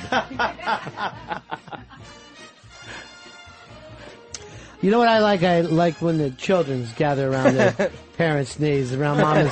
Just gather around mama's knees. Best action show, Mannix, for the second year in a row. I heard you say today that your dad looked like Mannix. Yeah, because everyone's dad looked like Mannix back when I was a kid. To be honest, mine looked like Ironside, but Oh. this is... See, the It's the Mannix same are era. canon. You know, Same era, really. Yeah. Mannix had the best look. Oh, didn't he? And was he sleeping with his secretary or not? I think he was sleeping with Peggy. Yeah, Peggy. You know, he's running across the bridge at the beginning, like, he's in some crap now or something, man. Something happened. And my dad was sleeping with some woman that he worked at the vending machine factory with, so he was just like Mannix. Sure. Same exact gig. Yeah, just as cool. What'd you do today, Dad? Empty out quarters from a candy machine? Right, just like Mannix. But he rode around doing it in an El Camino. So, who's to say? Yeah. I'm sorry, Fez, we interrupted you. Oh, that's all right. Oh, yeah, the You were going to music. deliver Christmas gifts to the children? Now, the Senior Superlatives this year. First category, Intern of the Year. And the nominees are Scruffy, Lucas, Babyface, Darren, Frankie Five Angels, Stover, and Larry Bird. I can honestly tell you I only remember Scruffy. And the winner for Intern of the Year? Lucas the Intern. Yeah! Lucas is not here to accept his award. Next up is... That's it. Lucas isn't here. And I don't think we have another intern to accept on his behalf. Darren's here. Next category. Was Darren nominated? Darren was nominated. Oh, sorry, Darren. the only one showed He was up. the only one that we showed on camera, and everybody else just had their 8x10. It's an honor just to be nominated, though. Well, it sounds like every one of them had to have been. Why did Lucas win? I'm getting no backstory. Well, Lucas gave you cigars on his final day. That's I love right. that kid. That was pretty much, that's the reason. Yeah, he came in with gift packs. Luke Dog. Luke Dog, yeah. Luke that's Dog. my nickname for him. Right. Then I So- got Darren Dog, Yeah. Scruffy Dog. Right. This whole thing's tainted with just if you gave a good gift, you win. Yes. Well, All the right. other ones, in Ron's defense, I mean, Larry Bird Dog never gave cigars. It's like Obama's seat. It's being sold. Next category. Best awkward. board poster of the year. Best board poster. Best board poster of the year. Best board poster of the year. Yes. The nominees are Leader. Hot Tub. Gaz. Tony Bagels. And GVAC. Sounds like indictments that were handed down. It's really funny. I see people here from the board, and they're not even interested. That's good. Imagine what this means to any adult driving around in the country. What? Board poster? Stupid. Maybe they think it's the other board. Yeah. We're going to get another one of those memos. You guys are a little bit inside, aren't you? What about for the new serious listener just joining in? How does he get to understand the Ron Fez universe? And the winner of Best Board Poster of the Year, Gaz. Yay! Gaz could not make it here today. The Great American Zero. He is truly great. Yeah. And that's why we gave it to him. Also, a couple days ago, he gave you cigars. Oh, thank you, guys. Just Gaz Dog. Seems to be a little Gaz trend. Dog. Love GD. that guy. Yeah. Now we take it to the other side. Worst Board Poster of the Year. Worst Board Poster of the Year. Worst board poster. A lot of nominees here.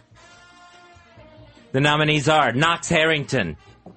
Asshole. Asshole. Asshole. Asshole. All right, I can honestly say this. I have no idea who that is. And I've read that board for years. He's an asshole. Is he really? Yeah. No, what did he do wrong? He's bad-mouthing this and that. He's just a negative guy. No cigars. What is Zero. He must have like 15 posts, because I've never heard of him. Well, he once said Fez is full of shit, and Ron should leave him alone, even though he is full of shit. That was what he said on one of his 18th post. And then he left. Yeah, I researched this stuff. The nominees continue for Worst Poster of the Year. Dr. Joe K. Asshole! Asshole! Asshole! Wow. He's so cummy, that guy. Next nominee, Fez's assistant. Asshole! Asshole! I don't know any of these people. Oh, to bunch be of totally honest. You know what? They belong in this category. Yeah. Bunch of jerks, every single one of them. These are like indie posters. Yeah. I'm not feeling that superstar blockbuster Yeah, asshole right. poster. Yeah.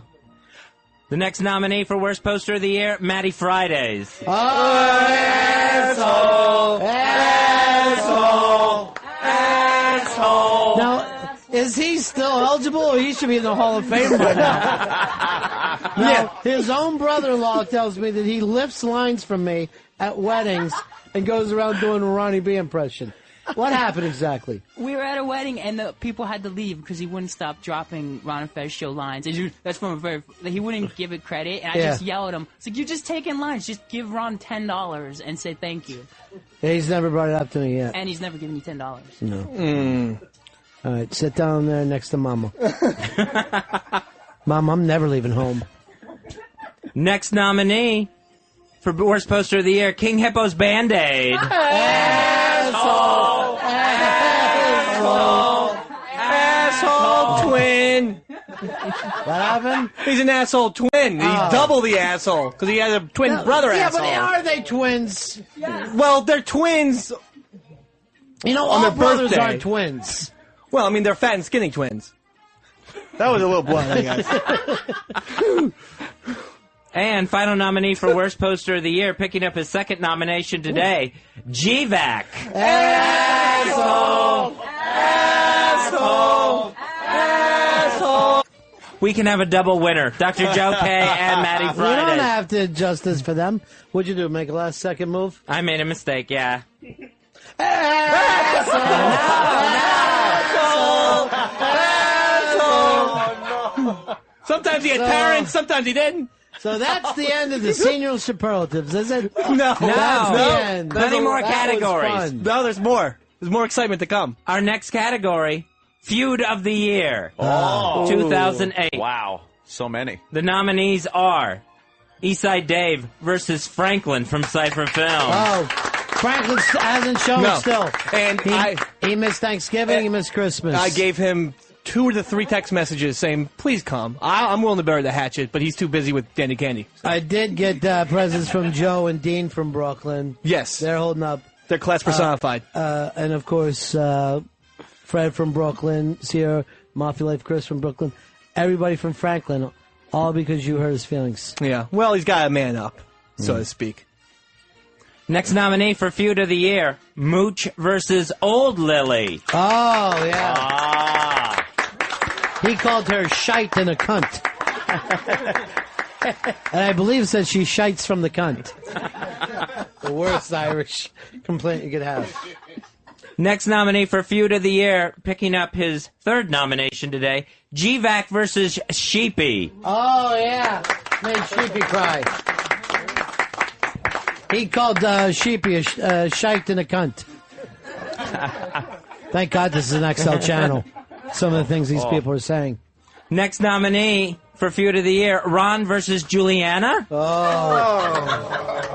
What the hell, man? I despise her. Oh, my God. What the hell? How could she? Just gives off a bad vibe. She's 6 months old. She likes 6 months you. of boredom. Oh, my God. Doesn't do shit. And our final nominee for Feud of the Year, Fred from Brooklyn versus Foundry Music Jeff. Wow. I know Fred can be brutal. Oh, yeah. Brutal. And our winner for Feud of the Year is Ron Bennington versus Juliana McDonald. Wow. That's shocking. I will not accept with her. That's just, you're perpetuating the feud for some reason. I hear she comes to the stage. I hope she doesn't come up with some big political Yeah. speech that ruins the award. Why don't you just send an Indian in here to get her award? Oh. All right, easy. Wow. Easy. Isn't that terrible when you don't want the own father to carry? Yeah. He's very comfy with All me. right, go ahead, let her make her speech. Let's hear a bunch of nothing. Yeah. Okay. Don't be like Earl. Don't be like Earl. She's like Earl. All right, let's play her off. Goodbye. Bye, everyone. So many thank yous. She went on and on. You had to cue the music. Worst white baby ever. What's wrong? Hitler was a white baby. He was far worse than that little Hitler Jim. was an adorable baby. Trains were on time. That's all I gotta say. Yeah, depends on if you wanted to go to fucking Berlin. You knew to catch the 345. I will accept this award on account of someone else. Go ahead. Our next category is Baby of the Year. Oh. Very competitive. Yeah, it is. A lot of babies in there. Yeah. The nominees are Juliana. Not much applause for her. The next nominee is Warren, Anthony's nephew, son of Dawn Cumia, Anthony's sister, and Patrick. Yeah! All right. My godson. The next nominee, Brother Joe's baby. Yeah! What do I do? Oh, my God. I can't... This could split the vote. That's what I worry about. I gotta sit back. And our final nominee for Baby of the Year, the Baby Fuck Girls. Yeah! Never want to give the joke away. Never give the joke away. And the winner is the Baby Fuck Girls. Gave the joke away. All right. Love not having to choose.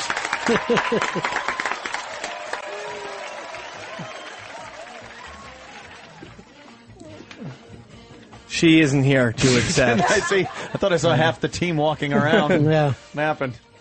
As we continue. Oh, God, it's still going on. I'd rather get another gift from Jeff. Oh, God.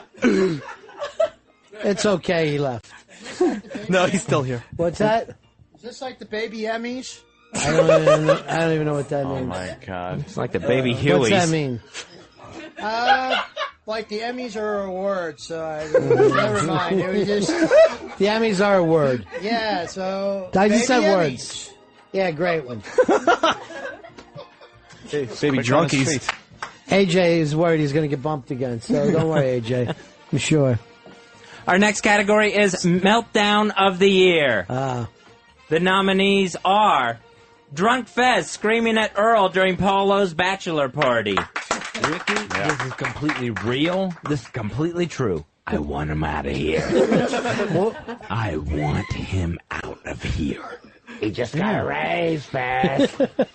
Yes, Earl. He's just got a raise. What is it, Earl? Say! 30 seconds left in the show. I was giving the symbol for 30 seconds. They left in the show or to the Elton John song? Left in the show. Then why isn't there any good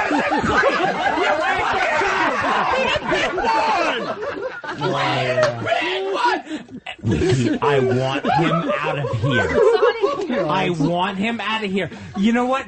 Call me when I sober up and remind me of what I said. I want him out of here. Wow. Oh, fucking nuts. The next nominee for Meltdown of the Year, Pepper Hicks, walks out after finding out about Earl's raise. Holy fucking shit!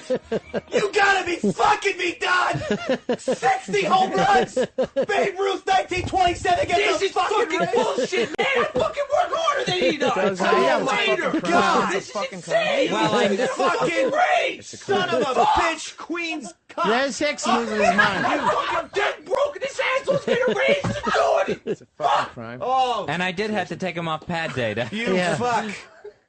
And we're not even drinking today because of you, you fuck! Seeing a pattern here. Half of that should have went to fucking Dave. Wow. I agree. Thank God it's an XL channel. And the final nominee for Meltdown of the Year, Fez's farewell show before going to 4 Wins. That's our girl. That's the best. Thank you, Kathleen. I appreciate it. All right, I love you. Bye-bye. I love you, too. Oh, Jesus. All right, peace, baby. Bye. That's a good cry he's having. Not a bad cry. No, I appreciate everyone. Everyone really calling in, thinking the world of you. That was very nice of them. Just thinking, Fezzy. And I just wanted to get better. You will. And Fezzy? So I can come back and be better here. Jeez. We love you, buddy, and we're proud of you. I love you, too. You're going to do okay. Thank you for sticking by me through all of this. Of course. Above and beyond. Thank you so Don't much. even worry about it. I'll be here when you're out, too. Thank you. Oh, God. Wow. It's me doing a show with my grandmother. And the winner for Meltdown of the Year, Drunk Fez screaming at Earl during Polo's bachelor party. I am stunned. No Earl meltdowns. Yeah, we looked hard, and You didn't go crazy this year? you didn't really have a A meltdown. lot of my meltdowns were at the end of last year. It was like in Oh, December congratulations. of 2007. And off the air, Yeah. where it doesn't count. Able to control myself. Well, that was a hell of an awards thing. We all enjoyed it. Oh, still more categories to come. Next up, Fucking believable. Wedding of the Year. Oh, God. Oh, wow. Dave, is this your year? Did you get married this year? No, Mr. B, that was 2007. Would have swore it was this year. The nominees are... Oh, you got pregnant twice this year. Somehow. I'm trying to forget about that. The nominees are Paulo and Melly. That was this year? Yeah, that was this February. Yeah. Mooch and Pixie. Yay! And the secret Philadelphia wedding. Oh, yeah, that's right. Not a lot of applause. And Well, Earl wasn't invited. That's why. Now they're friends again. And the winner is Secret Philadelphia Wedding. Wow. Over Mooch and Pixie. That's right. There's a shocker every year, Mr. B. That's one of them. I'm shocked this bed's still going on. Next category is the crowd favorite, Best Jew. Oh, jeez. The nominees for Best Jew are Nico, the intern. Oh, he's good. Oh, Happy Typing Girl. Yay! Happy Typing Girl is a 2-time nominee for Best Jew. It's like the Meryl Streep of Jew. Juliana. Oh. Show him how to do a bet.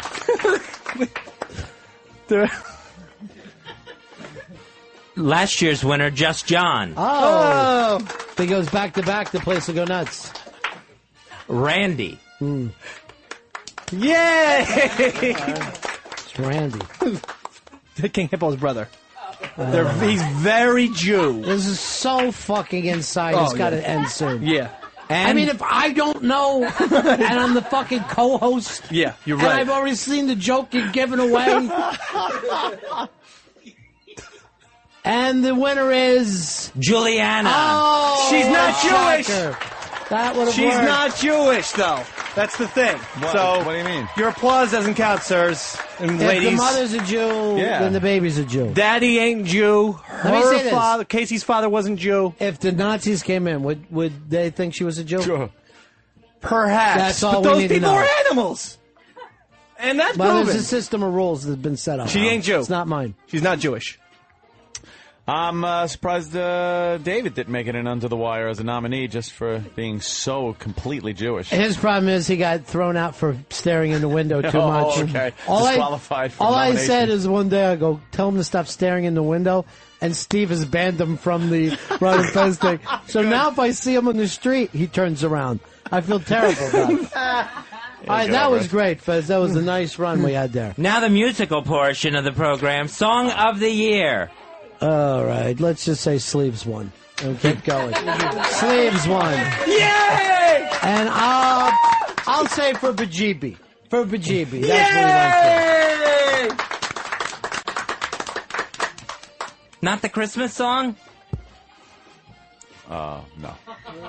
As we move along with the categories, the Best Buds category.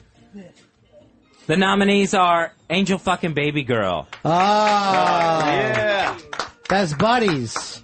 Fez and Skippy. Yay! Wait, should that count? Does anyone know if Skippy's real? Skippy is very real. No one's seen it but you. Crazed and Spandy Man. Yay! And our winner of the Best Buds category, this nominee, Ron and Earl. Earl made me his best friend. Well, we did it, buddy. That's like Lethal Weapon. I'm shocked. I'm so. Earl, let me just say that you've made 2008 such a fantastic year for me. The walks, the talks we've had together, listening to music. You've made it just the best year. Okay, then what can I say? You're my best friend. You're my. You have made this year incredible. This is the same speech from Driving Miss Ronnie. In the ass. Well, thank you so much. I'm honored. Thank you very, very much. Yes, that's beautiful. I didn't even know I was his best friend until a week ago. Well, that was great fun, Fezzy. We're almost to the end. Well, then I'm not staying anymore. No! The nominees for Best Viral Video of the Year. Oh, my God.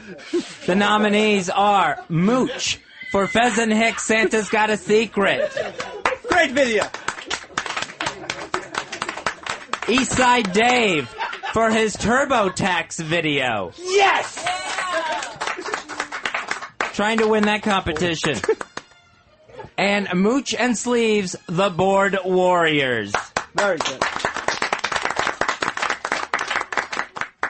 And the is this nominee, Earl has an abortion.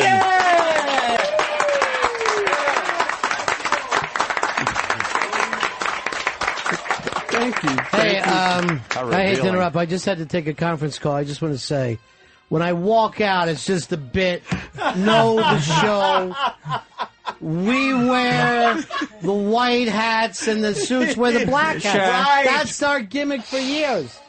And our final category of the night, Listener of the Year. This is the big one. This is the best picture. This is the best picture. That's what it's all about. This is the big award. Time and time again, Vegas only has odds on this category. The nominees are Happy Typing Girl. Oh, yes! Wow. Yes! Wow. It's an honor. Mikey Boy. Oh, yay! This is the This is the big one. This is it. This was we've all been waiting for. G Baby. Yay! Wow. G Baby. He was very strong this year, Ron. Looks like Dave has a friend in G Baby. I guess those guys are closer than we thought. Our next nominee, Arch Stanton. Yay! Wow. Well, he should.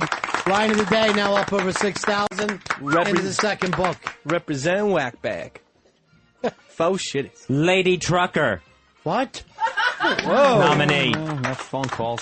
Worst person ever. Thank you, Hulk Hogan. 24-inch pythons. Congratulations, Crazed, our 2008 Ron Fez Show Listener of the Year. These awards shows always run late. Yeah. Cut off 15 minutes from last year. What's that? We cut off 15 minutes from last year, I think. Boy, last year must have been real. When you started playing sound drops, I thought I was going to kill myself. Yeah, that's it. Mental note for next year.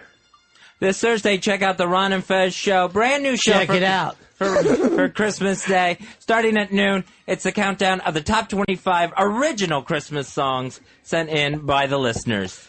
All right, Fezzy, just about time to get out of here. Is there a way in 2008 that you'd be willing to tell us the secret? I don't. Are you ready? I don't believe it's a 2008 secret. Definitely in 2009. Definitely. I'll say definitely in 2009. Not a 2008 secret. Then I can get in on those 2009 awards. That'll be the secret if we're still here at the end of 2009.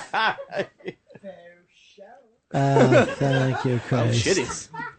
Only one of them shit themselves, and he had an extra pair of pants. So don't worry about it. Lucky or just prepared? All right, so we'll get on out of here. Davey Mac, thanks so much for a great year. Thank you. And thanks for stopping Merry in. Christmas to everybody. And Thanks so much for of course, being Hicks, Smooch, Earl Douglas, 20 years in the business, still finding your way through. Thank you, guys. Merry Christmas. Thanks a lot, everybody, for coming in. We love you guys. We appreciate it. We'll go out the way we always do, Fez. The Pretenders. Have yourself a merry little Christmas. We'll see you back here in 2009.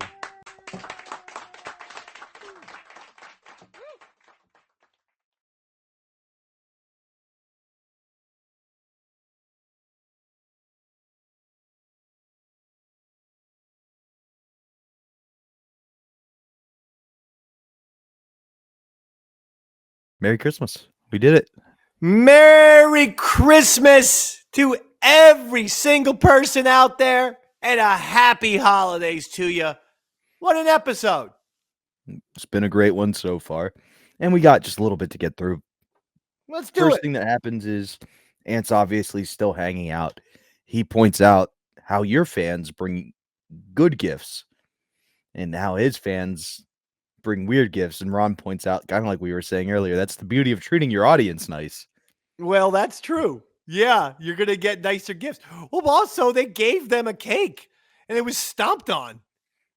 But yeah. So, I mean, some of the pinball machine was broken, smashed with a hammer. I mean, that was just sad. Yeah, the precedent had been set, had been established not to give O&A great gifts because they would probably get destroyed. Now, exactly. So you've got two very different personalities, right, of how you treat your fans. What was it Anthony's interaction with the Ron and Fez fans like? I mean, he just hung out, you know? So he was just the guy. That's my point. Like, I guess that's a better way of asking. Was he guarded or did he just hang out like he was hanging out? Yeah, he's just hanging out. He's a hangout guy. You know Anthony. Why are you asking me these questions? Because it's Tales from the Satellite where I ask you behind-the-scenes questions about the Ron Fez show. You worked for Compound Media, no? You've I did. seen how he is. He goes out. He likes to fucking socialize with a pint of Guinness in his hand. Absolutely. I'll be honest. I was kind of shocked because I had heard a lot of the horror stories of how O&A would interact with their fans. When I met Anthony, he was super nice. I mean, he wasn't like you. We're like, hey, come on in. You're part of the crew now. but he wasn't like, get out of my face, you can't talk to me. Like, it was just, he was like one of the guys. That's why I was, this was 10 years prior. I didn't know if things had No one changed. should act like that, especially if you're in radio, with all due respect. And that includes Howard Stern. I don't give a shit who you are. The whole point about radio is it's the most intimate medium there is. That's the magic of radio and podcasting. Podcasting obviously is the same thing as radio. Let's just be honest. It's done via digital Next form. evolution. But hold on! The fucking rant is going on, and you're talking! How does it happen that my lips are moving?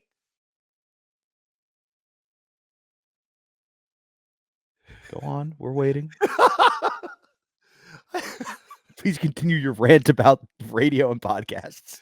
Well, I had something to say, and it was deep for a second. I was actually going to say something, and a couple times today, your fucking mouth won't close. Will you just shut up when I'm talking? And then when I stop talking, I usually lean back or something. And that's your cue to start talking. We've done this show for a year and a half. That's why everyone hates you. You know that conversations aren't a chess game, right? You talk, I talk, you talk, I talk. Sometimes when you're saying things, I can add a hit phrase, just be like, yeah, it's the digital evolution. As you're continuing your rant, so someone who's confused at home goes, oh, that put it together for me. That's part of it. I'm just being a team player. I'm not interrupting you. Fair enough. God damn. Fair enough. I believe the point you were making, though, is no one in any of that form should treat somebody like they're better than them, is where I thought you were headed. Yes! We're doing radio and podcasting, and we're trying to make intimate personal connections with our audience. If done well... Okay. I'm just teasing. I hate you so much. Listeners, today you are allowed to put in the comments section. No, don't do that. Do not do that. Don't open the floodgates. But I have seen that where people go, when Davey Max in a rant, can someone tell Robert to shut up? And I go, thank you, sir. Thank you, because I feel the exact same way sometimes. Now look at him. I got topped by White Jared. What do you expect? The king of stepping on toes. But I mean, you would think you would know me by now. I usually have like a way that kind of like to make you know that I'm done. And yes, the rants, that is my thing that I want to be done without some fucking little sniping. It's the digital revolution. First of all, we're doing the show on Zoom. Are we not doing the show on Zoom or Restream or whatever the fuck? Yeah, of course. So then every time you talk, there's a risk that then you silence me. Is that how I don't think that's how that works. Oh, okay. Yeah. No, we have like one of those high-powered digital streaming services. I hope so. I got to be honest. That's above my knowledge base. Any of my audio dips out because your stupid mouth fucking interrupts me, I'm going to kill you. And then I'm going to dismember you. And then for Christmas, I'm going to mail your body parts to your family and be like, you're finally rid of this motherfucker. Here you go, Aunt Joy. Here's his foot. Here you go, sister. Here, Bobby's sister. You should have heard about this little fucking trick him and your brother were going to do. They were going to pull this on you where they were going to text each other and make you feel all paranoid. Here's his fucking decapitated head. I'd be more scared if I didn't know you don't have the follow through. You might kill me, but you're not going to get to the dismembering and mailing the parts. So that's a lot of effort for Davey Mack. I would. If I killed someone, I feel like then I definitely would do the dismemberment because I feel like the way to get away with it is to remember in Godfather 2 where Robert De Niro kills the guy and then he breaks apart his gun and he puts a piece of his gun in like each little chimney or whatever the fuck it was. But he didn't put it all. He didn't just throw his gun in the garbage can is my point. I feel like the way to get away with it is you cup the person up. I'll throw a foot right next to me in the Atlantic Ocean. Then there's a few lakes nearby. I'll throw an ear over there. I'll throw a dick over there. I'll throw a fucking kneecap over there. Like, I'll just go through all New Jersey, New York, Pennsylvania.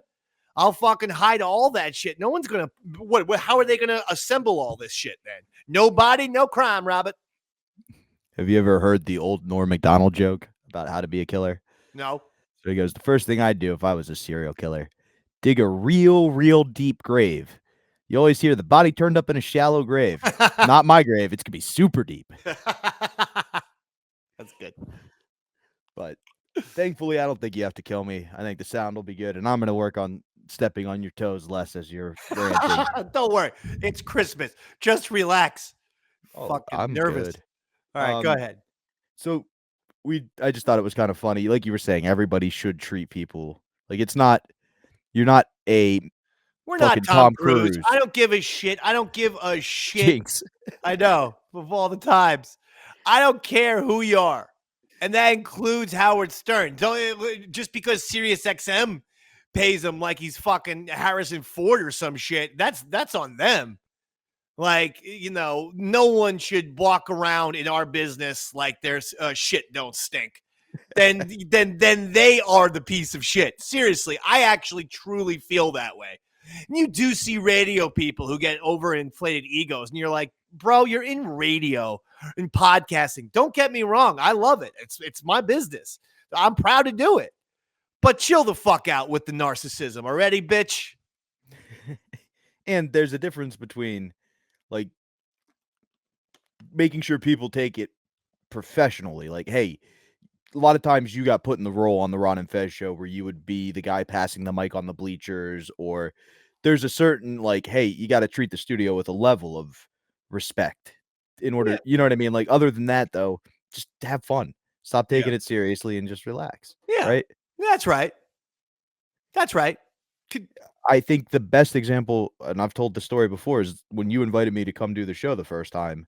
I ran into you guys as you were going down to do the a Eastside pre-show. Dave show. The Eastside Dave show, yes, sir. On Compound. On Compound. Before the show, you were all running out for a quick smoke break. And, like, we hadn't even met. You were like, come on, you're part of the team. Let's go have a smoke break to get and just welcome me right aboard. Well, yeah. We'd never met in person or anything like that. And just truly like, yeah, you're one of us. Hang out. It's amazing when you go to different businesses, and this includes radio, to see how many standoffish people there are in society, in a professional setting, in a corporate setting, especially, and even a radio setting. Just how people can be just like, the guy, the program director of the place I used to work at, Carl. He's the most antisocial, hide in his office. You'll have 4 or 5 people in the hallway just having a great conversation about something, whatever the topic of the day is. And maybe he's coming from the bathroom. You'd think he'd, want to just sit there and hang around. But no, he likes to go into his little office because he's used to, like hiding in closets, so Anywhere to not be in the spotlight. I got you. Right. No, he doesn't like to come out of his closet and talk with other people like the way Fez had the courage to do. Yeah. And then that makes him a miserable, disgruntled alcoholic. Possibly. I don't know. Hypothetically. And if he just would come out of his closet, he would probably have a lot happier life. And then he could participate in when we're having discussions on Stranger Things or Game of Thrones, that kind of thing, Antisocial fucking Mark David Chapman closeted weirdo, if you ask me. Carl. Well, Carl Kraft. Speaking of positively engaging with people. I'm having a blast today. I told you I got to talk a little shit. And I got to give Bob and T some shit every once in a while. Of course. But I'm know? having a jovial Christmas special. I should have had champagne or not like the IPA, but I should have had wine for this episode. Wine would be a good one. What is your go-to kind of like having fun holiday drink? Holiday would be red wine. Really? Or Guinness.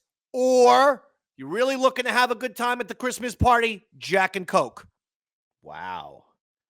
I'm a big Proper 12 guy this time of year. Proper 12? You're going with McGregor's? Yeah. Shit. I like to drink until I beat up my dad because he's an old man. There you go. That's a joke, right? Your fucking awful interruptions have been absolved. Thank you. Finally. Well, you saw 37 what I did. episodes in, I got one good laugh. No, but I give you video clues all the time. That time I put my arms. I waited. folded my arms like I'm done talking. Now it's your turn. Do I have to do that every time? Yeah. The old. You go. Tag, you're it. I'm gonna pantomime handing off the baton like in the fucking Olympics. Here you go, Robert. Quick, take it. By the way, have you ever thought? Doesn't the whole baton exchange always seem illegal? Like, I don't know. It just always feels like someone's running too. Like it doesn't feel like it feels like they should stop or something, or that there should be visible lines or a zone on the track itself that you have to hand off the baton in this exact spot. And the other person can't start running or some shit like that. I don't know. There's got to be a way to tweak the Olympics. It's not like that's a new event or anything. You had older siblings, right? 3 older brothers. Yes, sir. For me, the baton and a lot of track and field events feel this way. Like, you know, when you were playing a game and they would change the rules along the way because that's what, like, there was a team that was too fast at just tagging each other and running. So somebody was like, no, you have to do this fancy baton that only we know how to pass. Yeah. Or like where they're like, hey, you have to ski 2 miles, then shoot a bunch, then ski 2 more miles. You're like, how is that the same as in the summer where they have to run and jump? Yeah. I don't understand. You know what I mean? Like, it's just some I of find it's that just very made funny. up. Some of it's made up nonsense.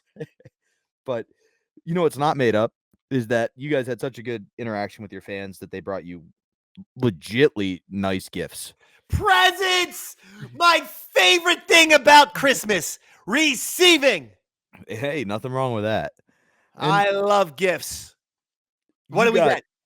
Well, this was the hottest gift of the year, probably for most teenagers, but it was on your Amazon wish list, and you got it from the message board. So I believe it was ronandfez.net went first. You got to give all their gifts. I think and I know they what it gave is. you. Go ahead. Go What's ahead. your guess? No. I think I know what it is. No, you go. I don't want to be wrong. Was it any kind of video game? It was a video game for the Wii, and it was Rock Band. That's what I thought. It was either that or Mario Tennis.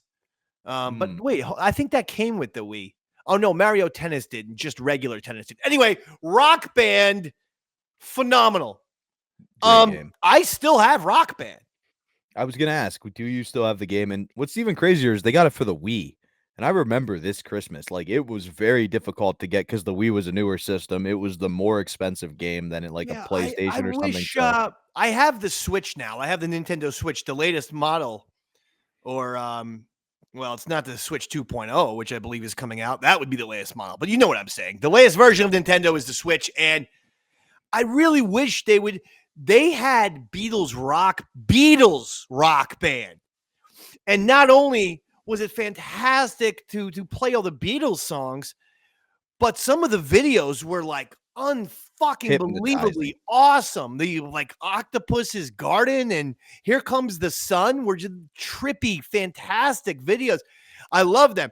As for the original Rock Band, awesome. Played it all the time.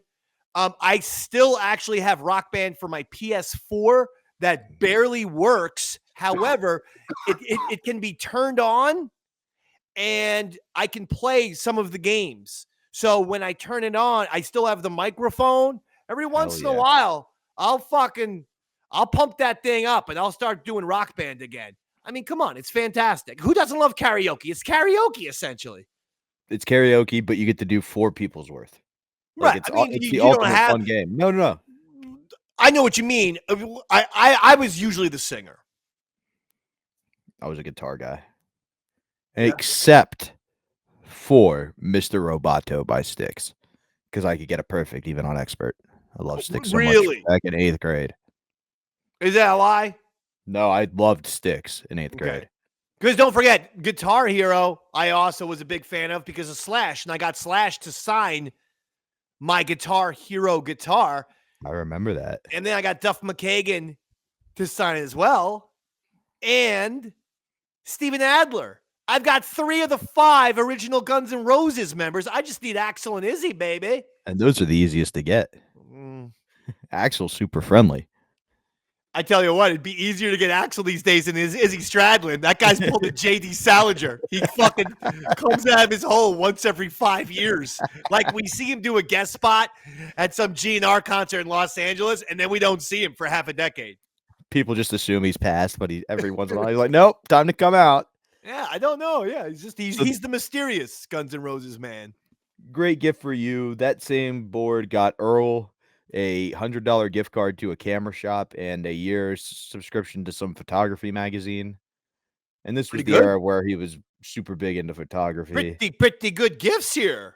And then I believe Pepper, it may have been Ron, it may have been Pepper. I got those confused. Got an iPod Shuffle. An iPod? Yeah, so just to give you an idea of the level of gift that people were getting, which is pretty sick. Now, I know Ron had an iPod Shuffle, so I wonder if it was this. There was a little confusion for me because you were so good at opening the gifts that they had you open other people's gifts. And I think it was Ron's, but at one point they mentioned getting something for Pepper, so I don't want to. That's true. I'm like an animal when I open the presents. You got to go in there. I don't do the oh, look at this. This is nice wrapping paper. It's bullshit. It's garbage. The gift is the star of the show. This is nothing. So get it off the fucking box. Let's go. It's time to see what the product is.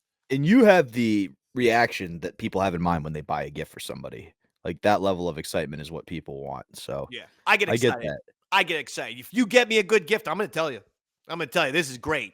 If you get me a bad gift, I'm not impolite dick. But my response will be more like, oh, this is really good. Thank you. Oh, cool. I need this. And then you start looking around. This is always when you know someone gets a bad gift. They try to start like confirming it with other people in the room, and they start like acting like their family members are blind. They're like, Uncle Tom, you see this? You oh my God, you see what my mom got me? Uncle Tom, look at this. It's a Star Wars calendar. 2025, all of the months will be a Star Wars person. Look at this. I needed this. Betty, did you see this? Look at this. That is the number one sign that the gift actually sucks, because no one does that when they get a good gift. They go like the way I did with Rock Band. Holy shit! This is fucking awesome. That's a response of a good gift. Response of a bad gift. All right. Hey Joe, you see this? Look at this. Look at what they got me. Oh, these socks are great. Look at that. Look at these socks. Indicator. That's an instant indicator that your gift is horrible. Once you start going around the room forcing people to look at your present. I am just having the trauma of when I bought you the one birthday present I bought you over the years, you being like, hey, Roy, did you see what Rob got me? Hey, Big A, guess what Rob got me? What did you get me? It was a Hydro Flask bottle. Yeah, I don't know what that is anymore. No, I'm pretty sure I have it because you left it at the studio. Yeah, that was the giveaway. Once I went to Roy. Roy, look at this. Look at this, Roy. Did you see that? He's sitting 3 feet away from me. He saw it. So again, the indicator, because you have nothing else to say because you don't like the gift. So you just start forcing. Hey, Flutzy, look at this. Look at this thing. Yeah, he got that for me. Look at that. It's not actually a compliment. You're just telling people, look at this. I'm just now having that realization. Oh, that's good. This is the best episode of all time. We're gonna take a brief pause. We'll be right back.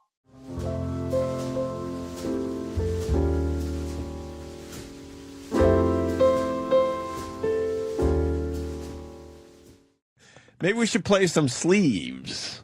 Oh, no! I think it's time for a little Christmas song from Sleeves. I haven't heard that in so long, and I hate it. Remember that one? Come on, let's try it again this year. Remember that one? And I was on board with the Sleeves. Was it Christmas trying song. too hard, I remember? No, I loved it. No, everyone was telling me how good this was, and wow, what a great job he did. I love the Sleeves Christmas song. And I listened, and I hate it. It was the la la la la la. No, la la la. No. Listen. Remember this crap? I was feeling pretty good for la la la la, taking my time on the la la la la, snow falling down in the la la la What does it mean in the la la? Exactly. It's in Louisiana and L.A. Making my way to the la la la la la la la la la. I like it. It's not a bad tune if it wasn't Christmas oriented. In the fa la la la. It sucks. It does. It sucks. Hanley rules. I like to drink a little beer. Do you? At the end of the day. That's fine. Go walking in the town. It makes no sense. He likes to In the drink. la la la la. No, the la la part. He's painting a picture of the season. No, he's not. Yes, he is. Taking my time with the fa la la la. No, not with the or for the. Listen. It stinks.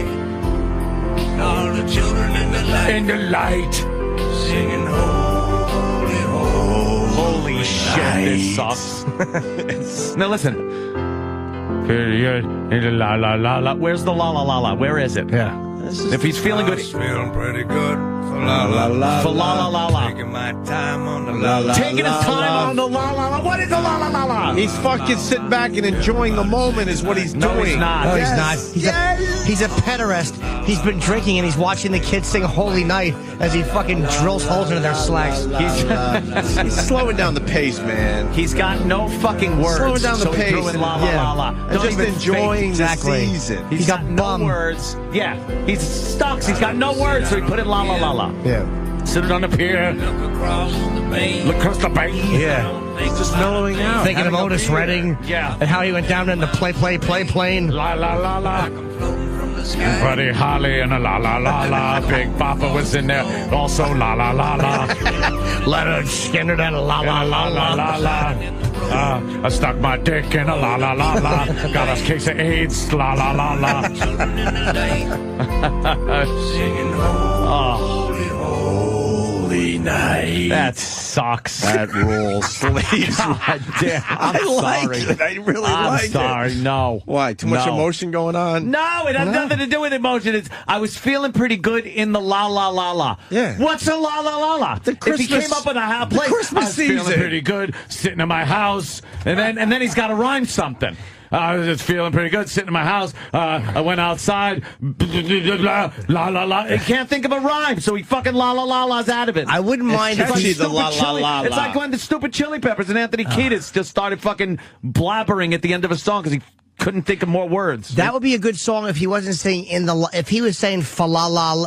If he was just using that, It's a great song. It's not a great song. It's if he a was great just song. going fa la la la la, I wouldn't mind that. But he's going. I had to buy some shoes in the la la la. In There's the la no. la shoe store. You show me where the la la la la is on a map. Yeah. What's a la la la la? Why is it not? It's got to mean something. It's the season in general. No. No, he should just be saying fa la la la la. Redo that. Then he was in the la la la la. I like it. What's that think mean? It's I like bad. it. I like it. It's so utterly It really bad. isn't that bad. I can't listen to it without getting douche chill cringes It's and not goosebumps bad, when man. I can't. I'm not buying into the hype of that fucking Christmas song like everyone else does. Well, Stop it. So you don't want to hear the song he made for you today? Great. He made a Christmas song for you, Anthony. Did he? Did he really? Yes, he did. Spaghetti on the wall, la la la la la la. Put the doll down, faggots, la la la la. Get on the bus, boy, la la la la. You're gonna run to the store, get some more Captain Morgan. Gonna hide in a bush, Mexican hog in your mouth. A fa la la la.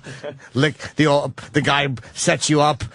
Pops out with his wife, fa la la la la. Sex with a hooker at 13, la la. All of a sudden, best friend wants to blow you, la la la la. Jeep, la la la.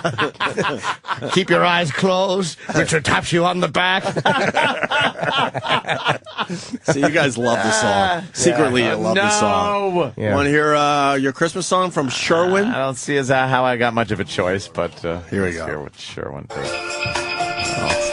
KJL Columbia House present Ho, ho, ho. 3 hooahs. This fucking guy has a great voice, by the way. It's odd. It's a I'll great give him that. voice. It's an odd He should be telling voice. stories somewhere. Yeah. Yes, he's got that Stories. storytelling voice. He does. a very Cumia Christmas. Got you gone for Christmas. Too bad you died of AIDS. Insert a robe joke here. Featured all your favorite Yule logs. She might have been 10, she might have been 20. I couldn't tell, I was completely drunk. I went outside to piss in the snow, and I pissed on Santa Claus. Hey Santa, am I on a naughty list now? Old chestnuts, my hair plugs roasted by the fire. Keep my baseball hat on for a little while, and there would be no Cumia Christmas without a little la-la. I was living near the Jews, la-la-la-la, plugging in my hair with la-la-la-la, eating all the blacks with la-la-la-la, shooting up my guns with la-la-la-la, live from the compound, la-la-la-la,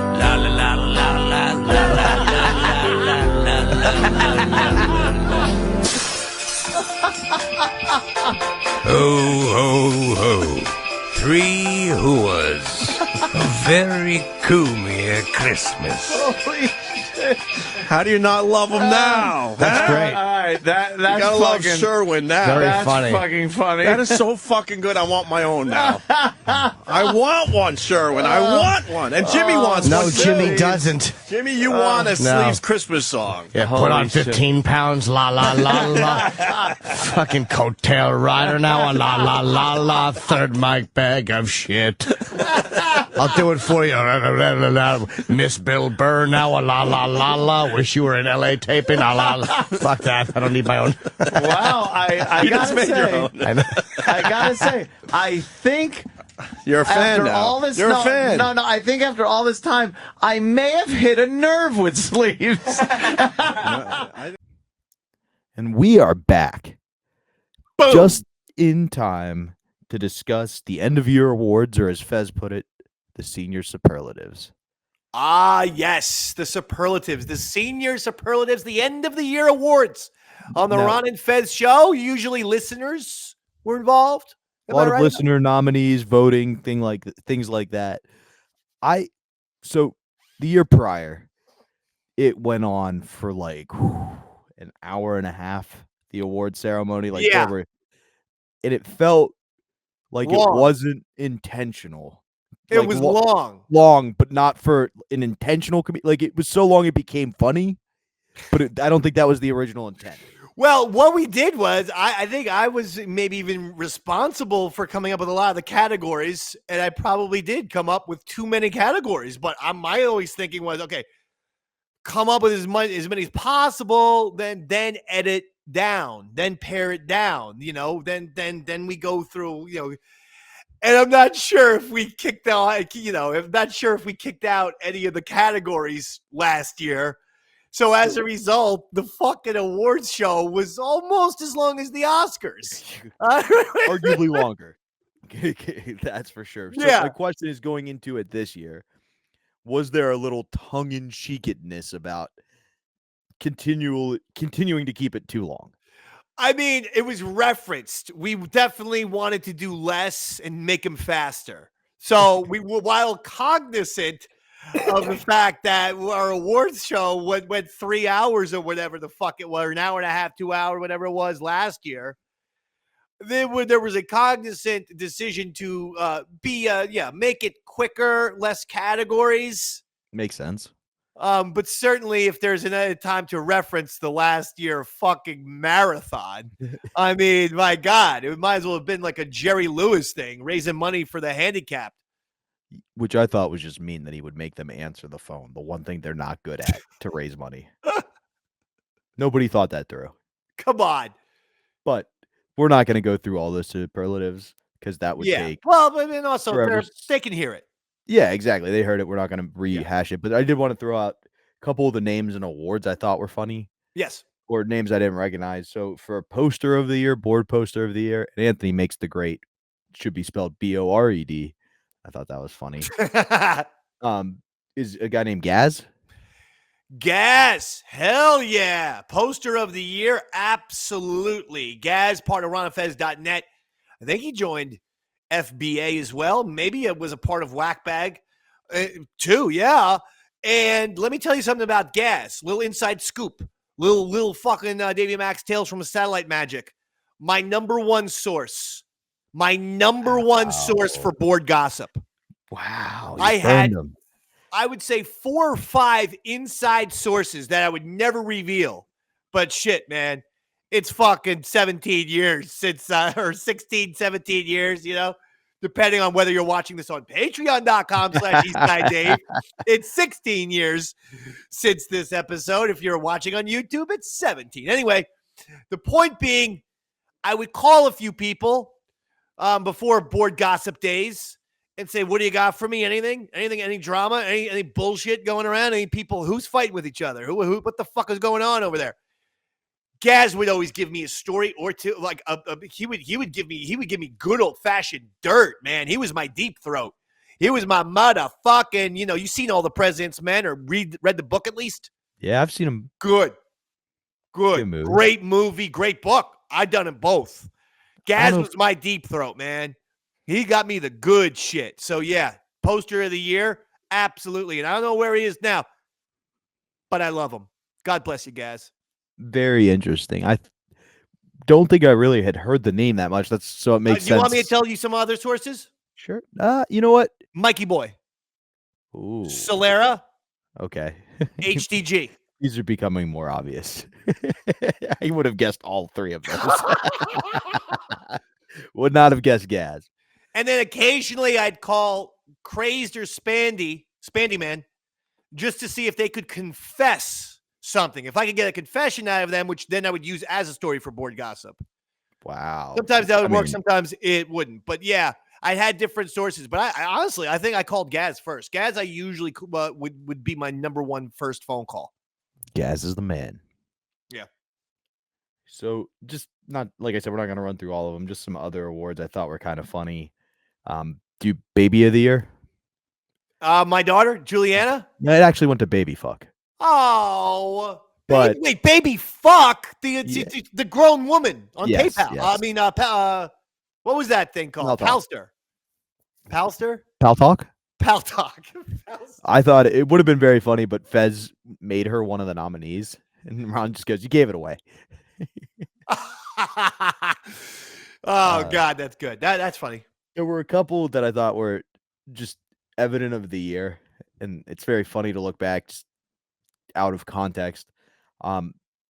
Juliana did win Best Jew of the Year, which made you angry, and it was a bit throughout the year because it was half Catholic, half Jewish. It's also that's a blunt award. I mean, as far as awards go, we can't present it in nicer light. And like I said, this is not anything, okay? Don't get mad at me. Don't ACLU me. But I like that when you really think about it, it's like, well, if the mother is Jewish, then so is the child. I'm like, who made that rule? Jewish people. It's like, Catholics don't have that rule. I don't live by that. If the dad's Catholic, they're fucking Irish Catholic. By the way, that's what my kids look like. Little fucking poster children from goddamn Dublin, for Christ's sakes. So, I mean, I don't know why one religion gets to choose the rule, like makes the rule. Well, the mother is, huh? Well, that's fine. I don't go to Judaism. Not that I have anything wrong with Jewish people. They're wonderful. Jared Fishman. White Jared, okay? We call him. One of my great friends on the planet Earth. He's Jewish. Okay? He's Jewish. Mm-hmm. Now I was just waiting for you to name more. You only had one. That's not a great look, Davey Mac. That's your time to chime in, rather than hang me out to dry when I'm saying he's Jewish with a crazed look on my face. Someone fucking. No, another award I thought was great was Best Buds. Best Buds. That of course went to Ron and Earl. Ron Bennington and Earl Douglas, two fantastic friends. And that came from, didn't Earl give a line one day where he called Ronnie B his best friend? Yeah, he did. And I just he did. I love how That even was a still, like, classic reminds you of moment. I that. can't tell you what episode or this or that, but I remember him claiming Ron was his, which I suppose isn't necessarily inaccurate. It's just that Earl might think of Ron as Earl's best friend, but there's no way in fucking planet Earth Ron's thinking of Earl as Ron's best friend. No, exactly. He probably wouldn't have cracked the top 25. That's I would think Ronnie B would have a whole goddamn college football ranking of best friends before Earl Douglas. I'm sorry. that's fair. I'm not putting myself there. I think Fez makes the top 25 for sure. Top 10 probably. Top 5. Probably, yeah. But top 25 for Earl? No way. And if you don't make the top 25, then what are we talking about? You're not even ranked. No, who cares at that point? Right? Absolutely. A lot of people could say that would be the same for you and me. No, sadly, you're in my top 10. Oh boy. I You regret know it every day. how people say it gets better? If I'm in your top 10, it's not. Oh, I know. It's going to get worse. I know. You know how people like also say like when they like a near death experience that they see a white light. With you, I also have the tunnel, but it's just all black. Oh no. That's what my near death experience is opposite of everyone else. I see a tunnel, but it's just darkness and quiet forever. It's that all around me are Oh familiar. shit! I'm gonna be dead. Well, we'll cover one award, and I'll just see if you remember any of these people because it was the listener of the year. So Yeah, give the me nominees. give me yeah. We have HTG. Okay, yep. We have Mikey Boy. Mikey Boy, always there. Classic. We have G Baby. G Baby, Jermaine Lassier, now a prominent film writer. Yeah, I was curious. Was that the same G Baby? And was he not a film critic at this point, or was he already did not successful? move to Los Angeles yet? I believe. I believe he did not move to Los Angeles yet. This is when he was still in Long Island. He has since moved to L.A. and one of does the writing. These days. Yeah, writes about TV and movies. But solid caller. Great movie critic. And everybody knows Mikey Boy and how much he did for the show. Mikey Boy's a legend. We've talked about HTG before. An interesting curveball that was thrown in there was Lady Trucker. Lady Trucker. I mean, listen, very consistent caller. Like, she's going to be on the horn almost every single day. True. So, if we're talking best listeners, she's listening because she's calling up every fucking day. She got to be listening. She was even on the Christmas episode. She said she thought Fez's secret was that he was Santa. I said she called in every day. I didn't say she had good jokes every day. Okay. I was just pointing it out for you. Weird how you jumped to it being a bad joke. I didn't say really her comment. contributions were always valuable every day, but the sound of her voice was there every day. And then, of course, we have our winner. The one, the two, the threes, and the fours, Mr. Crazed. Crazed. Well, 2008, big year for Crazed, Spandy Man. We had our big A's and, we had our different folks, but Crazed burst onto the scene. It was a phenom. I mean, you're talking something that, you just don't see unless you're like looking at one of those like K-pop bands. Where it's just millions and millions of people across the globe, everyone just freaking out. 2008, huge year for Crazed. Don't forget, he accompanied me when I went to see David Blaine along with Spandy Man. Oh, really? So, yeah. The rap songs, the fucking shit that he did. Great year. I'd love to reconnect with that fucking insane son of a bitch. I really would. He was a blast. Crazed. I support that.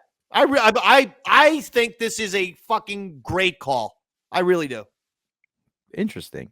The reason I say that is earlier in the episode, Big A calls in. And Crazed makes his joke and says, when you say Big A, I think you're saying Big Gay. Oh, no. We know how jealous Andrew gets to this day because Big A, Andrew Gold, and Daniel Bobo Curlin do the Davey Max Sports program. Big A always gets jealous when Bo appears on the show. He gets very mad at some of who he feels are his colleagues, but that are all beneath him. He is the number one. Yeah, that's what I was going to ask. Is that's what's going on here? Was there actual beef between 100%. Crazed and Big A? Because Crazed drew first blood. Crazed is playing with fire, doing the whole, he sounds like Big Gay. Yeah. You're playing with fire. You're talking about a man who, as far as we know,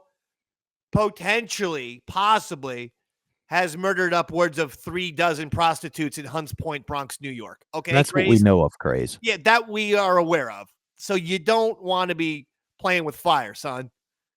But Andrew, yeah, he doesn't like it when someone invades his turf. He thought, but again, Andrew's different. You know, there's room enough for the Big A's, the Bows, and the Crazeds and Spandies. Big A Plenty of room.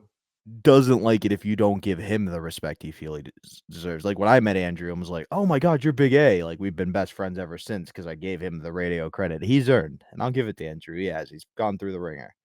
That's why he doesn't like Bo. He feels like Bo doesn't give him his respect. Feels like Bo hasn't earned it. You know, Andrew, you know, Big A, Andrew Gold, he feels like he's earned it. I can't blame him.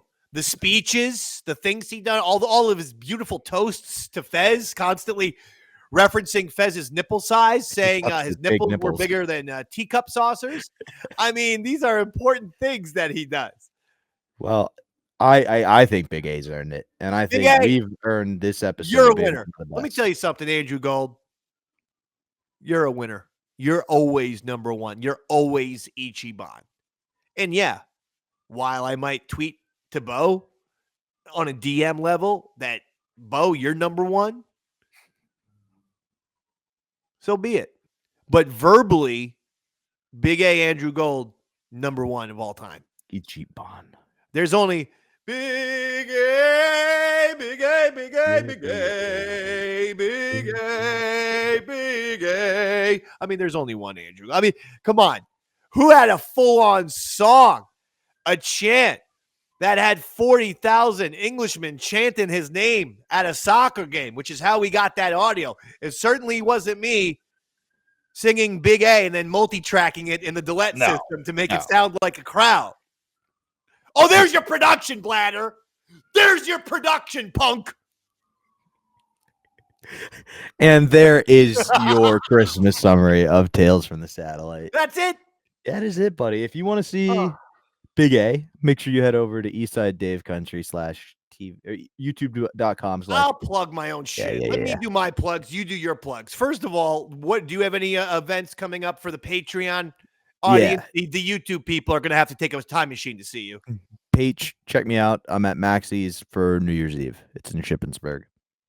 What state? Pennsylvania. Why so many burgs in Pennsylvania?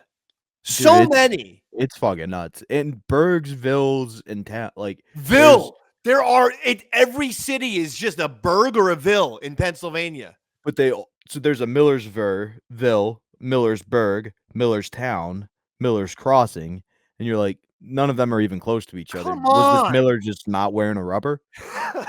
Pennsylvania, Pennsylvania just doesn't have any creativity. No, but it does, because you've got intersex, blue balls, like that's so. Wait, hold on. Your plug is done. I don't want to talk about Pennsylvania towns anymore. Yeah, that's pretty much it. See me at Max's. Although one last suggestion: they should have a town called Burgerville, and then this way you get the Berg and the Ville all in one town. That's brilliant. Okay, but anyway, Eastside Dave TV on YouTube. All right, subscribe, share it, share. We need you sharing these things, continuing to get the word out. Just share it with your family, your friends. Take the thing, text it to people. Say, listen to this shit. Davey Max Sports Program on fire. Everyone knows it. So make sure you're checking that out. The Davey Max Sports Program, Yaddle Channel, my Star Wars podcast, Eastside Davidson Wrestling Show. You could all watch on YouTube, or you could listen to wherever you get your podcasts. You can also, if you're watching this on Patreon, you can listen to this when it's put out, a month and a half later. You can listen to this. We also put the older episodes of this 30-day plus episodes on iTunes, Spotify, Amazon Music, etc. So just be sharing this whole universe, because we got a lot to say. We're kicking the ass. I'm telling you, we are. It's a fact. Jack. And I want to say happy holidays to you, Robert. Happy holidays to you, Dave. And I would like to say one of the best gifts I've gotten all this year is your presence in my life. It's true. I won't say the feeling is mutual, but what I will say is I appreciate all of your hard work. I'm sure the Tales from the Satellite fans understand that he works hard on these things with the editing and the bullshit and the pushing of the buttons and the downloading and the uploading and the importing and the exporting, transferring, and all of this stuff. It takes a lot of time. So I thank you, Robert. And of course, I thank all of the Eastside Davidians out there. People have been with me. And listen, there are people who have been with it's always heartwarming around this time of year, because I believe it or not, I do hear from people who go, I've been with you since the Ron and Fez era.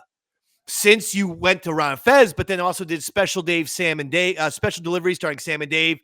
Obviously, Davey Max Sports Program, Eastside Dave Show on Compound, and now once again back to the award-winning Davey Max Sports Program, plus all the wrestling stuff, the YouTube stuff. I've had a lot of people who have actually stuck with me, stuck by me all the time, and I really appreciate that, because it's you people know that, quite frankly, I'm an ass kicker for the last 20 years. Sometimes you wonder if the larger world understands that, recognizes that, or is even aware of that. But there are people who do recognize it. And for you, I am thankful, I am grateful, and I say thank you. Merry Christmas, Happy Hanukkah, Happy Holidays, Happy New Year. Let's get out there and rock 2025, Daddy. And I want to say thank you to everybody. I love you. Love you guys. Good evening, radio fans. To all, a good night. Are you listening? In the lane, the snow is glistening. A beautiful sight, we're happy tonight. Walking in a winter wonderland. Gone away is the bluebird. Here to stay is the new bird. It sings a little song as we go along. Walking in a winter wonderland. In the meadow we can build a snowman and pretend that he is Parson Brown. He'll say, are you married? We'll say, no, man. But you can do the job when you're in town.